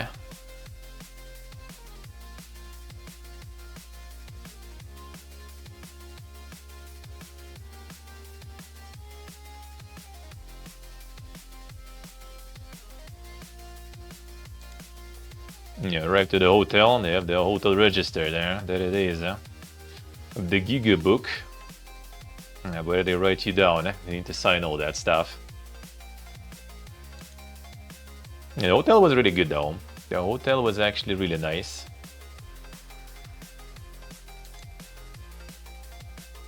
Have the Giga like an embedded AC. It was blasting pretty good. I got the Fridge and everything. Got a little bit of everything. Now still the good old shower from the top. And this the classico. Hot water and water was nice in general. Like some people complained, I saw in some reviews in Delhi. Had everything fine. Had everything fine. Oh, that's when we went to Agra. And they in the train you get like you get some snackies and the proper meal later too. But yeah, if you like, you can go in the Indian app and get the train tickets and stuff, right? It will be kind of cheaper and stuff. The problem is you need like some special like ID thingy that as a foreigner you can get, but it's like it's impossible. Like their system is so overloaded. I tried for a while, it fucking didn't work, so I just abandoned it and went to like 12 Go Asia app and bought it there. The problem when you buy it there, they just set your like meal preferences default, and default is vegan, so you get like this basically kind of like the patties with like some veggies and stuff there. I mean, it's all right though. Like that's all right. I have nothing against the vegan food. The problem is in Delhi there is a lot of it, so like sometimes you just want to eat some meat, dude. And in Delhi it was a little more tricky, because most of the stuff is gonna be vegan there, or chicken. So if you want like some mutton or something, that will be harder to find. And obviously you're not gonna be finding some beef or something and pork there, right? But mutton is fine, but it's harder. What's the name? The Mumbai was better though. Mumbai in that sense was better because you could get like mutton anywhere, even buffalo you could get. Like the burgers with buffalo we had, that shit was really good actually. That shit was really good. Yeah, Taj Mahal, I didn't take many photos in Taj Mahal, my friend did, so I'm gonna scroll later. He sent me some of his photos. Yeah, that's basically like what was interesting about Taj Mahal that I kind of didn't know, because outside when you arrive, I mean, yeah, it's massive, it's epic, it's like, you know, like the white marble, you know, tomb and everything, cool, but what is like so great about it and stuff, and then you kind of like already like, that's why it's nice to have some like guide, I guess, there and everything to explain a lot of things, because yeah, all of these is like different like gems and everything used here. And I think specifically, was it these actually? These or maybe this one, but they might be the same, like carnelians, I think. Like you put like, you know, like the phone like flashlight, this stuff to one of them, and they all kind of just like get lit. And apparently when you go like at night with like the full moon and everything, a lot of those gems, they also kind of become, you know, kind of like all glowing in the light. And all of them like also like that is all gems, all of these.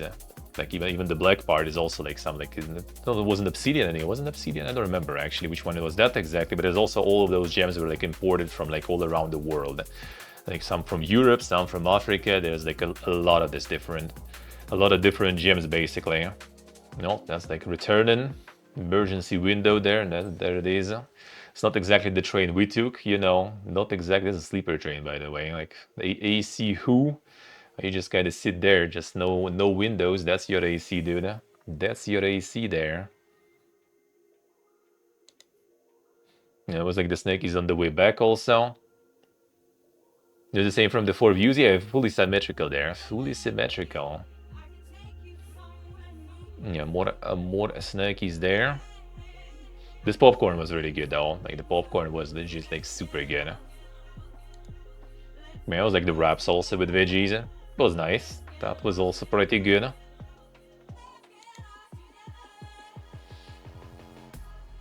Yeah, that's breakfast. That's basically what you can get for breakfast there in our hotel. Everything is vegetarian though, by the way. Also, not a single piece of meat encountered there whatsoever. But yeah, like breakfasts were insane. Like you don't want to eat for a while after that whatsoever.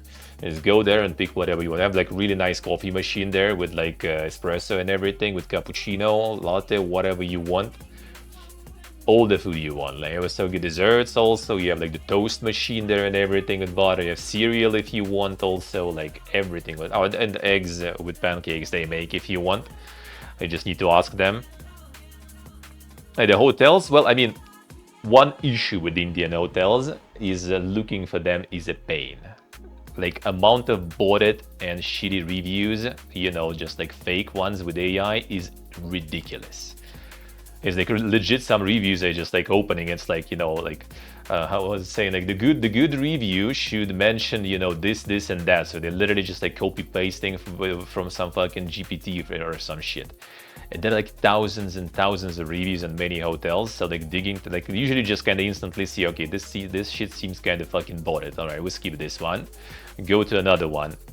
Too many like fake placements, too many real placements, but with shit reviews. It's a quest basically. It's like the worst place to pick hotels I ever been to.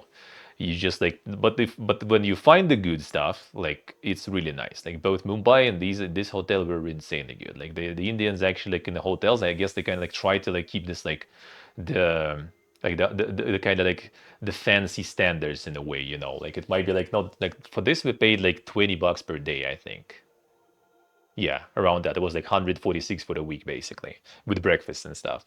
It's $20 per day and stuff. And you're gonna have all this, like, you know, they're gonna be cleaning every day like a clock. Like in Cambodia, for example, in hotel, they didn't even ask, like, do you want us to clean or something? They like I guess you can go and ask yourself there. But they didn't even give a fuck whatsoever. Here it's like every day they bring you water, drinking water in bottles. Every day they clean. Well, they come and ask, like, do you need cleaning or not? So they clean every day if you say so, or if you weren't there, they're gonna clean also. You know, they replace all this, like, you know, the soap, shampoo, all that stuff in the bath. They replace everything, give more, like you come with luggage. They're gonna take your luggage. They're gonna, like, you know, carry your luggage for you everywhere, down, up, loading it in the car when you leaving, off the car when you're arriving. There's security at the entrance always. They open you the door and stuff, you know. They try to go like super fancy, and I mean the hotel was actually kind of like quite fancy-ish feeling, even though it was like not the fancy like kind of district. Well, district on its own, the big thing in the district is fancy because it's all where the tourists are, all the foreigners, all the expats are. But it doesn't look the thing whatsoever, you know. It looks really scuffed. But the hotels are good though. Yeah, it's like the, you know, the patio there on the roof, you can also eat there, but it's fucking hot there. So with it was plus 41 at some days. Like Nagar, it was plus 42 at some point. So you don't want to be outside, to be honest, whatsoever. No, yeah, the Hotel Gaylord, there it is. I like how they have like all these, like, you know, like one is not enough. You're gonna put it everywhere. Gaylord International, even. There you go. We picked the wrong hotel, dude. The wrong hotel. Yeah, and that's this hotel district. That's how it pretty much looks. So it doesn't look like some fancy, you know, like place really. Like in Mumbai, the tourist area was looking like way fancier and was actually way kind of like civilized, I guess. Like you go this street like to the next like some cafe or something. Like by the moment you arrive, there's gonna be like 3 people or something offering you some shit for sure, offering you a ride, offering you like some fake AirPods or something else. That's how it is there.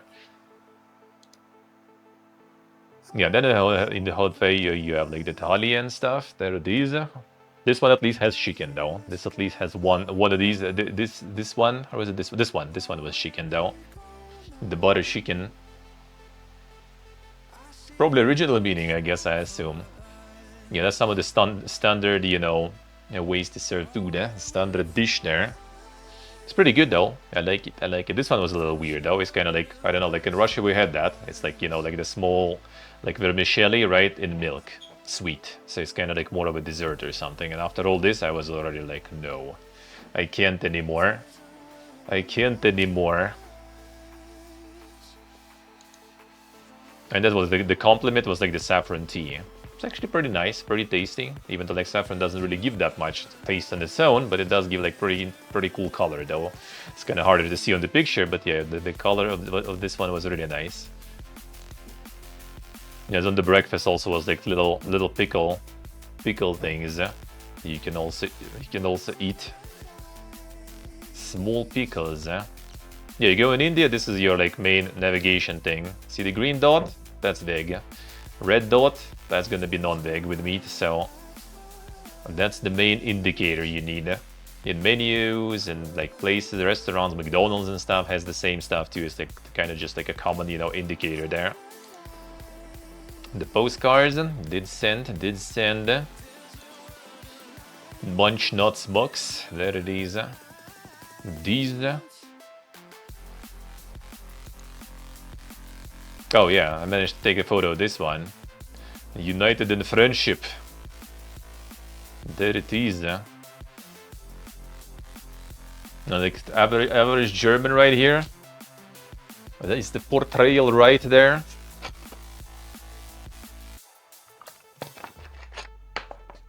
Nice, Steve, nice. Already. Insane.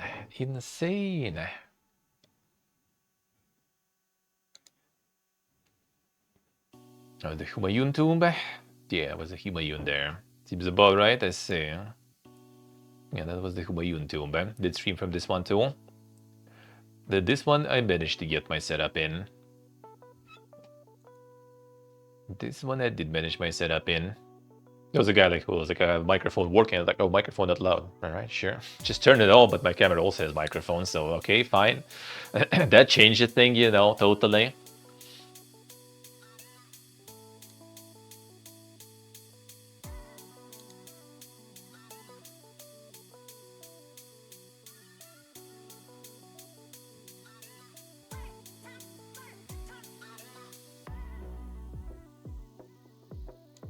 But at least the main parts of setup that they did allow through, so there was no problemos.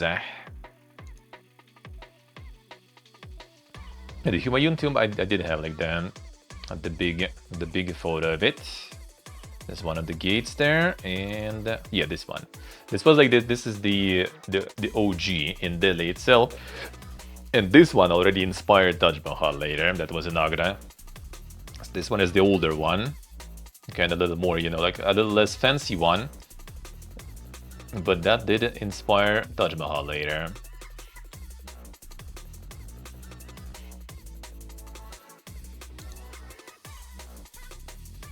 Yeah, this already like not Taj Mahal, so this one already way less fancy, and there is already like way more like, you know, like fucking scribbling on the walls and stuff. A lot more kinda, you know, abandoned stuff kinda. Either way, compared to Taj Mahal. Berge was chilling, just sleeping there. I was on stream also. I approached it closer, it just like flew away. It was just cooling down, I guess, or something there. First time I saw the Berge laying like that. More butter chicken. Feels good. Yeah, this one when you done eating, you get this. This is your like the bread refreshing, and they also sell the Tic Tac like that. Tic Tac with these seeds actually, with actual seeds. Like it's not just the flavor. It's actually like the crushed seeds inside this one, and the fennel seeds, I think. So you just kind of chew on them. There's your breath freshener there. The Mountain Dew, Purple Thunder. It's good though, right? Just like I also saw some. It's expensive as shit there though, actually. It's like $3 for the can. The Warhammer tea, almost. The Orc tea, almost the Orc tea. It's actually really good tea though. Even though it's just like the tea bags and everything, no, it's actually really good. Yeah, that's the pancake. I think I was like, with what do you want the pancake? They have different options, by the way. It's like maple syrup, I guess. That did not taste really like maple, just some sweet syrup basically. But I mean, pancake was good though. The pancake was good though. So you can just like order, they just make you some pancake or some eggs if you want. And this is where I finally found some mutton. After visiting the post, just went to get some mutton biryani. It's like the Hyderabad recipe. That shit was good. This shit is really good. So you have all this, like they bring you like this thing. You just kind of like, you know, get it on the plate and you eat it. This raita is kind of like the sour, dairy, sour kind of like sour cream in a way with some veggies. And this is so good, dude. This is super good. This one would eat any time. That's already the airport piecing out. Delhi airport is really good, actually. Delhi airport was already way better than Mumbai airport. Mumbai airport was a fiesta. Delhi airport was all kind of smooth and fast. No problemos. But yeah, Fly Dubai was actually checking like the weight of the carry-on luggage, your backpack. That's the first time they checked my backpack weight in forever. Now, the only downside is in Delhi airport, you, again, like in Mumbai and everywhere in India, I guess, because of security, you remove pretty much everything from your backpack. Any electronical thing, not just like laptop or like tablet or something, right? Like chargers, power banks, okay, but like chargers, like anything electronics. So my backpack is full of electronics. I pretty much just like got everything out of it. Yeah, they checked everything, what's this, what's that. That's annoying. You remove shoes also, which already not a thing in any other airport for a while, I think, where I've been. So yeah, they check you real good there.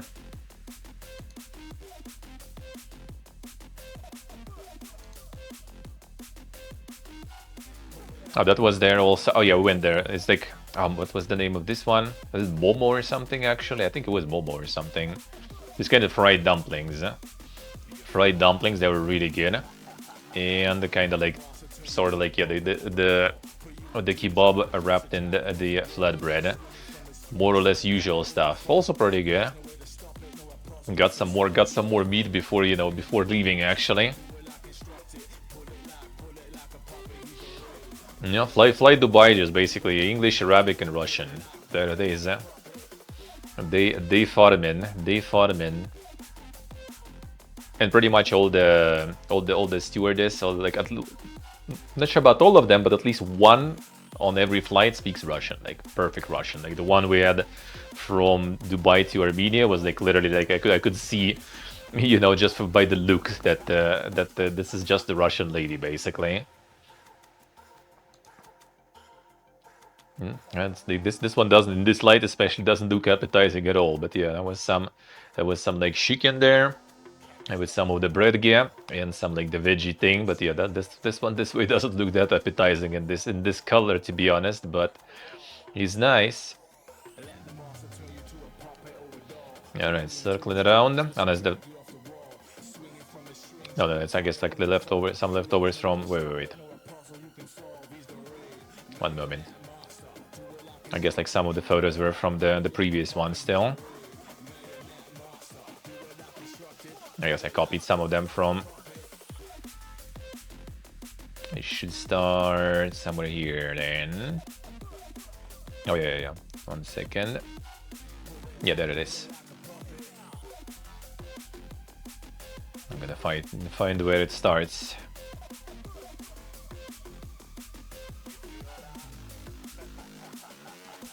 From here, I guess. Yeah, the path towards the Taj Mahal there. And the monk is just chilling there.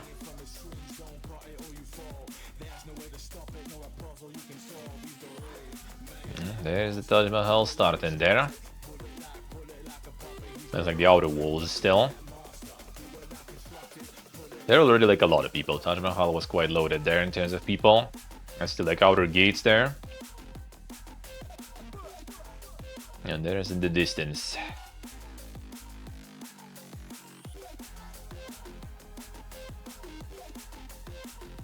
That's the entrance through the outer gate. And there it starts in the distance. There it is, with all the reflection and stuff too. Yeah, this one has way more people already. Still right now kind of low season in terms of tourists in general because of the weather. Yeah, and because of the war and stuff, there are just way less people going now.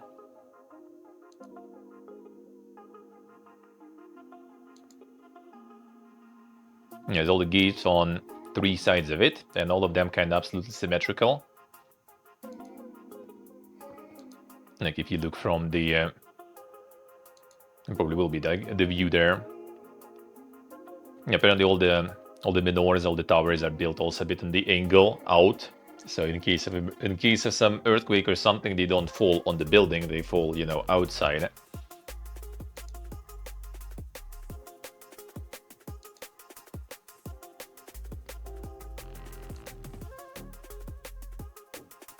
Yeah, this one here is like the optical illusion. Well, I mean, you can't really see it here in the photo that much, but it looks like there's way more, you know, sides of this pillar than it actually is, because of the ornament there. It's like 3 or something, but when you look from the distance, it feels like it's like 6 or some shit. That's just a regular marble though. There's nothing special in this one. But yeah, this is all the gems. This already, all the ornaments there are the gems. That's the fourth side. The fourth side looks... There's supposed to be another also like tomb being built across the river. So like this tomb the guy was building for his wife. And then he wanted to build across the river tomb for himself, but he didn't make it in time. So they also like buried him in the same tomb, I think. It's the white Taj Mahal, and it's supposed to be like the black Taj Mahal or something. But he didn't finish it and died earlier.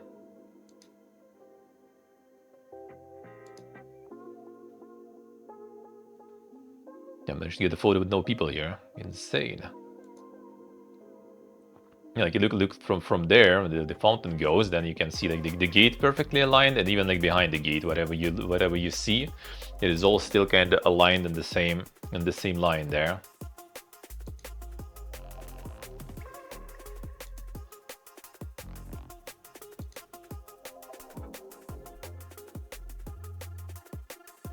Now, there's all of these ornaments. Apparently, in the moonlight, the full moon and everything, apparently is really beautiful. If you see it.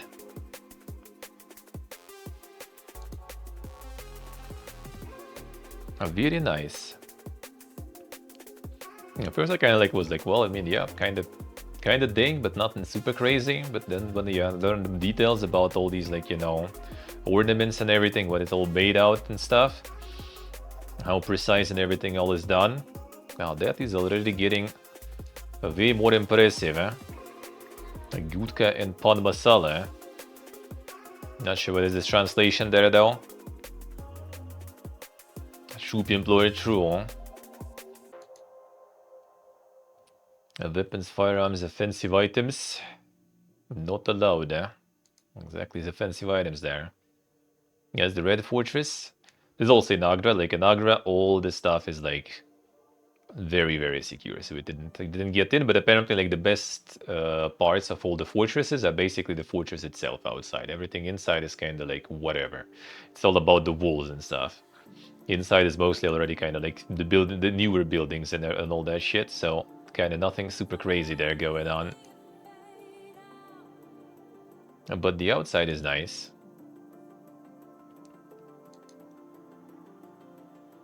And all the modes too.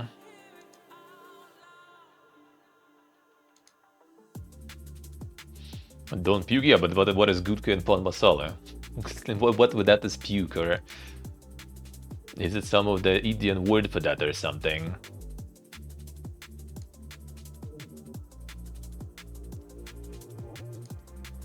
Oh yeah, this is the lime soda drink. So like if you're getting that, prepare. It's interesting in terms of taste. You should try, I guess, to judge. But yeah, this is basically lime and soda, lemon, with ice. But the thing is, they add the black salt in this one. The black salt is very sulfurous, so it does have like, you know, this like rotten egg taste to it a little, or like egg in general they say, but technically sulfur is the rotten eggs in high concentration. Like in some dishes they add it, like in many places, right? In some dishes it's fine. But in this one, when you drink it, it's like you drink like sewer water or something. It like liquid farts or some shit. Like it's weird. I don't know. And second time I already tried and the same taste. Like first time I tried it, I thought like maybe like water was like, you know, like the ice was made out of the bad water or something. I mean, I didn't feel bad or something after that, right? But then this time we also got it. My friend also this time ordered this, but he even ordered this first, and I was like, oh, I also want that. And I forgot that I had it in Mumbai and how it tasted, but when I tried it, I remembered instantly. This is very weird taste, and that's normal. The same also in McDonald's. My friend went and got like some sort of like watermelon, like how it was called, I forgot, like basically some watermelon drink, and it also had that black salt in it, and it also had the same taste. So I don't know, you either need to have like different, you know, the kind of like taste buds for that, or I don't know how they enjoy that, honestly. Like in other dishes, they use it. Like every masala pretty much has black salt in it, like that, and that's fine. That tastes good. Sometimes you can even like if you like try, you can feel this like egg taste a little in the distance, but it's not that bad. No, that's how it goes. Like as I said, like 2 different cities, like almost 6 months between, and the same taste. So it's actually the black salt. They use it. They use it in this drink. I don't know. Very special. I don't know why. I don't know why would they do that. And that's the baby Dodge, right? I think. So there's like in the distance, a little bit away, there is also another like smaller tomb, or some other ruler, and it's called baby Dodge, like a small one. You can go check this one too. Like if you got the tickets to Dodge, which is actually quite expensive. I don't remember exactly how much. Well, I mean relatively expensive, obviously, but it was like $50 or something I paid per person. Or was it less? Don't remember. I can check actually though how much I did pay.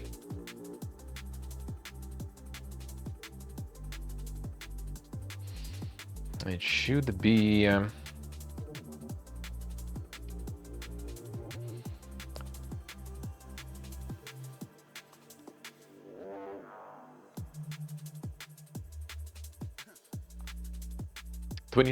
22 bucks it was, so no, not that much. And if you get like the Taj Mahal ticket, for example, then everywhere in Agra you can use that ticket and get a discount, which we actually forgot here. This one wasn't that expensive though, like $5 I think or something entrance. But if you've been to Taj, then any other sightseeing spot in Agra, you just show like the Taj ticket and they give you a discount or something.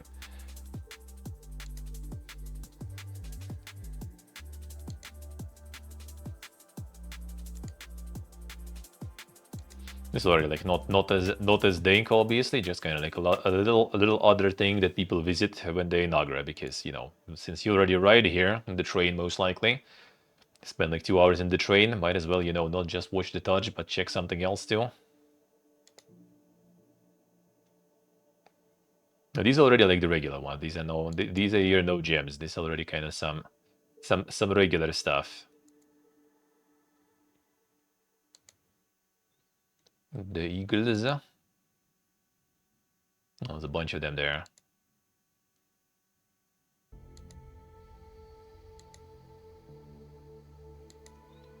This did have some garden around it.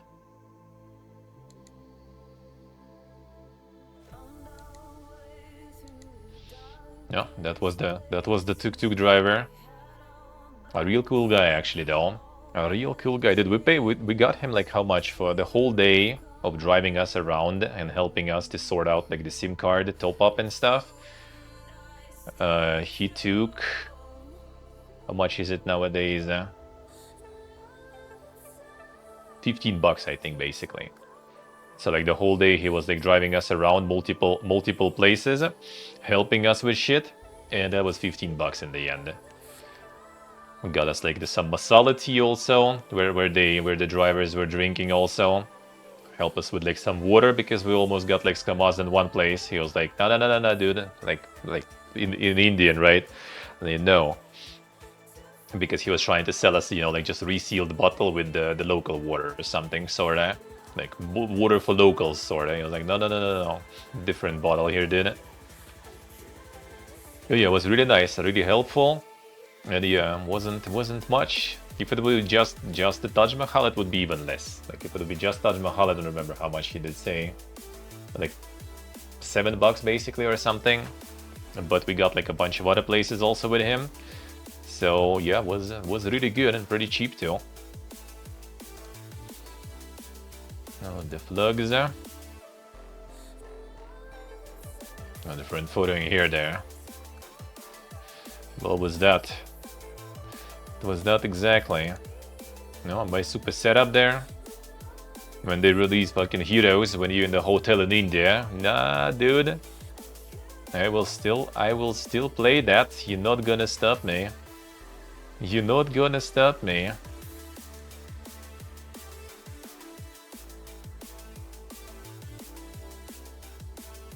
That's the fortress, I guess, in Delhi, or is it something else even? Oh, it was the gate. That was the gate. That was the gate that we saw on the way. Yeah, this is the mosque, the Jama Masjid, the Jama Masjid in Delhi, the Friday mosque. Like, dude, this was the first time I think ever I like felt that temperature with my feet. Bro, that was insane. Like, you see those things? This is like carpets there, sorta. If you don't walk on them and you step to the side, like, bro, it burns. Like, you walk for a while on the stone, it's painful. Like, it's not uncomfortable sometimes on the beach, you know, you go on the sand and it's kind of like, you know, hot and not comfortable. This is literally just like it burns. Because you need to remove shoes, and it's the mosque, it's the actual, you know, like working mosque. Massive mosque, actually. It fits like, I don't know, how much was it, like 20 or 30,000 people for like the big holidays and the Friday prayers. The Super Eagles.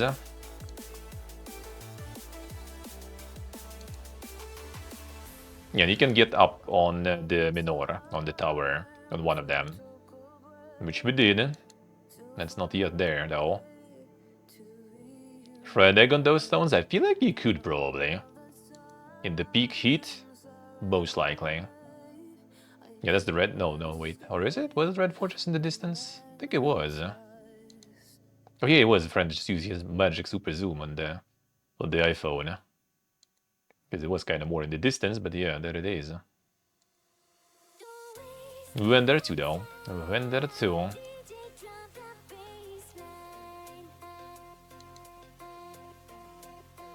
Yeah, you don't walk on the cloth there, you suffer. You just suffer.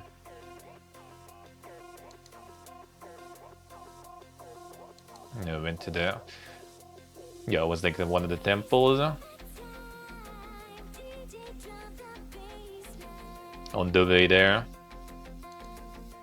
And then the Red Fort. The Red Fort Delhi. Kind of similar to the one in Agra. They are quite similar. And inside to get you have like the whole like control there. So we skipped that one. Like in mosque they didn't really, in Jama Masjid, and they didn't really care that we are entering. In Qutb Minar they also didn't really care much about my setup. No problem, just like said, like, you know, go through.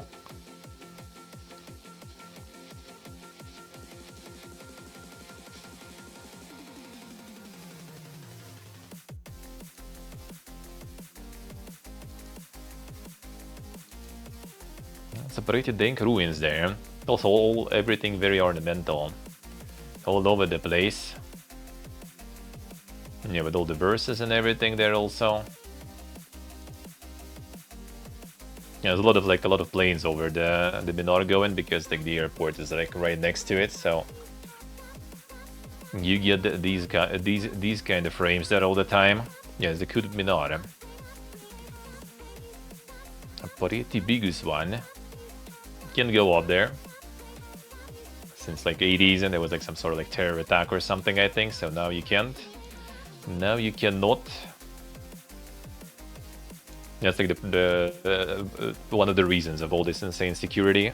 But again, like a lot of restrictions now on like everything related to like blogging and like selfies, you know, and stuff like that.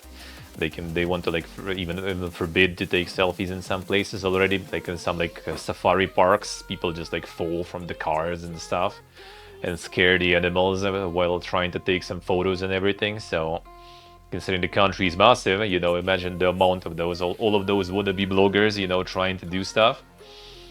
So it's gonna be like harder and harder soon to do anything in the country like this, and in general, I guess, in many other countries. So you're kind of like, you know, IRL stream while I can, because soon it's probably not gonna be able to anymore. Shit, Orphir with the streak. Hello, sorry, hello. How we doing, man? How are you doing? They're too stupid for tourism, yeah. That's why they also like forbid all the tripods, but the definition of tripod is obviously like anything falls under that with 3 thingies. So since my tripod is like this big, that was still not allowed, which doesn't matter. I use it only when we're like eating somewhere, right, on stream. But yeah, microphone separate standalone, not allowed. All right, fine. Like, I just like once I managed to get through with it, and the security was like, "Oh, is it microphone? You're not allowed to." I'm like, "All right, fine." I turned it off. My camera still has the fucking microphone. What's the difference, dude? Just a little worse quality, I guess. So basically, they have everything that kind of like identifies the blogger or something, and they just kind of like, no, that's not allowed, dude. That is not allowed. Camera is fine. Camera is fine though. Phone is fine. No problems. The Wagyu steak for lunch, damn, Morphere, nice. That's some quality Saturday right there. Holy. Fancy, fancy. Yeah, the Minor also has like all the verses and everything on it. So good.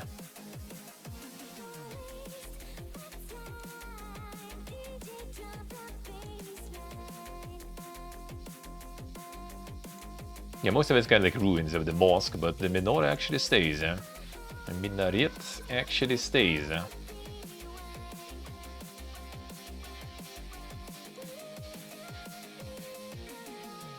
Yeah, like you go in India to visit some places, the security is like super tight. Now, get ready for it and don't take much stuff with you in general. Gonna be less questions.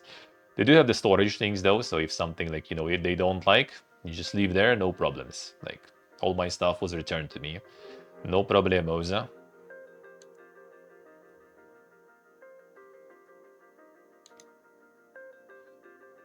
The Birdsons.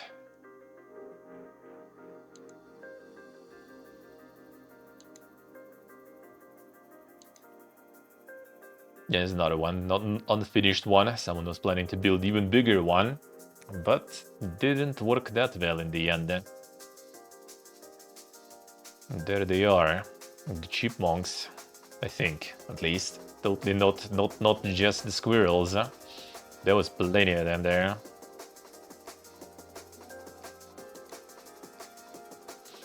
All over the place.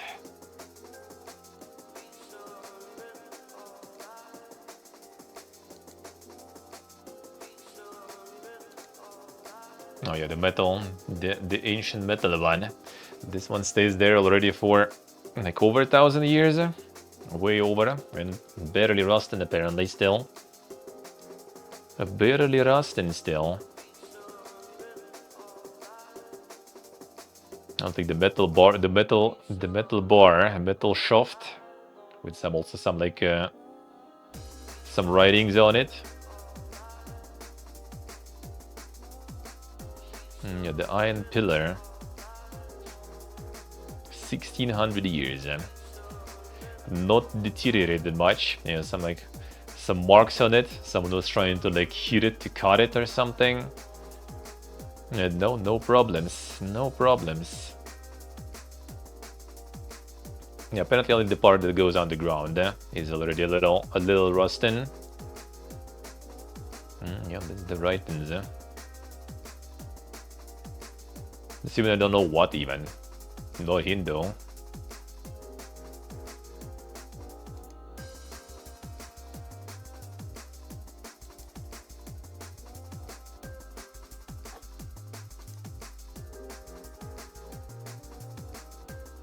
No, the entrance, I guess. Entrance is closed. Can't go there. The Kut Minore.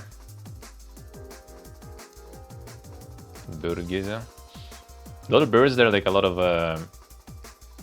pigeons. They just all kind of like sitting like this, like some like small rocks, you know, just kind of like completely, you know, leaning towards the rocks. I don't know, in temperature thing. Maybe they like hiding that way from all the eagles and stuff around. No, there's the parrot. There he is. The one just randomly sitting there. True, save true. Could be, could be. The little parrot there. Burger Sing. Well, that way, that I did get on stream. It was actually kind of dog. Like the fries were all right, but like the burger patty I got like with mutton also, and you couldn't even say it's mutton or anything else because there were so many different like spices there that you could as well just be like, you know, fully vegetable one, and you wouldn't tell a difference, to be honest. The same taste. He's already on the way to the airport. And the Gandhi himself. The elephants. Well, that's on the plane already there.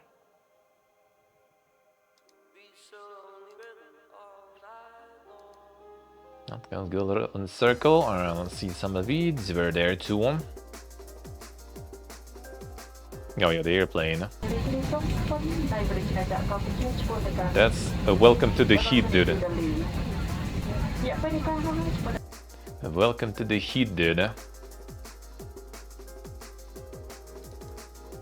That was approaching Delhi. It was actually kind of cool. We were flying to Delhi at night, and it was like super clean sky, like clear sky, and so like throughout all the flight you could see down, and that was really nice. Let's see, let's see. Okay, window hello. You can see like everything down, so like you just like fly from Cambodia, right? You fly, you see some like sea, you see, you know, like some cities here and there, and then you just like cross the border, sort of like, well, obviously there's like the Myanmar and stuff, right? And then you kind of like cross the border to India, and it's just like insane amount of lights everywhere. Like there, you just like fly above India, and there's like cities, villages, every like light everywhere. It's crazy, dude.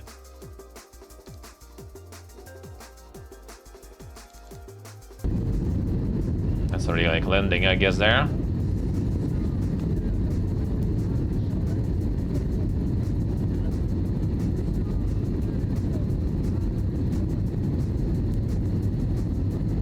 A real massive city, dude. And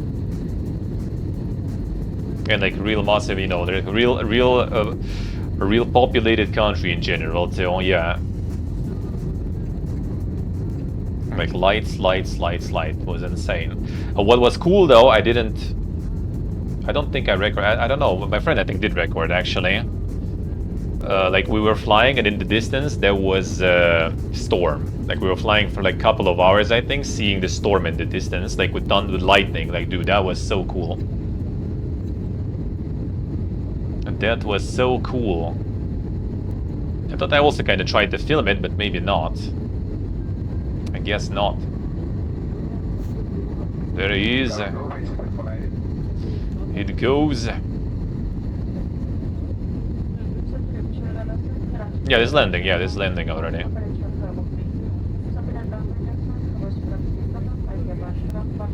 Oh, this is my video.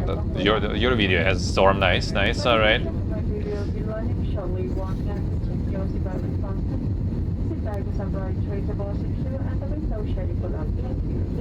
I'm gonna still hear something like this also in like 18 days. Not that long of a break. Not that long of a break.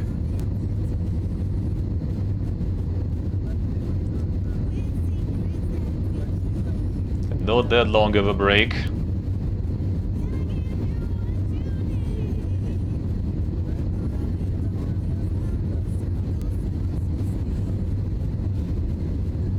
Delhi airport is basically pretty far from center and stuff too, so it's like the outskirts of the city also.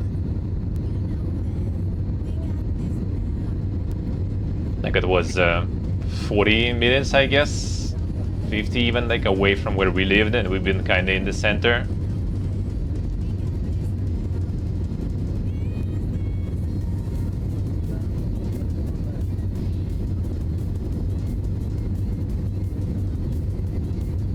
There's also metro, but yeah, we kind of, with all the luggage and stuff, and we decided to go with the car.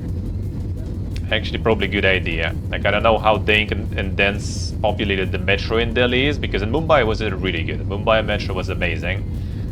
But the station where we would need to leave, the New Delhi train station, like that is insanely packed and loaded. Like I was passing that station multiple times. It was insane. It was super packed. It was super packed.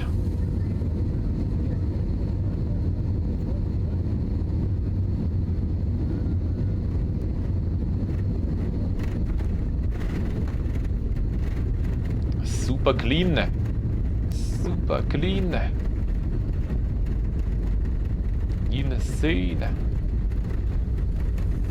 Yes, a friend did film the storm. That's good. That's good. That is very good. Well, it was in my... Oh, in Taja was filming also when we were approaching there. Did film some.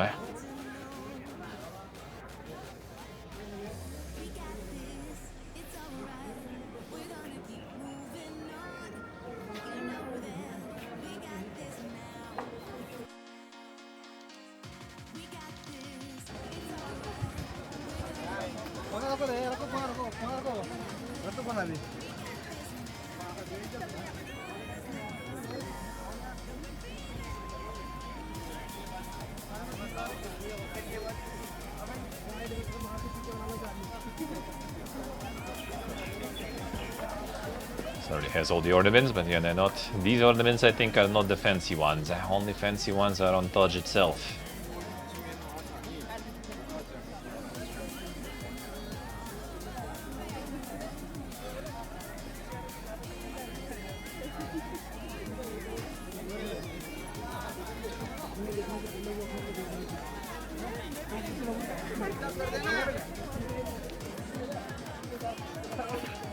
Yeah, do not feed, stare, and touch monkeys.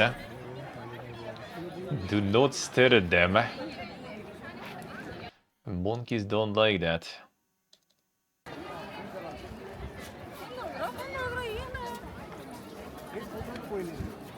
Here they didn't let my setup in, unfortunately, but at least I could still film stuff.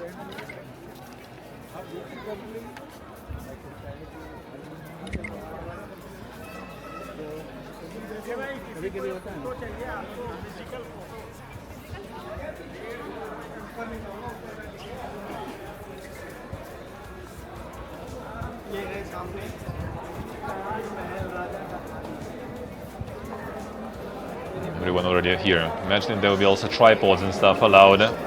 There will be the whole stand already here. The blogging stand.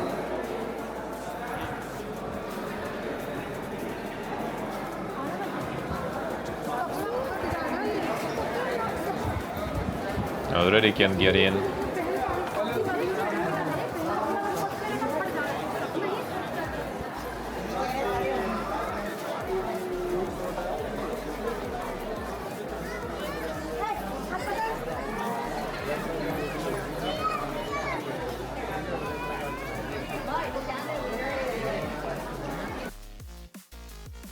And not the people do now.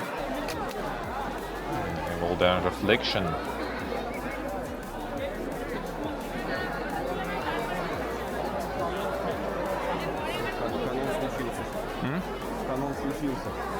A replica of the Lego set IRL, yeah. I bet it's not even like peak. Like, it's not peak season. It was too hot, so there's more people probably in peak. There is even more.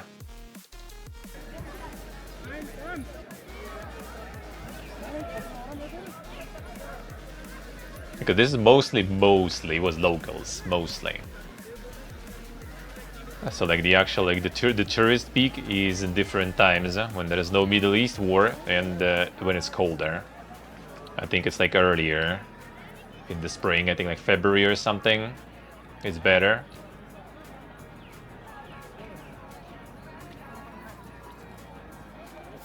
You know, the insane guide that we had.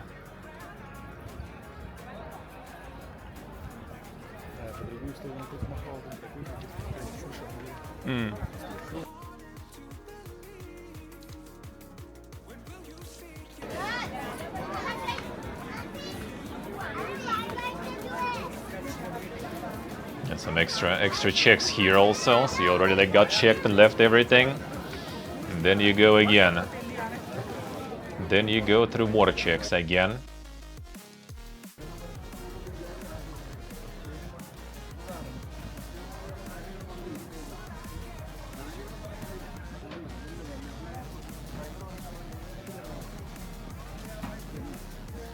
I needed it, but at least here they have like the covers for your shoes, so you don't need to remove the shoes. That's way better. Otherwise, it would also be painful, probably. Yeah, the verse is apparently also like written in the way, so it kind of feels like they the same, you know, thickness, the same size. But yeah, it's also kind of like optical, some optical fuckery basically. And these things are also optical illusion thing.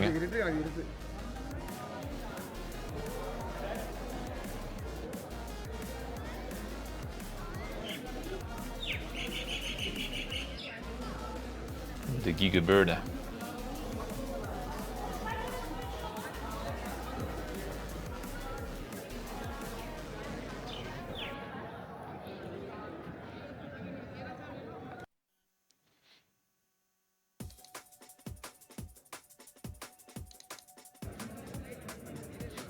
So the opposite side where the river is, yeah, where the black dodge was supposed to be.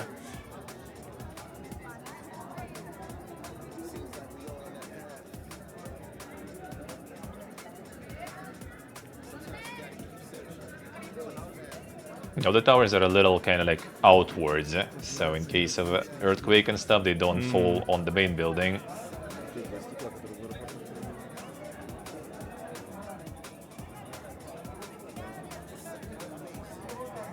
Same stone in the bathroom. Yeah, you need to get all the gems and stuff. You need to get all the gems too, then. Yeah, like this one is like this you can even see, you know, how it kind of like changes when you move. This is the illusion, the optical illusion on that one. Like in the beginning, you can kind of see when you kind of move, it all kind of like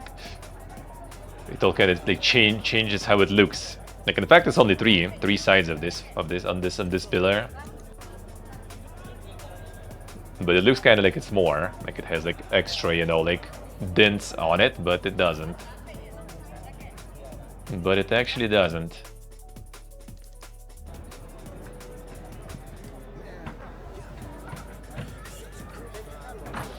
Nice, clean sun, plus 42, feels good. Not gonna miss that heat, that's for sure. But in India it was even a little better. Like Cambodia was way worse. Cambodia was way worse.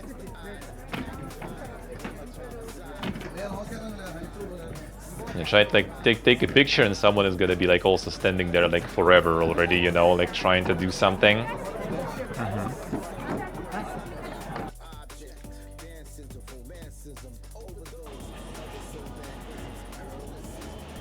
Oh, that was going up the the menorah in the mosque there. Yeah, the connection died there, so I was recording on this one. The flashbacks to Uzbekistan. Uzbekistan was worse though, and I was less fit, so in Uzbekistan my legs after that were in pain for days.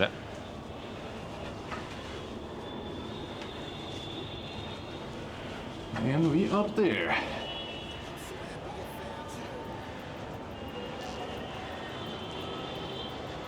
Oh, you can hear the honks here. Holy shit! Alright, all over the place.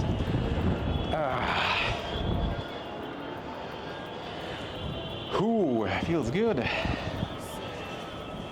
Old man noises, yeah. Yeah, that's the red fortress there in the distance. Yeah, this one I did stream because connection was alright up there. Well, Indian alright. Let's put it that way. In general, it's not that crazy fog in India.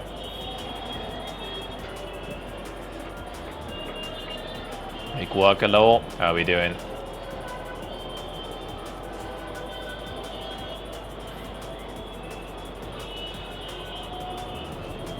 I think I was just kind of like checking the connection at this point. Not the best bitrate, but we can work with that one moment.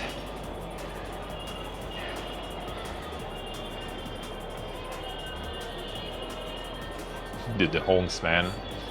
Honks are getting you everywhere there.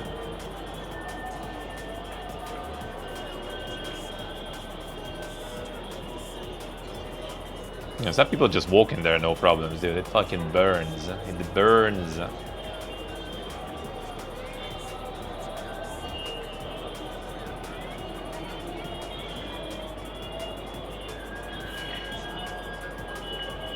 I can even see someone has some insane LEDs there. Right, not connected now. Okay, it works, good. So for some reason only one SIM card again. Like regular modems actually struggle hard here. Yeah, for some reason I Like couldn't my, really make 5G two SIM router, cards actually the work one doing all the almost carry. always. And Only the one. modems suck balls. Like one of them doesn't work at all. Another one worked. Nice work, But nice. not anymore. Okay, gonna try to reconnect it maybe real quick. Enjoying the weather. Feels good. There it is. Maybe a little tourist there. It's actually the Muezzin up there. I didn't notice before that there was someone.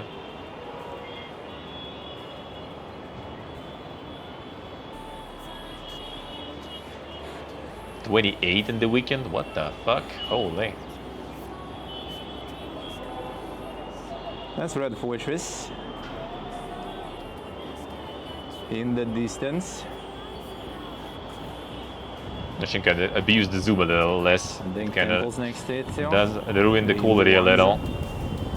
One at least is Hindu. The red one I think should be. Looks like it at least. I think it's Gurudwara or something these are called, eh? What is that? Let's see what I say.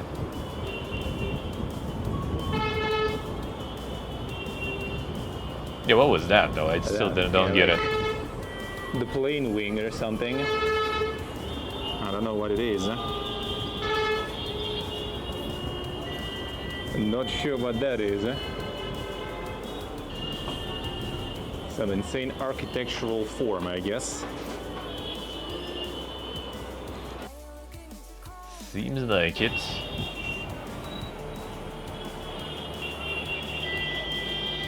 Yeah, not that many tall buildings in general. One moment. Not gonna miss the honking too. That's for sure. I also go barefoot on this one, obviously, because it's in Mosque still. Still there. But it was better than in Uzbekistan. In Uzbekistan, that minaret was insane. Like, that climbing up and going down was pain. Not to mention there was also people going up and down, so you needed to kind of like try to find, you know, the way to kind of like pass each other. A bit deeper step.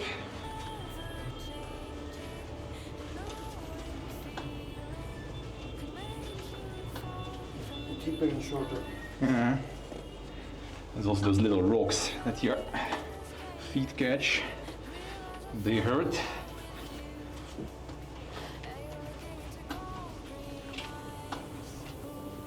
At least in Uzbekistan we were doing all that in shoes. But you did it with side steps. And here you can just walk. Yeah, it's better. Steps are better here for sure. Easier. 100%. Barefoot makes it a bit worse, but not that much at least. Connection there inside, at least it did, yeah. Need to be on stairs. Almost there.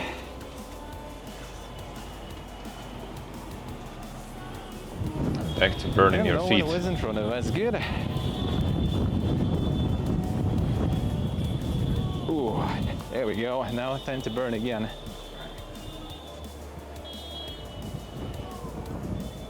The permanent honking, dude. I had never stops. Yeah, that was like accidentally pressing the button there in the store, I guess. Yeah, the menorah did film a little. And with some birds and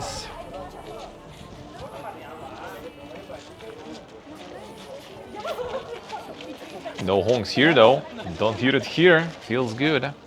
There's like a whole park, I guess. Kind of far from the honk. Kind of far from the honk.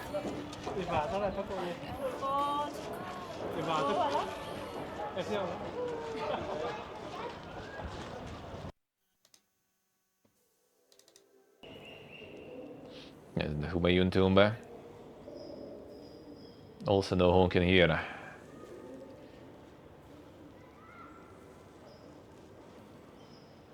Only some pigeons.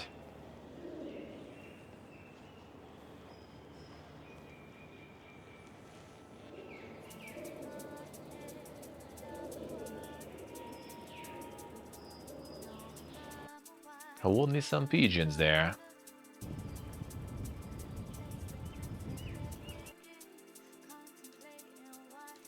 And this is still kind of like working the stream, so I just kind of like took a little. I think it was. Actually, no. I think some of the temples were not really working that good. Yeah, this one is not in the best condition. But that's like the most distant you can hear the railroad nearby, so no one actually goes there, I guess. So they just abandoned it completely there.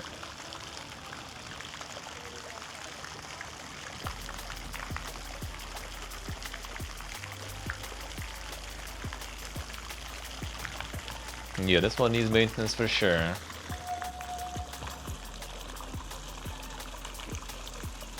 Yeah, even like the HoMM unit itself is not exactly super crazy well maintained, and that's like, you know, the predecessor of Taj Mahal. The inspiration behind it.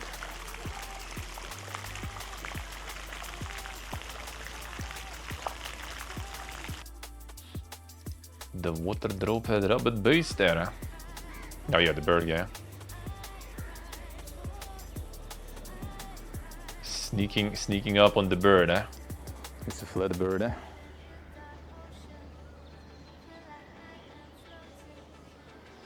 Dude got tired, eh? Maybe dude is sick actually, too.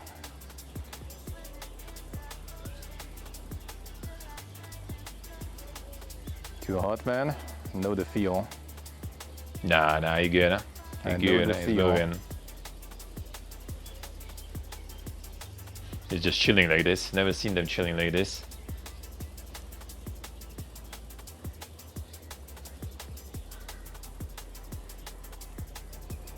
Keep on second brightness. Okay, I was taking a photo there. Alright. Then on zoom. There we go. Then they get the setting to lock the brightness. Now, Bergie is in the shade, eh? I don't know, you only had enough completely? No, what it was Maybe there. he's a bit What it sick. was there.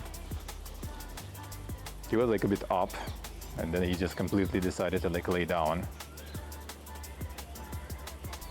Or, yeah, What I think he's it in was shade, there. just What kinda, it like, was maybe plenty. cooling down on the rocks here. Just chilling, I guess. I don't know if I should like approach closer. I'm not like I'm gonna figure out what is up with you. Did I change the zoom? Did I? No, Did I camera. capture? Yeah, I was, I think, still kind of trying to get closer. I'm back to bird guy. That's on max zoom, so it's still kind of far.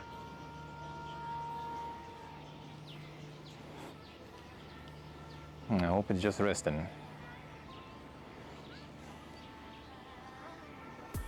Nothing wrong with you, hopefully, dude. Huh?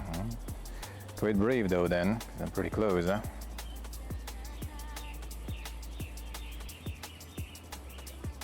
Fine, I'm not gonna be interrupting you, dude. Stay chill. There he is. No, he's fine, dude. He's fine. Off he goes. Alright, well, interrupted the rest, but at least we know he's fine. Feels good, eh? Yeah, I was just pissed, I guess, there. The fuck are you here?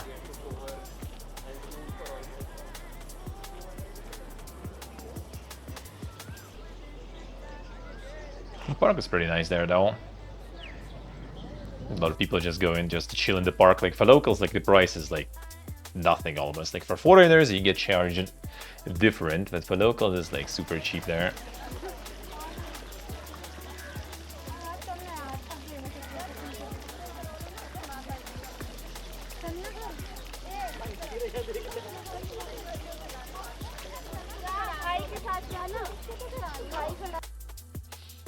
There's also an insane photo in there. Oh, yeah, what was the actual eagles there?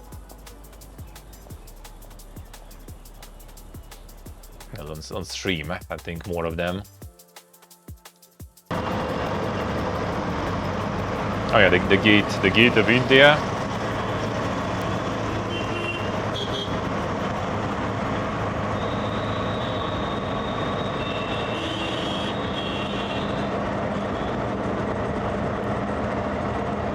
this one.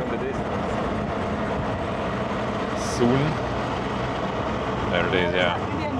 Yeah, there it is.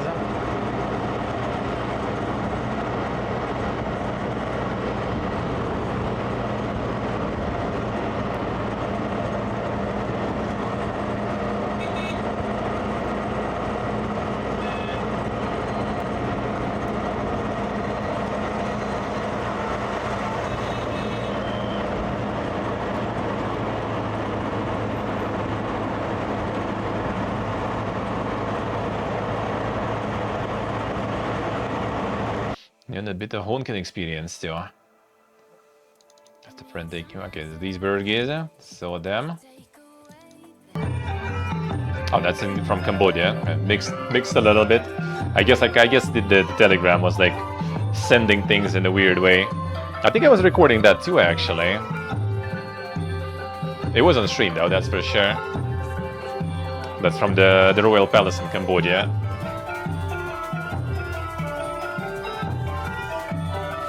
It's the silver bucket, eh?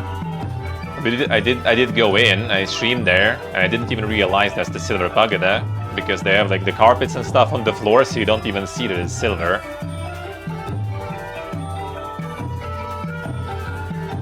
So I didn't even realize where we are for a while. Okay, yeah, it's like duplicating some of the Cambodian stuff there. Damn. Got some cool, yeah, I see what you did there. I see what you did there. Yeah, that's where I started the stream. That's the only way I could kind of like see the touch Bachal really with my setup. And with my setup, only way I could see it from there. So I started my stream there already way later because they didn't let me with my setup in. But the driver got us there to that spot where you can still kind of see it somewhat. Very nice. There they are. Actually, we could buy something too. Yep.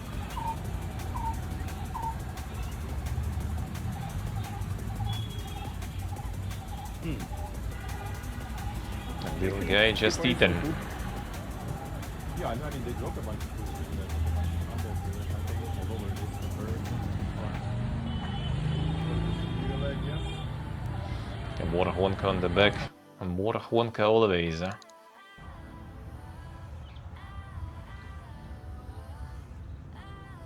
На деревья-то особо не лазит, если честно. А, блять. А я это снял. Like a plastic bag there, yeah. Срать умеешь.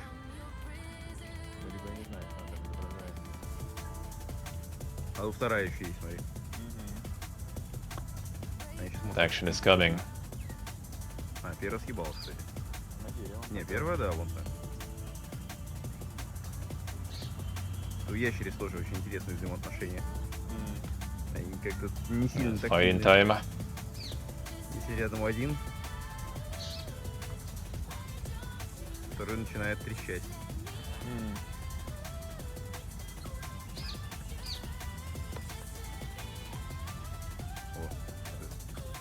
Стейрдаун происходит, ох, ебать, пизды. Get wrecked.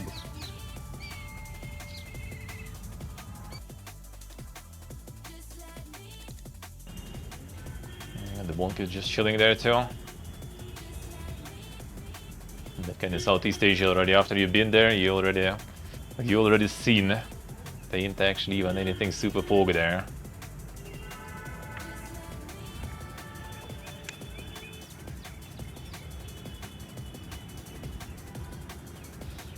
They just going around, minding their own business.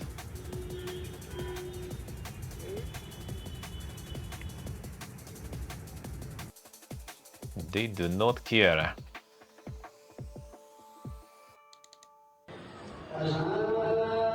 Oh, there it is.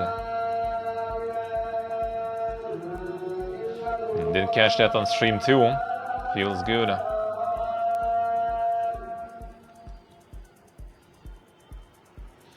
Feels good. DJI ones we got. Oh yeah, the storm. Ah, is it? It might also maybe did land in another in another folder. Maybe it did end up. Yeah, that's already after the London and stuff. And I could end up in another folder then. We'll see. It looks like in Telegram it all kind of got like mixed completely in terms of which ended. Okay, 1 second. Go the last bit. The last bit. The last bit was here. I wonder if I have. No, I don't think so actually. Guess the storm one got lost somewhere maybe. Unlucky, unlucky. I actually, 1 second, I'm gonna check. Maybe I didn't somehow miss that one. One moment. There's something looking like the storm. Yeah, maybe we just didn't link one. Maybe I didn't download one.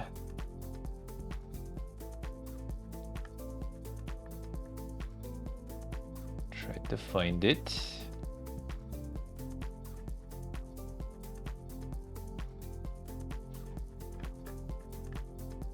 I was on the way to India 1 sec, so it should be somewhere.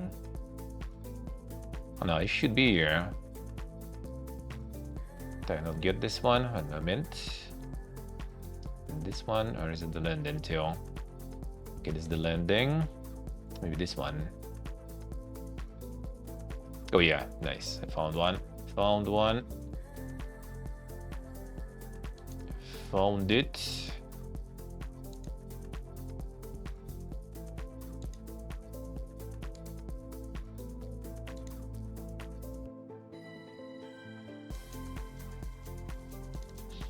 Found it.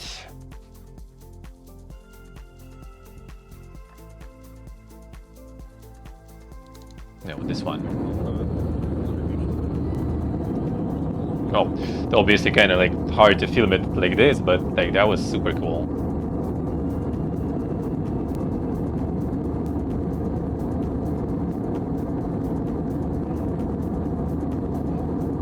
It was like massive, you know, insanely huge.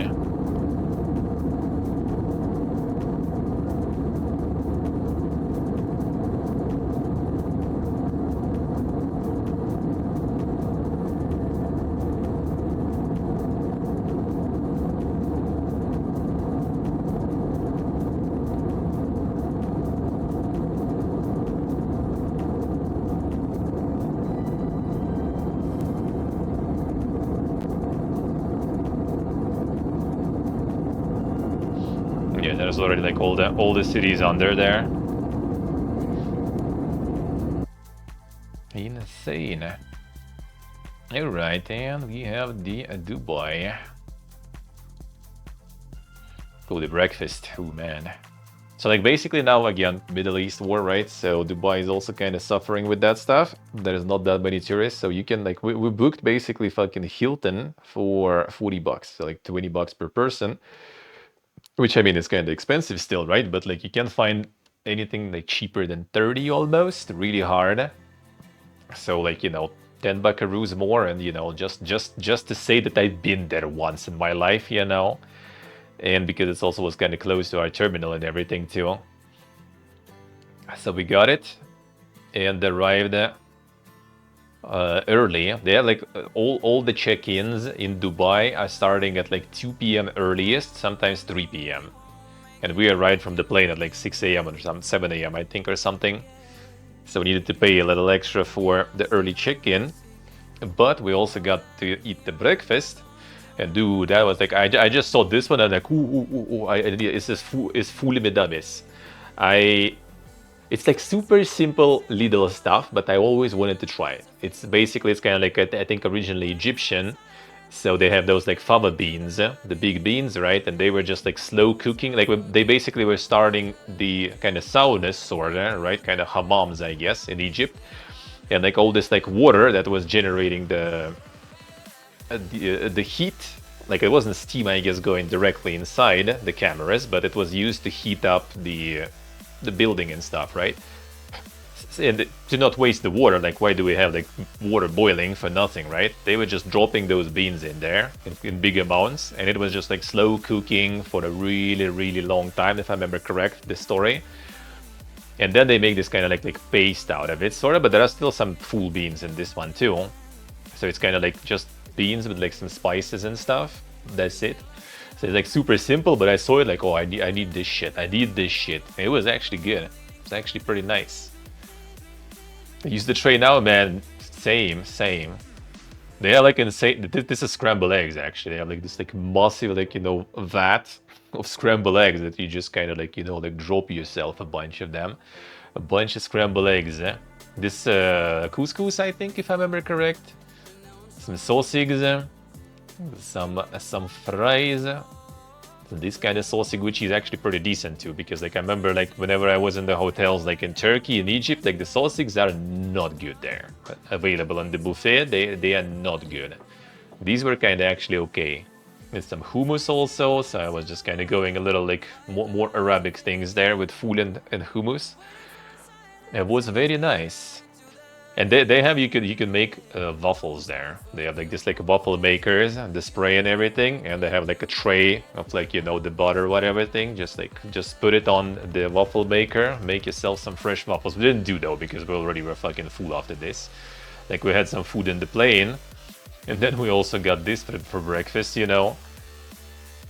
Like you kind of want to eat everything, try everything, so you end up like super stuffed. But it was actually good though. It was really good. Yeah, it was the view from the hotel. Like friend is smoking, so we're like, let's get the smoking room then. And it was like on the very last floor. Alright, sure, sounds good. There was a swimming pool, but I didn't have any already shorts on me. Yeah, that's how the locals swim. Fully dressed all the time. And that's the view from there.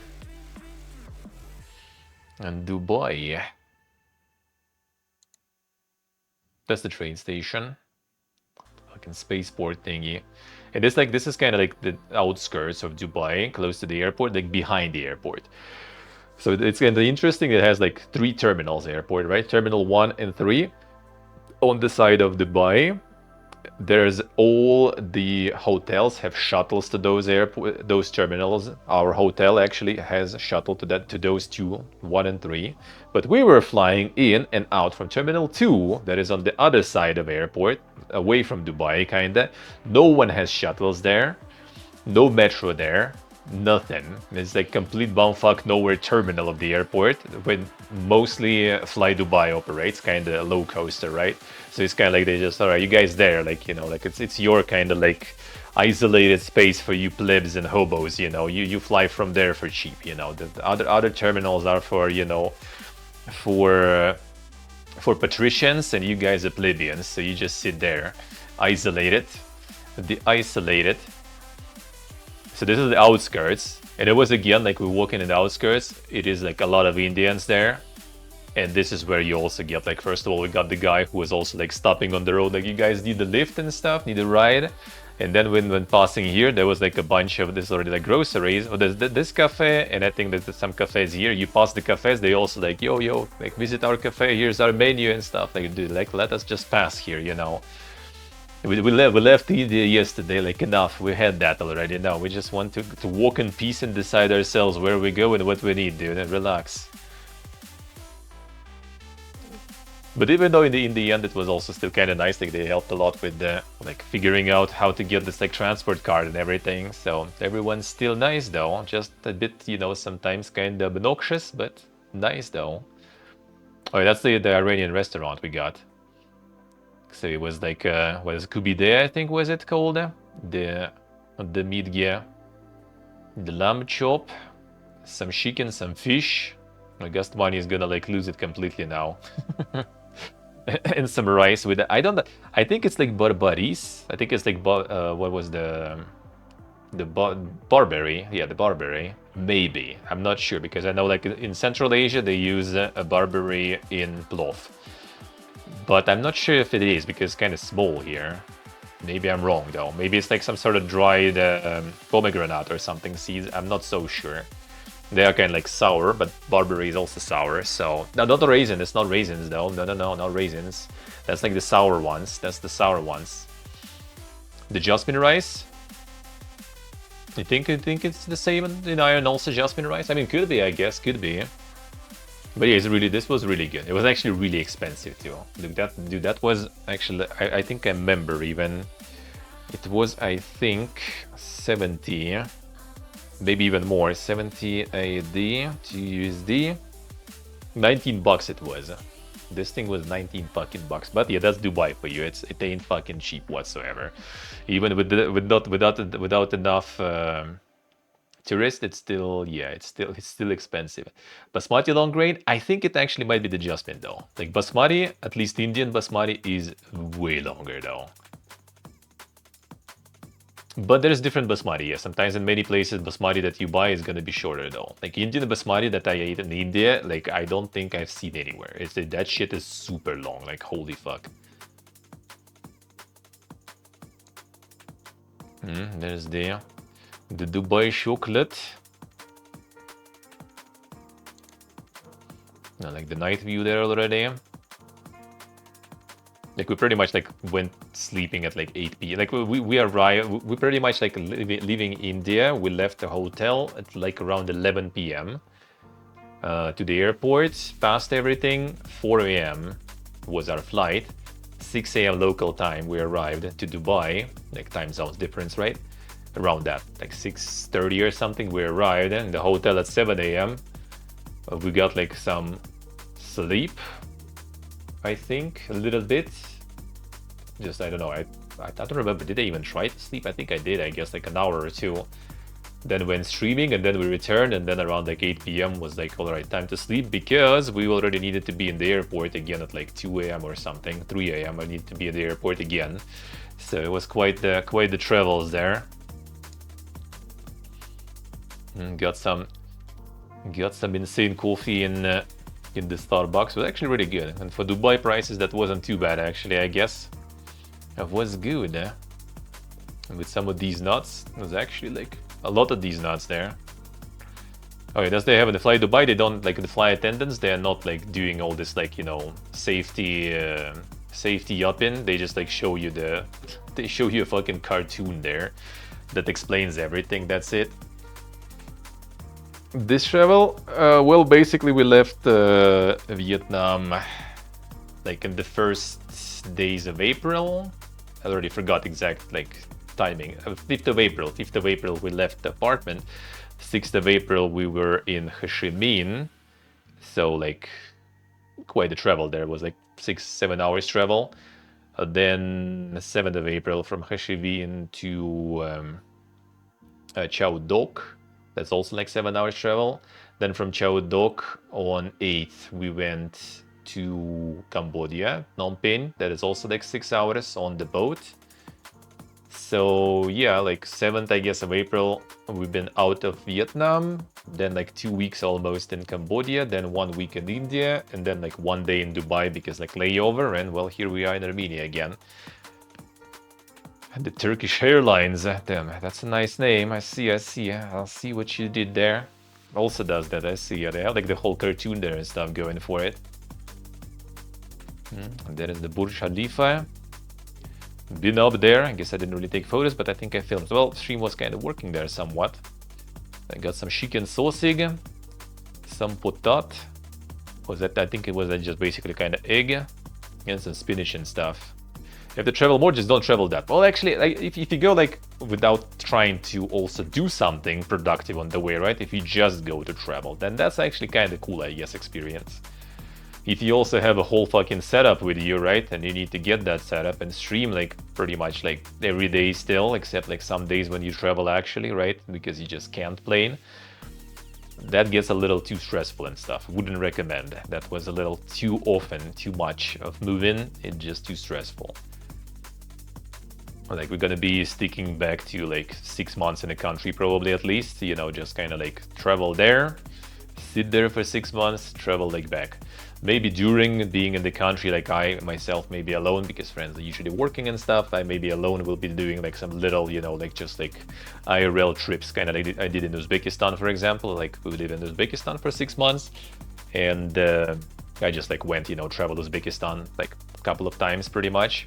Well, and also Tajikistan and Kyrgyzstan and Kazakhstan. So just like quick travels, you know, from the base of operations without carrying all your shit with you, without packing, unpacking, just kind of like, you know, backpack, my setup on, go for a little travel, stream, you know, return back. That I will do still. Like those like constant PP hopes, no, not anymore. Not anymore. Just a little bit of like IRLs, trips here and there. It's gonna be kind of like in general, like winding down. I kind of want to focus more on like, you know, like all the gaming stuff, you know, my jam, my favorite stuff. IRLs here and there just to kind of spice things up for people who like watching that stuff. And for me to like travel a bit too. Ararat Mountain, already approaching Armenia. It looks way more impressive from the bottom. Yeah, that's how you go.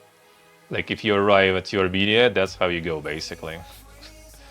Like I guess because of the mountains and because there's Turkish territory, like you can't. Well, I mean Turkish territory is right here, so technically, like you can see the border. I guess Yarıgdırı, right? I wonder if this is the border. Or border is a little. That's a road, probably not the border, I guess. But the border is somewhere here too. So because of mountains, I guess, like it drops the speed and drops the altitude like this way. You just basically like the same, you know, like spin here all this time.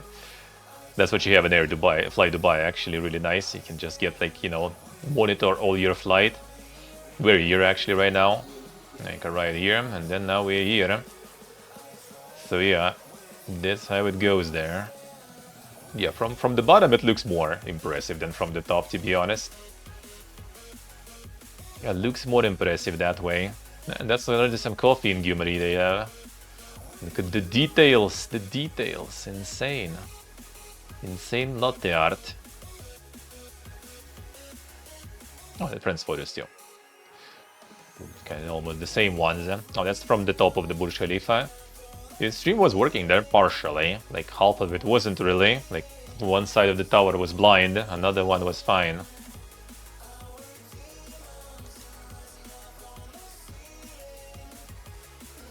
Yeah, that's like for like, you know, the insane oiler, you know, the big money enjoyers. Like some people like that stuff.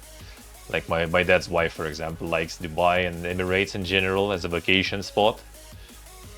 Like for me, kinda.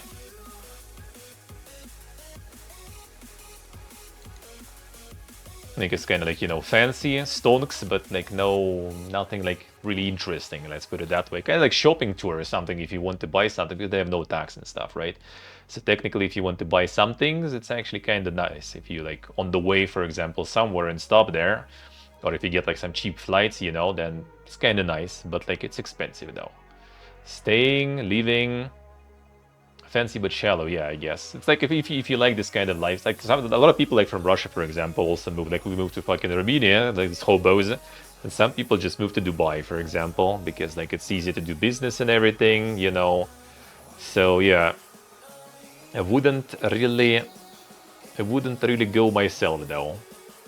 Maybe easier to do business and stuff too, though. I guess kind of go working there too. Like I heard like a lot of Russians also went because like basically if you are like white guy, white girl, I guess too, that knows English, you can find like job there like no problems in like service, restaurants and stuff like that, like easy, no problems. The pay is apparently is kind of like okay, but not for Dubai though. Like for Dubai, you're most likely also going to be living like on the outskirts somewhere, you know. You're totally not going to be living all this fancy life there. Let's put it that way. Yeah, for some people, you know, just to move somewhere is good enough. Yeah, that's the frame thingy. You can also go in there. It's like all the sightseeing spots are basically like, well, we have something, you know, like we build something super fancy, it's super massive, and you can just like go up on that thing and, you know, enjoy the view. That's it. The problem is for Burj Khalifa, we paid $50. $50 per person. Actually, even more, I think, in the end, right? Like, I think a bit more even, like close to $60 or something per person. just to like be here and like take these photos. Just to go up on the elevator, you know, walk around, take photos, and go down. You pay $60 for that. So that was, we kind of we stopped on that. Didn't go there or anything because it's gonna be also probably another $60, and you just go up and check the same views there. Even though I think there's like a glass floor there or something in this one, but this one is also way lower, so you know, not as cool.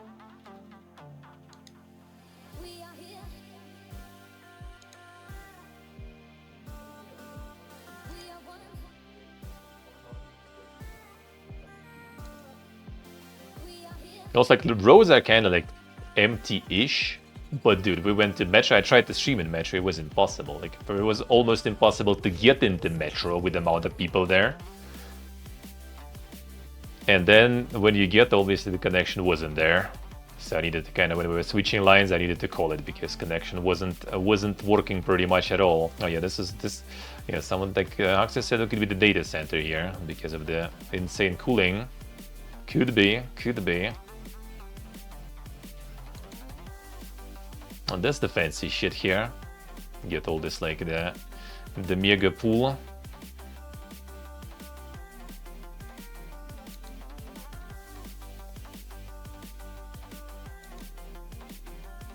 The Bitcoin miner there, yeah, could be. Yeah,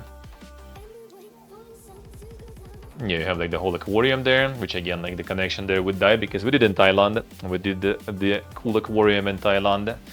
And like when you go in this, like, you know, like the tunnel under the aquarium, the connection there, just forget about it. So I didn't do it here too. But in Thailand, we didn't. In Thailand, I streamed outside of that tunnel. At least there was more things to see outside. And I did film, so I did show already what is in the tunnel. There it is. Yeah, I wonder where was the spot where we were actually. Like which one of these? There's like more expensive ticket. We paid like pretty much like 55, 60 per person. But if you pay like 100 or more, you kind of get some higher floors. I don't know, man. Is there anything better there, or is just literally higher so you pay more? Like, I don't know. Not so sure. The mosque. And that's already like flying. Yeah, Fred got some dank shots of the Ararat mountain. That's kind of better one. That's the better one. I mean, he also has a really good zoom on iPhone though. Not worth it. Yeah, it's just like something like I've been there, done, you know. Yeah, it was like when we were landing, I think it was on his side. That was better. Done. And then did they? Yeah, did film a bit on top there.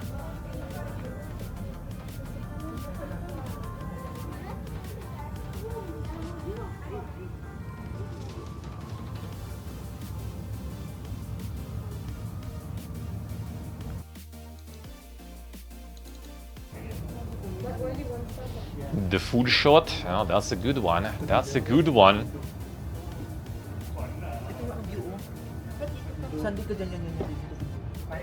And like there was also like a lady taking photos of you on top there.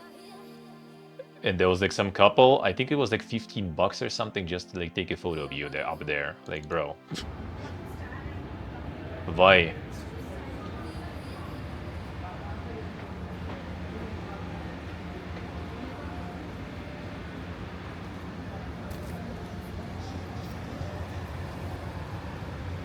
Oh yeah, they also didn't let me to get the microphone on this one. I needed to store the microphone here, I remember now. I needed to store the microphone, that's why like the sound is a little worse. Microphone's also not allowed, eh? Alright, sure. I have microphone in my camera, easy life. Yeah, there's the arc there. The frame, I had to buy. What was it arc called? I don't remember actually. I thought it was frame.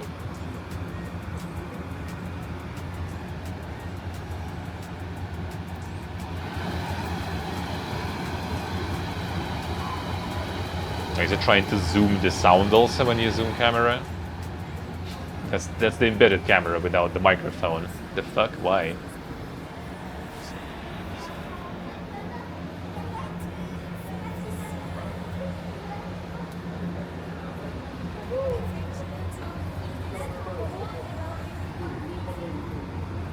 The traffic is fine, but you go in the metro, like, bro, that was like Moscow metro has nothing on that. Well, actually, Moscow metro is a little kind of like more spacey, you know, I guess.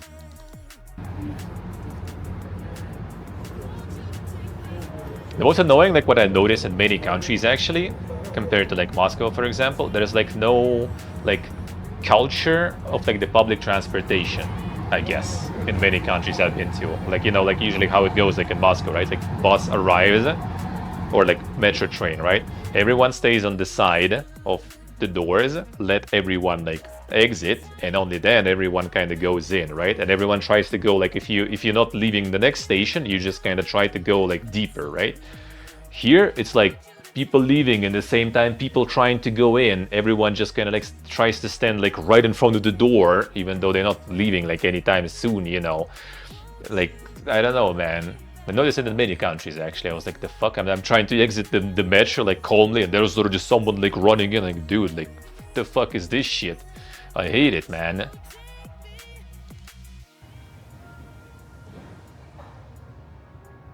Oh, microphone? No, microphone I think is fine. Yet, right? I think, should be. It might be dying soon though. Middle East, I mean Southeast Asia also, is everywhere. Yeah, I think it's fine for now. I think it's fine for now. But it's soon gonna die though. It's soon gonna die. Should be. But it did show that I was live when we were going up the elevator. But I don't think so. Because when you're going up, it shows you like a whole fucking like show there and stuff in the elevator. That was cool. Going down, it just like shows like, I don't know, like some like fragments of like, you know, like documentary about building, I guess. It wasn't that cool, but going up, it was really cool though. It's really fast elevator. Your ears just kind of like get like pop all the time. We're going super fast. Going super fast. Super sport car industries, yeah, we've seen some, and we haven't been even outside much, outside of outskirts, right? Leandor, hello. On outskirts, we haven't seen Ferraris and stuff, but when we even like been near the windows, you know, in the mall and stuff, like we already seen like one Lambo we saw for sure, and some more stuff, I think, like Mustangs and everything. Like there is plenty, yeah, there is plenty. There is plenty of that.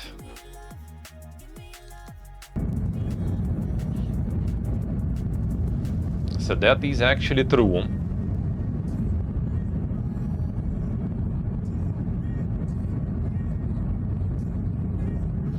Yeah, the second terminal is like the Hobo terminal. That's basically kind of like only the low coasters only fly Dubai.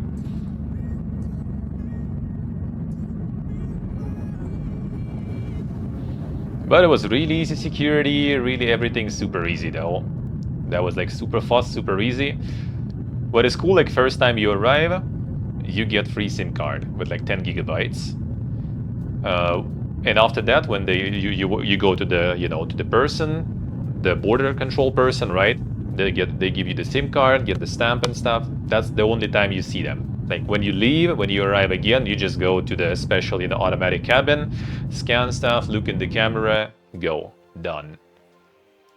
Which is cool. But Kuala Lumpur was even cooler. In Kuala Lumpur, even in the first visit, I didn't need to go to any person. I just went, scanned my passport, first visited the country, looked in the camera, went in. Same on the way out. Like no stamps, no, you know, lines, nothing. Like Kuala Lumpur so far was like the poggiest airport.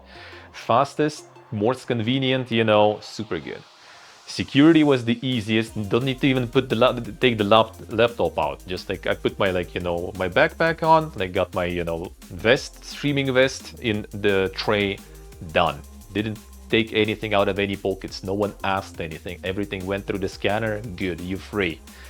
That was the best. And they have fucking free shower in Kuala Lumpur airport, so it's the poggiest one so far ever.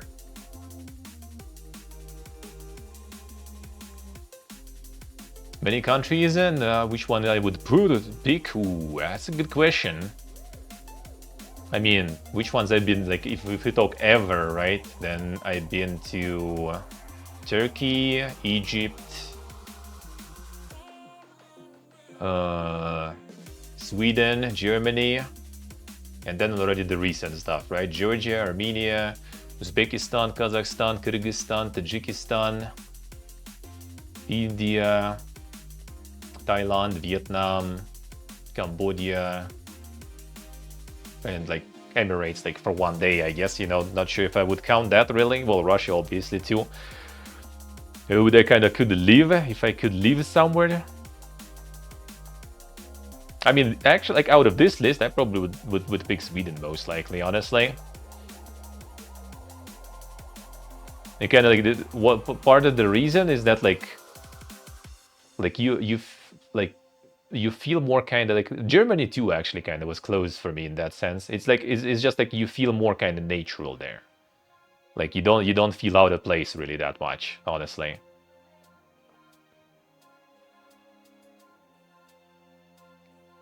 That's a good one. I see. There was some like, you know, like fluctuation in like electricity or something. Because like I mean, like Sweden in this sense is the kind of like a better is like it's very multicultural country and stuff, right? So like you kind of just like no one's gonna be staring at you or something because you kind of look out of place or something, you know. Honestly, I'm not gonna lie. Like when I was there, it felt good. Not to mention, yeah, I kind of already have some friends there, you know, would be kind of nice. If you're not taking like Europe, for example, then it's already kind of harder though. Because like there's not that many countries where I would like stay forever, honestly. Most of them kind of just nice to visit and just to be there, but not for long. Just got the citizenship, hell yeah, let's go. I mean, I have friends there too. I love Berlin actually. Like I know a lot of people like shitting on Berlin. I love Berlin. I mean, Berlin was feeling kind of like Moscow, but better. Like, you know, less crowded. And that's it. Everything else was kind of the same, I guess. Japan? Nah, probably not really. I mean, also visiting would be cool, but living forever, not sure. Living, staying forever, not a lot of countries. Like Armenia, Georgia also kind of good, but living forever, I don't know. Armenia maybe actually kind of. Like if I would need to pick, then yeah, it probably would be kind of like either Armenia or maybe Uzbekistan. Uzbekistan actually is really cool too. Uzbekistan is actually really cool. See what I say. Like Georgia is actually nice, but yeah, in Georgia as a Russian, not really good. They don't like us for a reason. Even though you don't really feel it too much, it depends where you are though. In Tbilisi you can kind of feel it sometimes. But I guess if you learn the language and stuff, you'll be fine. But yeah, still kind of a little weird feeling, you know, let's put it that way, I guess. It's nice to visit, but like permanently be in that feeling would be not nice though. Like Armenia is okay though. Like I'm returning to Armenia already for like 4th time sorta. I've been here first for like 8 months. And then I returned for 2 months, then I returned again for 2 months, then I return now for a month basically, and then in the autumn I will return already again for like 8 months or something. So like, and it's nice to return all the time. Like, it kind of feels like home. Let's see, Gustavare, I see. I see. And yeah, you had no problems with English in Sweden. That's also a good part, right? Because in Berlin, for example, there were some moments when it was kind of tricky with just English. For example, even though most of the time I kind of had someone German with me, so it was not a problem. But yeah, out of all these countries, where I would return, Vietnam, for sure. We're going back, maybe 27 or something. We go back to Vietnam like 6 months probably or something. Longer term. Like friend can only go 6 months most likely because of his Armenian residency, but I can do more. Maybe I'll do more. We'll see. Like I still kind of do want to do this trip to Japan for Tokyo Game Show before they also forbade all the streaming and stuff, you know, and made traveling too hard. So I would go to Japan probably just to kind of like cross the line of there, and on the way also visit China. And then from there, maybe already go to Vietnam and stuff and just stay there for long term, sort of, well, like 6 months or something, because I kind of want to do like some dentist stuff there in Vietnam. It's good and cheap, so, and I kind of do need like some just to get some implants. Already like for a while missing a couple of teeth here before, like right before the wisdom ones. So I would fix that. I would fix that then, and some other things too. And it's nice. Vietnam was really good. Vietnam was really good actually.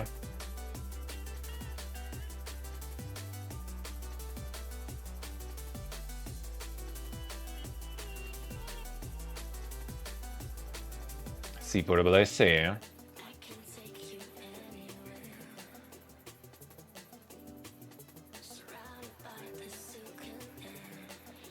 Love travel China? I kind of plan to, yeah. I want to. A little bit, not like super crazy. I mean, I did have some crazy plans in a way too, but like after all these crazy travels, I'm not sure if I want. It's just very stressful. But maybe. Totally worth it. I see people. I see. I want to do that too. And back home right now, implanting is insanely expensive. Like I learned how much my aunt paid, and well, I mean, she's replacing both jaws completely. Like, so it's full implants, you know, up and down, and she's paying like $20,000 right now, and that's actually 2 times cheaper because she does it in her hometown and she does it with some connections. When she was in Moscow, she asked, it was like $40,000 to replace both, you know, all the teeth completely on both jaws up and down. It's like $40,000. Like, bruh, I haven't seen those money ever. So yeah, I would rather like do it in Vietnam. I mean, I'm not gonna do all of them, right? I still just need like a couple of implants here and just like some minor fixes here and there. Maybe already some old removed root canal ones. Maybe already time to remove too and get some implants there too. So yeah, like nothing super crazy, but it still would amount to some solid amount of money. So I would rather save that. Yeah, hell yeah, 40K for both jaws. That was in Moscow though. That was some fancy shit. Pull it out and give the dentures. I mean, that's pretty much it. I think they remove all of them up and down and putting a few implants to get the dentures on. I think that's the thing. So she's going to her hometown and she's going to get that for 20K, which is also a lot in my book, I would say.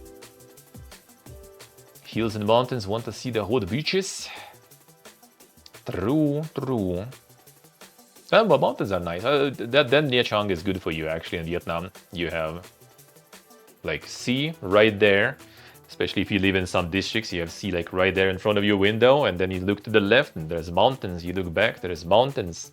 Feels good.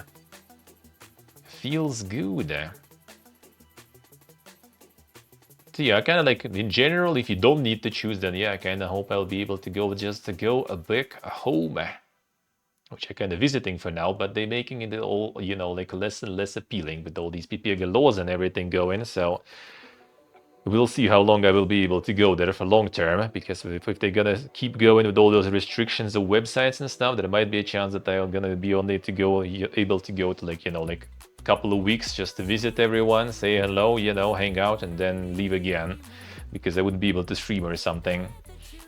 They do keep doing some PPG shit, so we'll see about that. Otherwise, I would rather just stay, because all my friends and family there. That's why I'm gonna return again for summer. And then we're gonna be here for the winter. So I'm gonna be kind of like chilling in Armenia, recovering, you know, the money is lost. Because for these travels, I kind of did end up like, you know, getting into my piggy bank also to have enough. Even though, to be honest, like most of the money is just PP poofed in like the first bit of the travels, like Thailand and stuff. Like in Vietnam, I actually was like spending not a lot at all. But I guess I also got like the camera, the Action 4, right? I got GPU, the whole GPU, fucking expensive, and SSD also. That was alone pretty much over 1,000, I think, total. So I guess that's not something you do every time you travel somewhere, right? So could be less if you travel normally, but Vietnam was really budget. That was really good. I love that. And I literally can just like set aside, you know, $10-20 per day, and you will be like absolutely amazing. You would be like eating on the outside, you know, not cooking anything and eating all the fruits, all the pho, drinking coffee in that amount of money too. And it will be completely good. Completely good. That was pretty nice about Vietnam. That was pretty nice. And the rent is also pretty cheap. And we had expensive rent actually, but it still was cheap.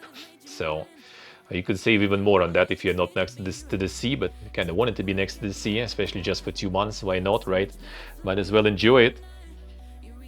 No, just like groceries, food and stuff, you know. No, not groceries, food, just eating pretty much. Like you go to the cafe and for breakfast, for example, you eat kind of soup in Vietnam. Well, I mean, there are other options too, but like if you go like with the normal one, you get some pho. Pho gonna cost you like $2.50 per bowl, the big bowl. Then you get like coffee, for example, if you want. My coconut coffee will be like 50 cents. No, okay, more. No, closer to $1, I guess. So you pay like $3.50, let's say, and you got like a meal, solid meal, like, you know, some soup, coffee. That usually was my kind of breakfast, either like just soup or like one day just going to like the family place that is a bit cheaper and just getting soup there. Another day going to another place which is a little more expensive. Not that much actually, like 10 cents difference or something, and getting some coffee on top of that. So like let's say $3.50 for sort of breakfast, and then for the rest of the day I was getting usually like a bunch of fruits, which was like less than $1 really, like some chopped pineapple or peeled and chopped pineapple, or like some like assortment of fruits like dragon fruit, watermelon, you know, that kind of stuff, or just a bunch of pomelo, and that was like usually $1 per tray, so like $4.50, right? Then I was getting usually some like salad, like Caesar salad or something like this, some local Vietnamese stuff. We didn't have a microwave, unfortunately, so I was getting like something that you don't need to reheat. So like some salad or something usually. That was $1, maybe $1.50. So we go into what, like $5.5, $6. And then I guess something for dessert, like some tiramisu or something, that was also $1. So like $7, $8, I guess, was my daily, you know, kind of food, and I don't need anything else. Every once in a while, you just kind of like, you know, get like, I don't know, like a bottle of like soda that will last you some time, or like some chips or something, you know. It's like in $10, technically you can be good, pretty good there. And that was a pretty expensive district also. Like you can kind of cut on the price even a little more if you want. Or if you add some more on top, then you can eat like a fucking king in the cafe 3 times a day, and that will be like $20 probably. Yeah, most likely. It's like in $20 you can live like a king there per day in terms of food and stuff. Living expense is a bit more though, because yeah, we paid $600 per month for 2 people, so $300 per person. So add $10 extra per day. So like with my HoMM budget, I guess it was like $20 per day, max, with living and everything. So like $600 per month on everything, and you good with rent and stuff. Well, actually bills, I guess you need to add a little on top of that, but bills weren't that bad. Bills were kind of all right. So yeah, I guess like $25 per day, and you can stay there. Yeah, so yeah. Well, Thailand is more expensive. Thailand you spend more, for sure. Cambodia also too. Cambodia, actually, I was surprised. It was like way, after Vietnam especially, it felt super expensive. Like in Thailand, I actually was kind of like burning money quite fast, really. In Vietnam, I was like, actually like, wouldn't say saving, but it was actually kind of like lost in the supplies. So Vietnam in this sense is good. I'm not sure about Laos, haven't been. Maybe next time, we'll see.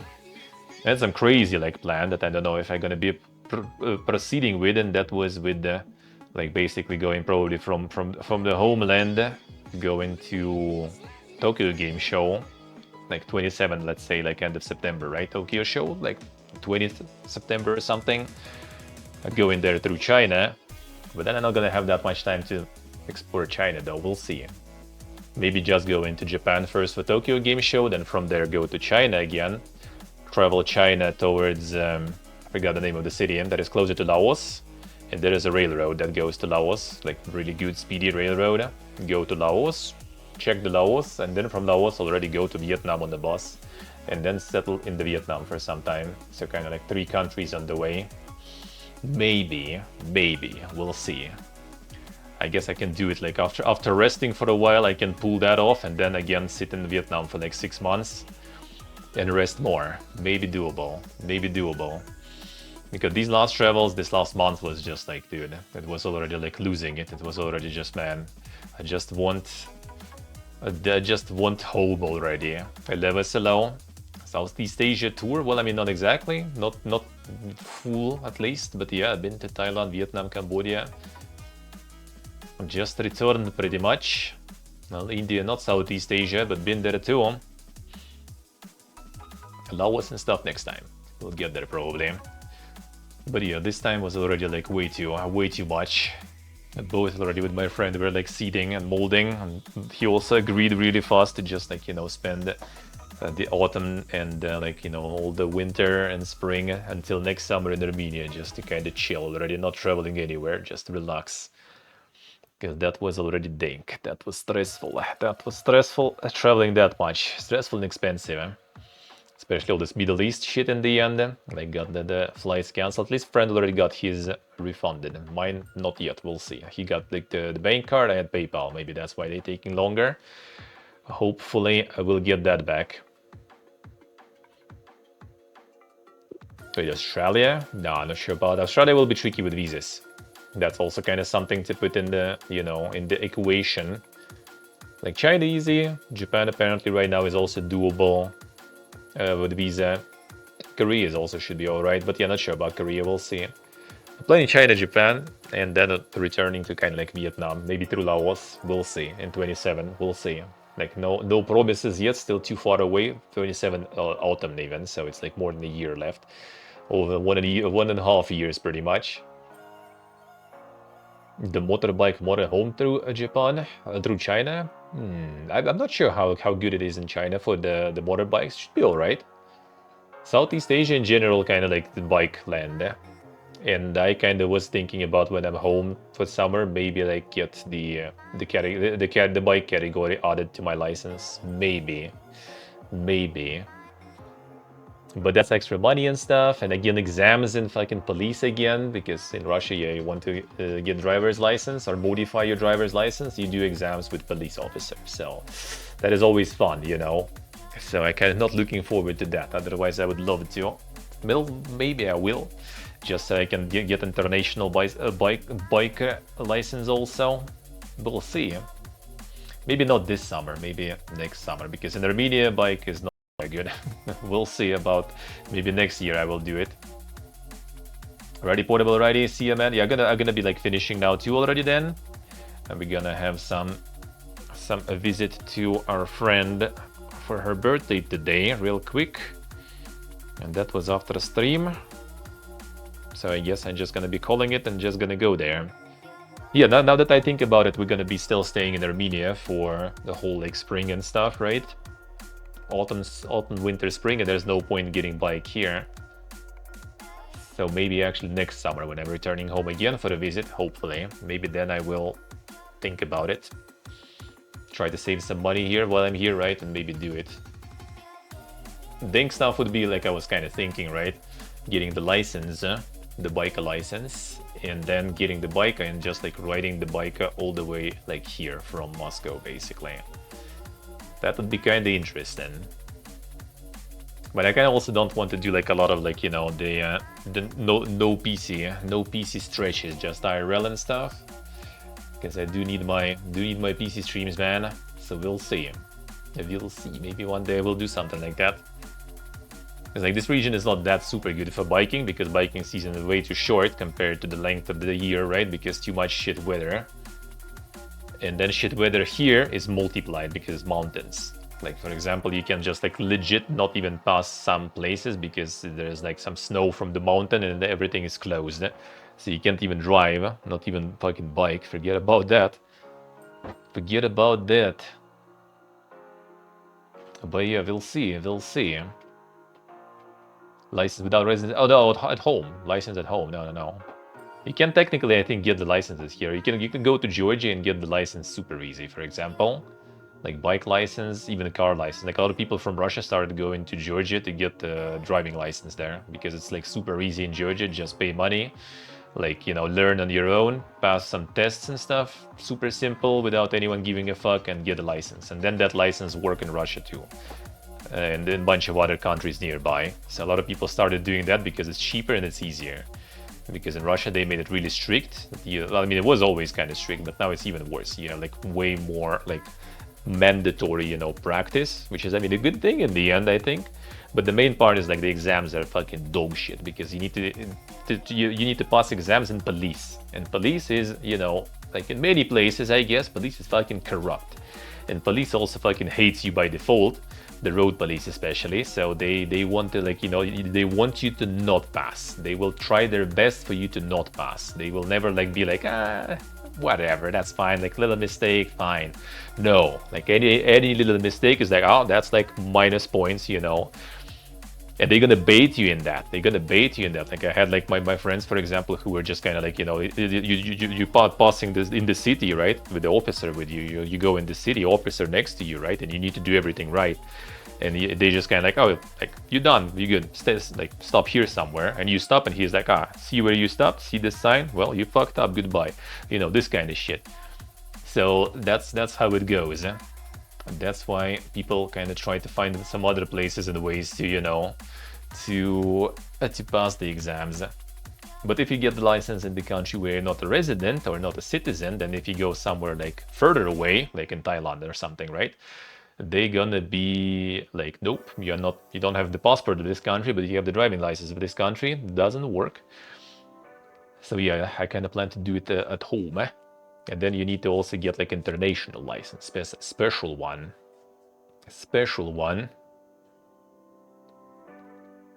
Teachers kind of like, they usually like when you have two exams also. You have exam inside your driving school, and then you have exam in police. Like a driving school exam is like super easy because they kind of don't really care too much. Like you paid them, right? They taught you, and they kind of like, all right, some mistakes here and there. They're gonna tell you like, yo, dude, you better like work on that, like do it differently, because in police they already not gonna, you know, be so lenient as I am.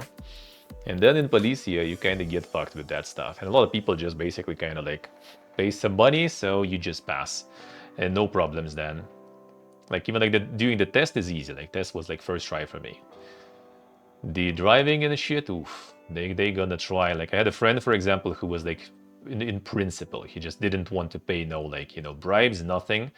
He did like 4 attempts or something. On the last attempt, they already saw that they are not getting any money from him. They're like, all right, fine, bro. Sure, okay, you passed.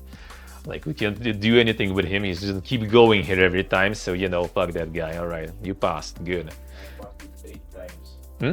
I passed it 8 times. You got 8 times? No, you know, my friend had 8 attempts actually to get the exam. There it is. But if you, like, you know, grease the hand, you do it first time, no problems. I even had a friend who's actually an alcoholic and everything, and he had some issues with his. Basically, he was on some register sorta in police because he had some like adventures while drunk, right?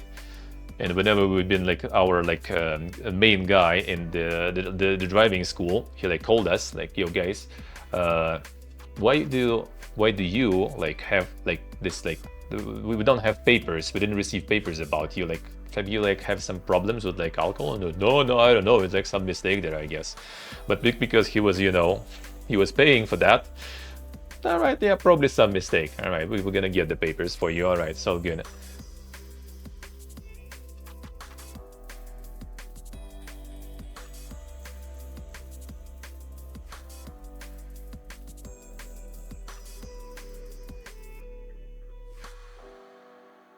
There we go. Like permanently drunk almost, so he never really was driving ever. Bribes cheaper than 8 attempts. That's the fun part. Now they made attempts harder. You need to after like 2 or 3 attempts, you need, or actually every single attempt, you need to pay extra. If you fail some amount of attempts. I forgot. Like I was reading recently about that stuff. But if you fail some amount of attempts, they basically send you back to study again. And study is expensive, dude. Like all this shit is like I paid back then like $200 or something, I think, for the full course with like practice, you know, lectures and stuff. It was around 200. Maybe back then was different conversion rates, so maybe like 400. But that was everything, like full course. And nowadays you have like, first of all, different prices. Second of all, now you have double the required amount of hours that you pass in practice, right? So it's even more expensive now. I think I checked like the bike, for example, to get the studies for the bike and get to the exams, you need to pay $500, I think. Hey Panda, hello. How we doing, man? I think it's now $500. And you get like, you know, the practice, theory, the lectures, and then you can go to the exam. Hey Ultan, hello. So that is 500 now already. And that's also kind of like you know, speedy way. So they're not gonna be teaching you that well.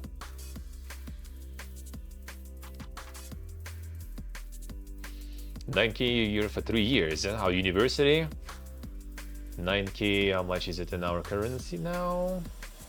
Yeah, that sounds about right. Yeah, sounds about right. That sounds about right.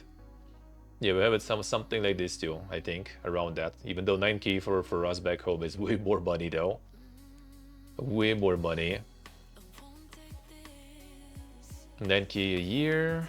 Yeah, and that's what my brother paid, almost. A bit less, I think. He paid like maybe like 7K or something a year. Like I was kind of lucky because we first were in college. In college we paid like way less. Even the conversion rate was different too, but that was like less than 1,000 a year, I think. And then it was yeah, university. I was in kind of like the program where I already was just arriving for exams, kind of studying on my own, sorta. And for that I also paid like less than 1,000 per year, so it wasn't too bad. It wasn't too bad. It wasn't too bad. All right, so let's we kind of done with this then. We kind of done with the recapping. So gonna be calling it a day then. So yeah, tomorrow we back. Tomorrow we do some heroes in the morning. And then we do gaming news recap for the week, the usual gaming news time, around the noon European time. We gonna be doing it as usual on Sundays. So yeah, just gonna go. Yeah, we're gonna need to go to basically say happy birthday to person sorta in their bar where that she owns. And yeah, like just like drink some like probably coffee or something and peace out sort of, because you're not really into the bars, not really into the partying, but need to kind of say happy birthday. So I guess we'll kind of go.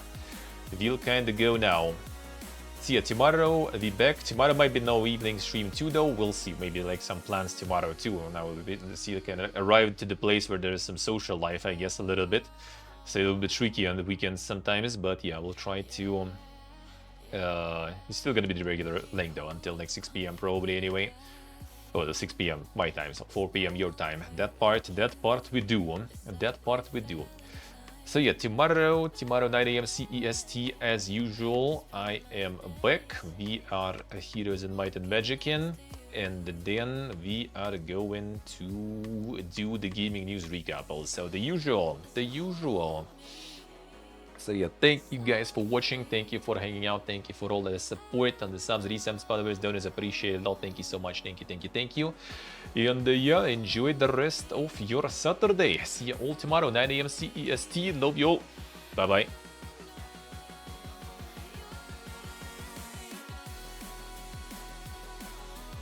Yeah, thank you everyone for the postcards and other things that you guys got through my travel. We will get some probably more. We probably will get some more of those too, but yeah, thank you guys for supporting the Pipega travels. Hope you did enjoy watching the IRL streams and the recaps about them. I wouldn't be able to travel it without the support. Thank you guys, thank you.